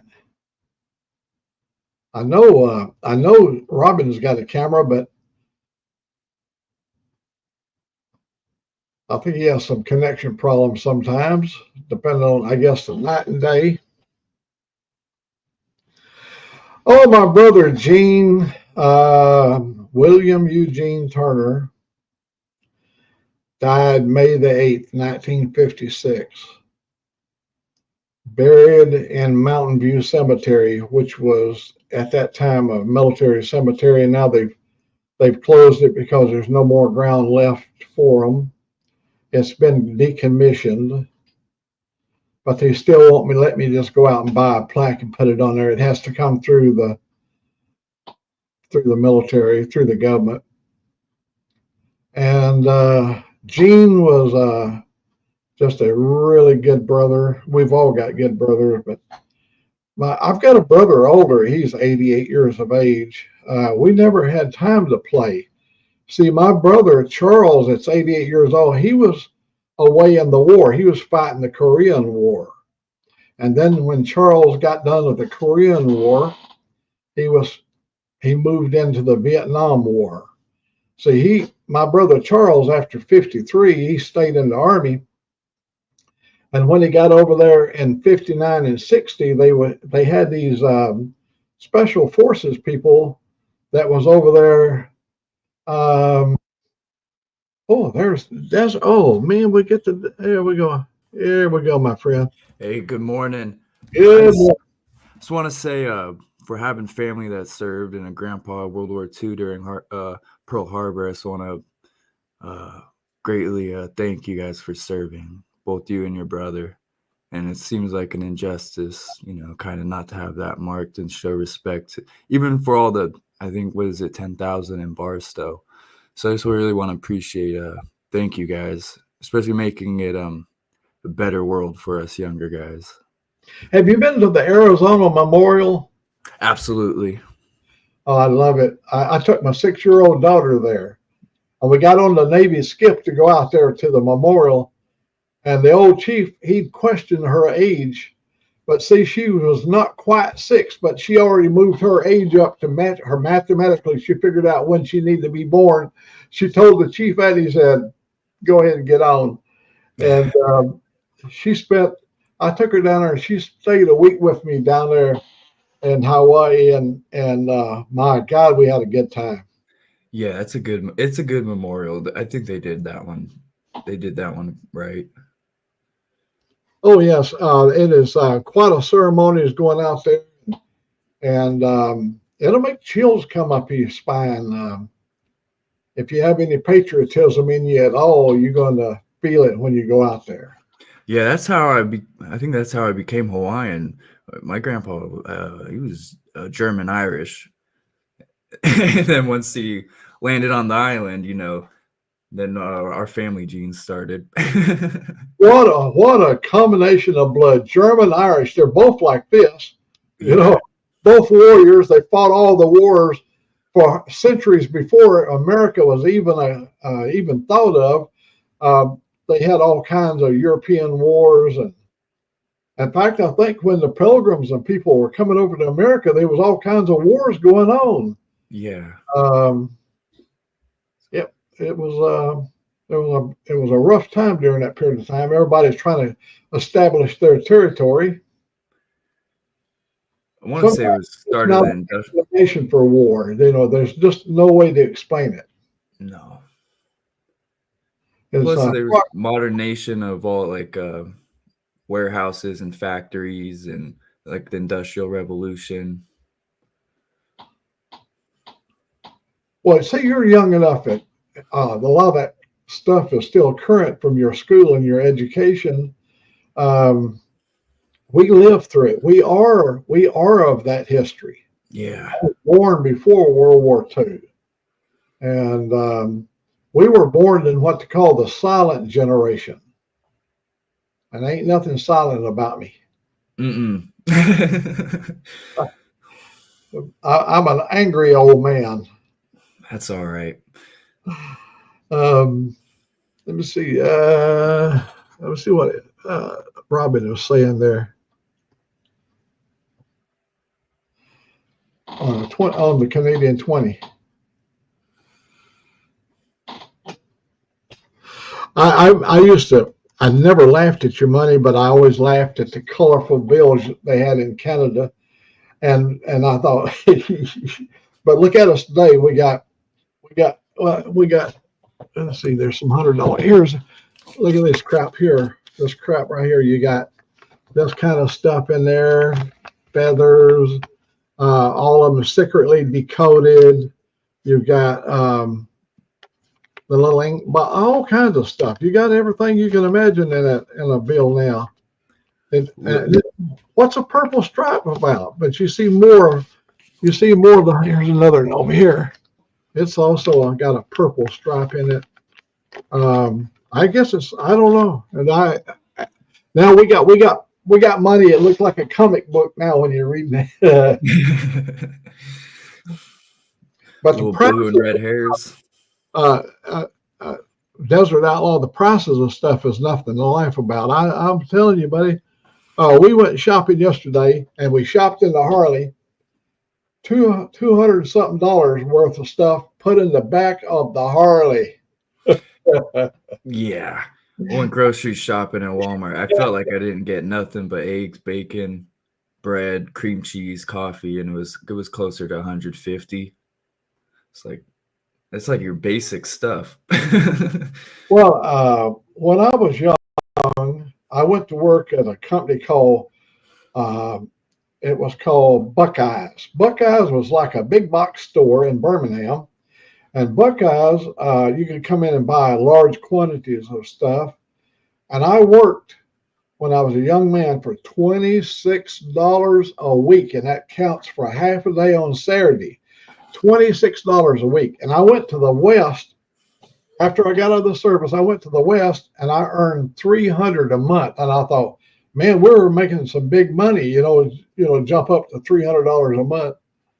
Now you can't even rent an apartment for $300. No, absolutely not. Maybe $1,200. I paid $1,700 for a studio My back in sister the day. paid $2,400 in Florida for their apartment. Yeah. That's insane. And my son's got a condo in a place up in Kirkland, Washington, overlooking Lake Washington.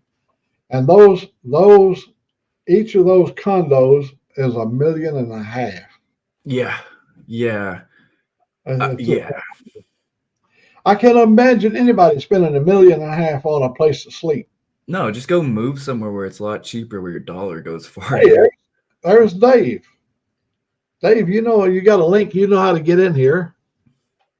If you don't have a link, I can give you another. Oh, you should be sleeping. Oh my God, yes, it's way up in the early morning over there. Dave's a night owl. Some Canadian tire money was printed in the UK. What's it? And what is Dave? Dave is linking up a channel, YouTube. Oh, there's the Dave right there. Hey. Let's get him on here. Morning, I just Dave. uploaded a video, and I'm not sure, but it's all right. I watched it. The links in the chat. Well, it's already Monday in Australia. Oh yeah, already Monday. The beginning of the working week.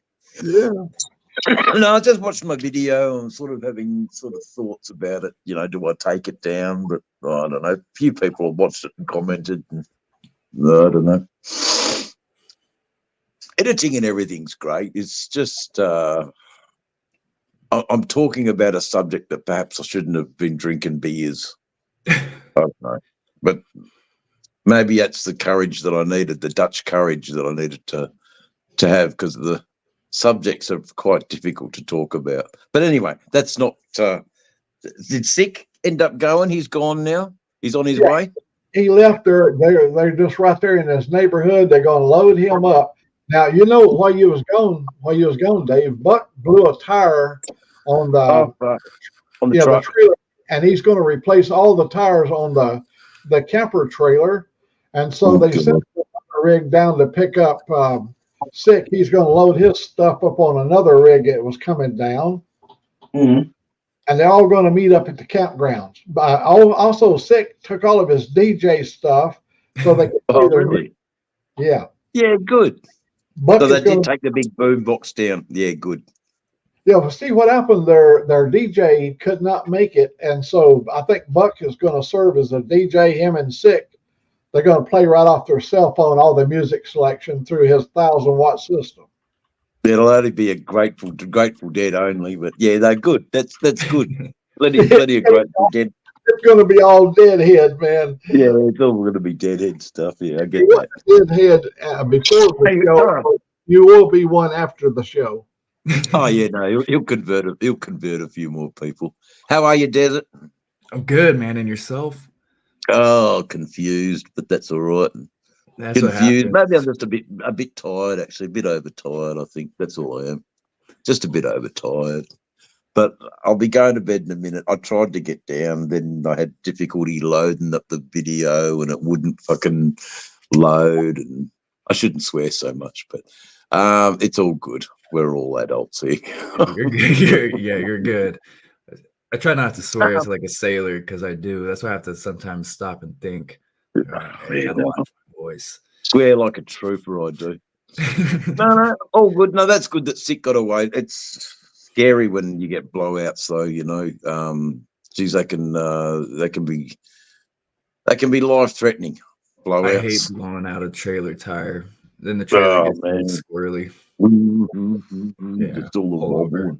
And the danger to the other drivers, and oh bloody hell. Anyway, look, they've got it handled. They've got. I just hope they make some really good. They make some good connections, and they make some. The world's thinking about. Well, my little world is anyway. I'm certainly bringing the light a bit to the disadvantage of youth here in Western Australia. Hopefully, people who so have a look, tell us what you think, and if it's a piss poor effort, I will take it down. It's hard to judge, Maybe I'm just so self-critical. And that's what happens after a little while making YouTubes. You get very self-critical, and is that a good thing? Is that a bad thing? I don't know. But anyway, it's good because you care. That way, it's hard to look at your like. Sometimes it's when you're not you in particular, but when you record yourself, it's hard to see your you feel like you're not getting your perspective out right. Sometimes that's how I always feel. Like there's more in the head, but it's not rolling off the tongue. No, it's something that we don't really talk about with the community. That might be the next subject. How do we battle self-criticism? Mac, what are your thoughts on that? Well, one thing, I haven't got a chance to see your video yet because I've been here 4 hours and 40 minutes, and I ain't quit until I get 5 hours in. I'm not going to let Ray beat me. No. Don't let Ray beat you. No. It's I love the competition. It's healthy. I'm hoping Ray got some sleep today. Yeah, I think he did. He looked what do they call it? Bushed when I saw him. When I saw him, he looked very bushed. But our little one with the cerebral palsy is just going down now, so I'll be a little bit more quieter and let her sleep. I rewatched the video and I'm in two minds about it, but that's all right. I just can't stand self-criticism because is it good? Is it bad? I've got no idea. Anyway, we're all guilty of it, We all. I think it's an all right show. I think you'll find, Dave, you're like me. You're your worst critic. If you review something, you're going to find every flaw wrong. Desert Outlaw, he's not going to find that problem. He's not going to see what you're seeing. Yeah. Okay. That's good to know.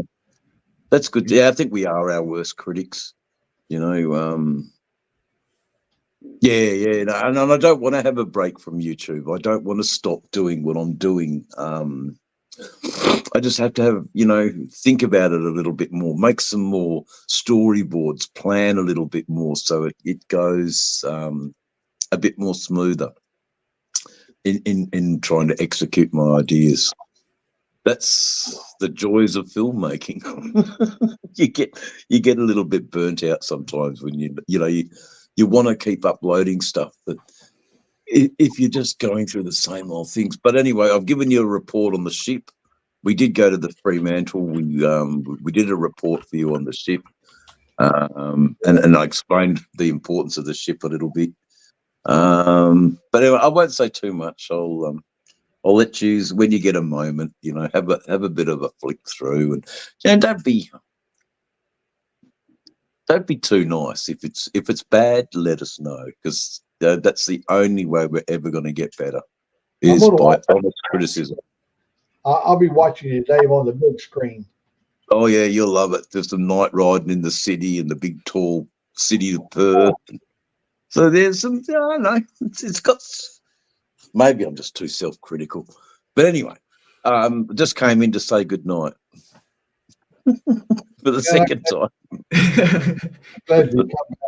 I'm going to check out here at in 15 minutes, 17 minutes. So, we're going to check out here, I think, in 3 minutes. So, you had some, 15 minutes. Yeah, 15 more minutes. I'll hang with you for the last 15.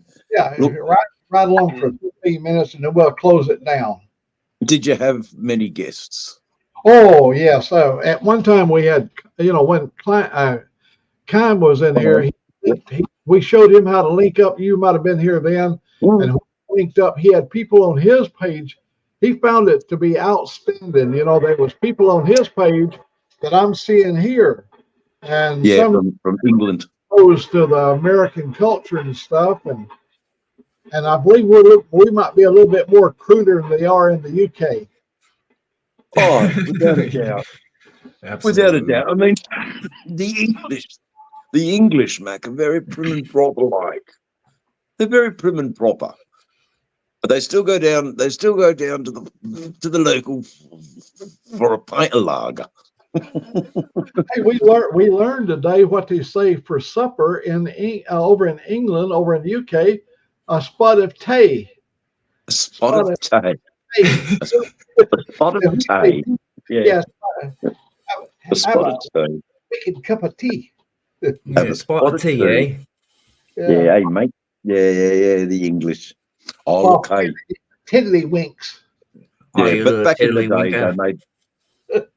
the day, they made some beautiful bikes. You know, the yeah, that's it. Yeah. The 1951 BSA Royal Flash or whatever it was called, Royal Star, I think it was. I think that was the bike that was used by the escorts for the Queen and the King and the Queen. Oh. You know, they had those, and then obviously for the British police force, and because they were always predominantly war bikes, the BSAs, but they were a mighty company, the BSA bikes. British, was it Birmingham Small Arms? BSA, Birmingham Small Arms. Last night, you remember somebody? It was on I was on Ray's broadcast. Whoever I was on, I don't remember. Yeah, Ray had a broadcast. The question came up last night: what was your best bike? Well, I named off a bike, and then after I went over and got in bed, I thought I never even talked about my Bonneville Triumph. I tell you, the one it brought me so much joy was a Honda 305 Dream, 1962. Look it up. It had flared picture. It had all the stuff. Somebody tried to enter into the American market with that 305 twin cylinder.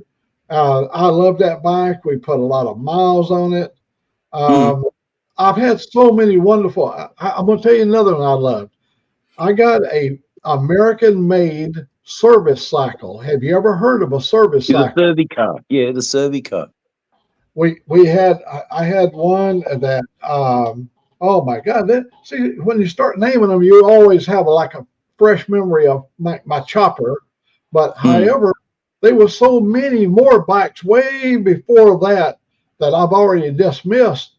And then oh man, we had so many bikes with Suzuki's and Hondas and you name it. But the Bonneville was a fun bike. I love riding that thing. The sound of it, your big thumping Harley Twin was one thing, but the sound of a Triumph, a Bonneville, it was a great riding machine. People's attention, I loved it. Yeah, again with me, there was bikes I forgot about. If they asked me, the question, what was the bike that gave you the most pride? And you can't, mention your new bikes. I thought of that XJ 650 that I bought, or 750, I think it was. And I took 7 weeks of playing my harmonica on the street as a busker. And I got money up, and I bussed up all this money, and I put it all in the bank the next day. And then I'd go back out again that night and play my tunes. And for 7 weeks, I played on the streets in Sydney. And I got enough money to buy this bike. And it gave me so much pride that something that I loved doing, which is performing music, got me what I love, is the open air and traveling. And so, yeah, there's a lot of things I haven't forgotten, but there's a lot of things that you just, like you say, they just pass over your head, that you it's only when you sit down and think about things, that these memories can come back. And Desert Outlaw, I hope you get these memories when you turn into your 50s and into your 60s. All the bikes that you had, and all the cars that you had, and all those things all these things that we're talking about today is you have to look forward to. So Memories. yeah, it's memories, man. You know, like the memories of your little a Chinese 49cc little bike. You know, that would have Yeah. been excellent as a young boy. You know, to rip around the streets and terrorize the neighborhood a little bit. God, you're only kids. But they were always loud, those bikes. They were always. David, you know why Desert Outlaw liked that little 90C, 80cc or whatever it was? You know why he liked it so much? Go on. He'd pick up the back and put his mouth on the exhaust pipe and start it. Yeah. Yeah, they didn't run on much compression, did they? Nah, it's all good fun, you know. I had a little mini bike for a while too, and that was my first bike. I bought it for $50, and it had a hole in the tank, and I was able to get a bit of soap, and I'd rub the soap on the hole of the tank, and for a little while the fuel had stopped coming through the tank, and the soap would stop the petrol from leaking, and I could ride for a little bit. But then eventually, you know, the petrol would break through the little hole, and you know, I'd bring the soap out again and put a little bit of, you know, the things that we did when we were kids. We didn't care, you know, but things happen to the bikes now, and it's off to the shop, and there, you know, let's go and take another second mortgage out and get it fixed. Oh boy, Dave, I know you really enjoy your music. Have you ever listened to Leonard Cohen? Leonard Cohen has a voice a little bit like mine, really. Exactly. That's what Oh yeah, have you heard him, Desert Outlaw? Leonard Cohen. I'm gonna have to look Bird him on a up. Wire. Voice is very much like Dave's. Leonard Cohen is out of Tacoma, Washington, and I like the one called Closing Time. Yeah. You can hear the bar girls dancing, and you know, and here in America they start turning the lights off when it gets to closing time.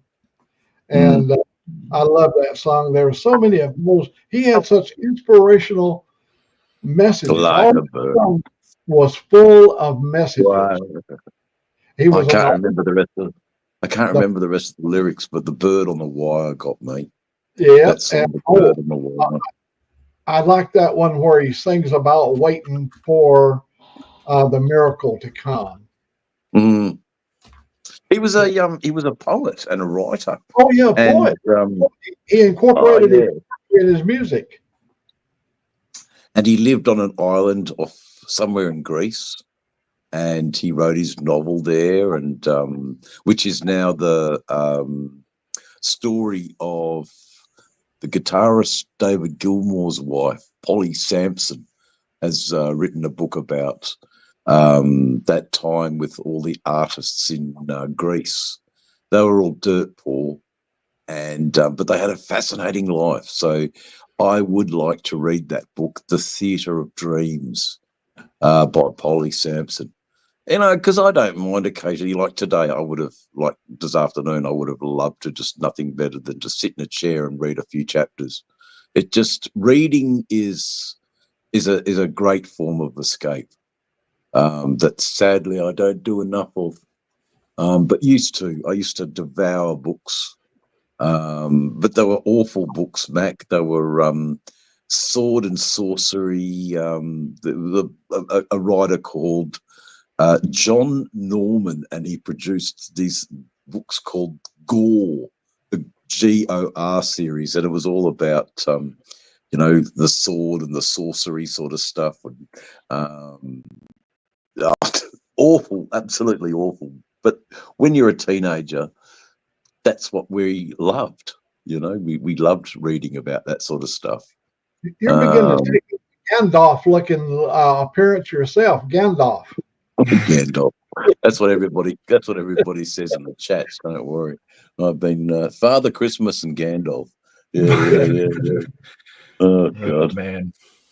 Mind you, tonight's chat was pretty good. Actually, it was pretty constructive. Made about $32. Someone kept giving me money, I don't know. They just must have been liking the chilled vibe of the chat.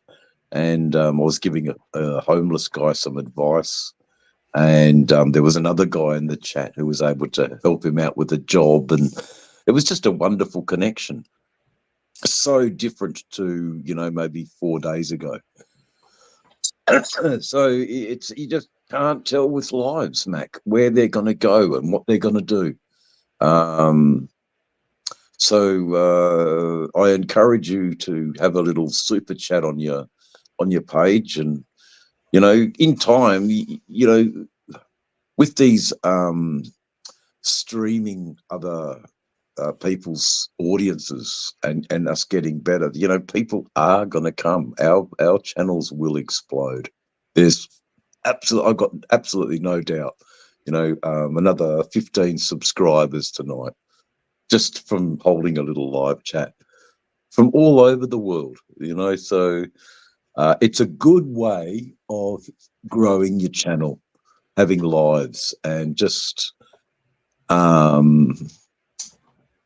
you know, braving the trolls and braving the negative speech and letting that just flow into the ether, and picking out the comments that are suitable, you know, suitable for you. Anyway, we've got 5 more minutes left, Mac, and you are the champion of the lives. Now, Dave, 5 hours. now I've already given you a wrench. Somebody said you need to give Dave a wrench. They gave me a wrench ages ago. Yeah, I've got you. I gave you a wrench. I know you got one. It may not be showing up in 6 link. Robin might be going. No, he ain't going through 6 link. He's going through my link. It doesn't matter. I'm not. Well, I mean, if I see something, I'll call it out. You know, but I let me get my phone here. Let me if you've given me a wrench before. I'm sure I have. Yeah, because I looked at you on my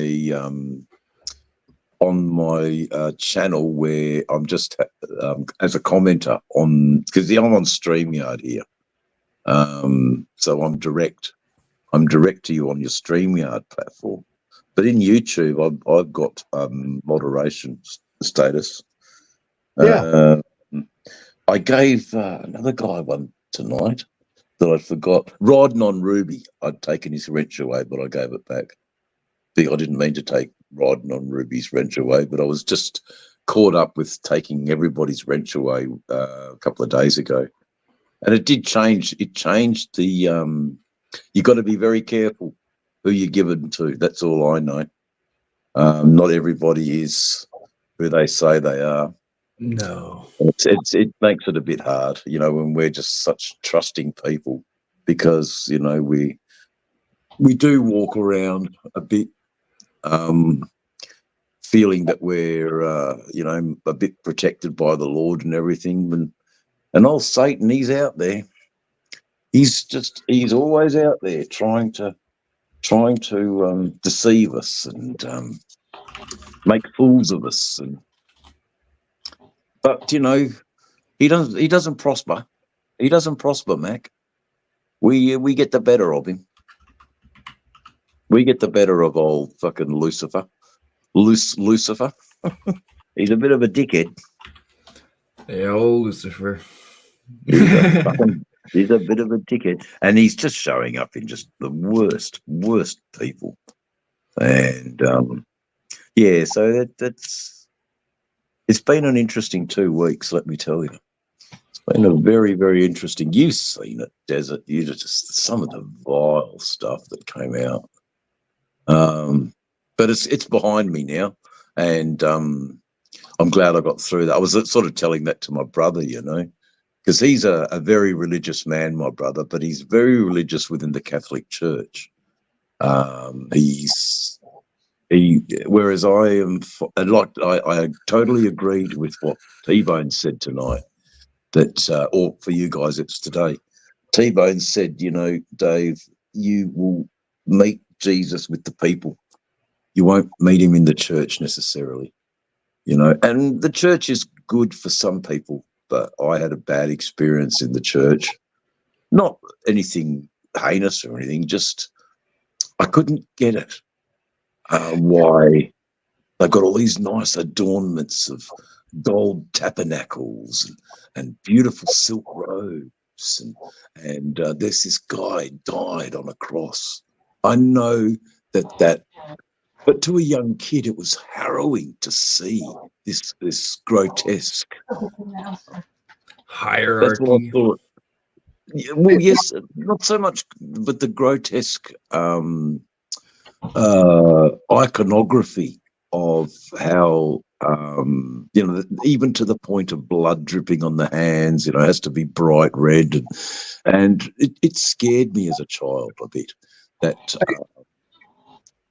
Think about this, Dave. Could we not consider ourselves a church of men, brotherhood of fellow human beings coming together?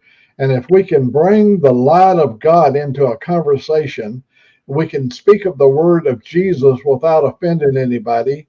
Have we done the same thing that the preacher is doing up there in the front, except we don't pass a collection plate around? That's what got me. We are made aware of the presence of God and the living Jesus through our communicating here. Through our communicating, and I'm getting that much more now, Mac. I'm understanding that much more. It doesn't need a hierarchical a guy telling you, you know, you will burn in hell if you don't believe, which is what we got as kids from our local priest, you know. And he didn't know any better, the old poor priest. He was just an old man that's how it was in Ireland, you know. It was a religion that or a sermon that was just, you know, the brimstone and gnashing of teeth if you don't believe. And it didn't gel with me. And there are just sort of things, whereas I know that Jesus is an entity of love and light and good. But the way some people interpret it is just beggars belief. Go ahead, Desert Outlaw. I always felt Sorry, like Desert. no, you're good. I always felt like you didn't need the building, because something like this, what we got going on as a community, could be the building, as long as that message is kind of spread out. You know what I mean? Right on, brother. Yeah, absolutely. Because I remember riding horses and being in the middle of nowhere. Like you're not getting to the building, you're not getting to the church. But as long, I don't know. No, I get you, man. So this right here, David, is I'm queuing up the record from Leonard Cohen, Closing Time. Closing Time. Beauty. Yeah. It is such sweet sorrow saying goodbye. You promised you'd write it out. We're at 5:02, 5 hours and 2 minutes.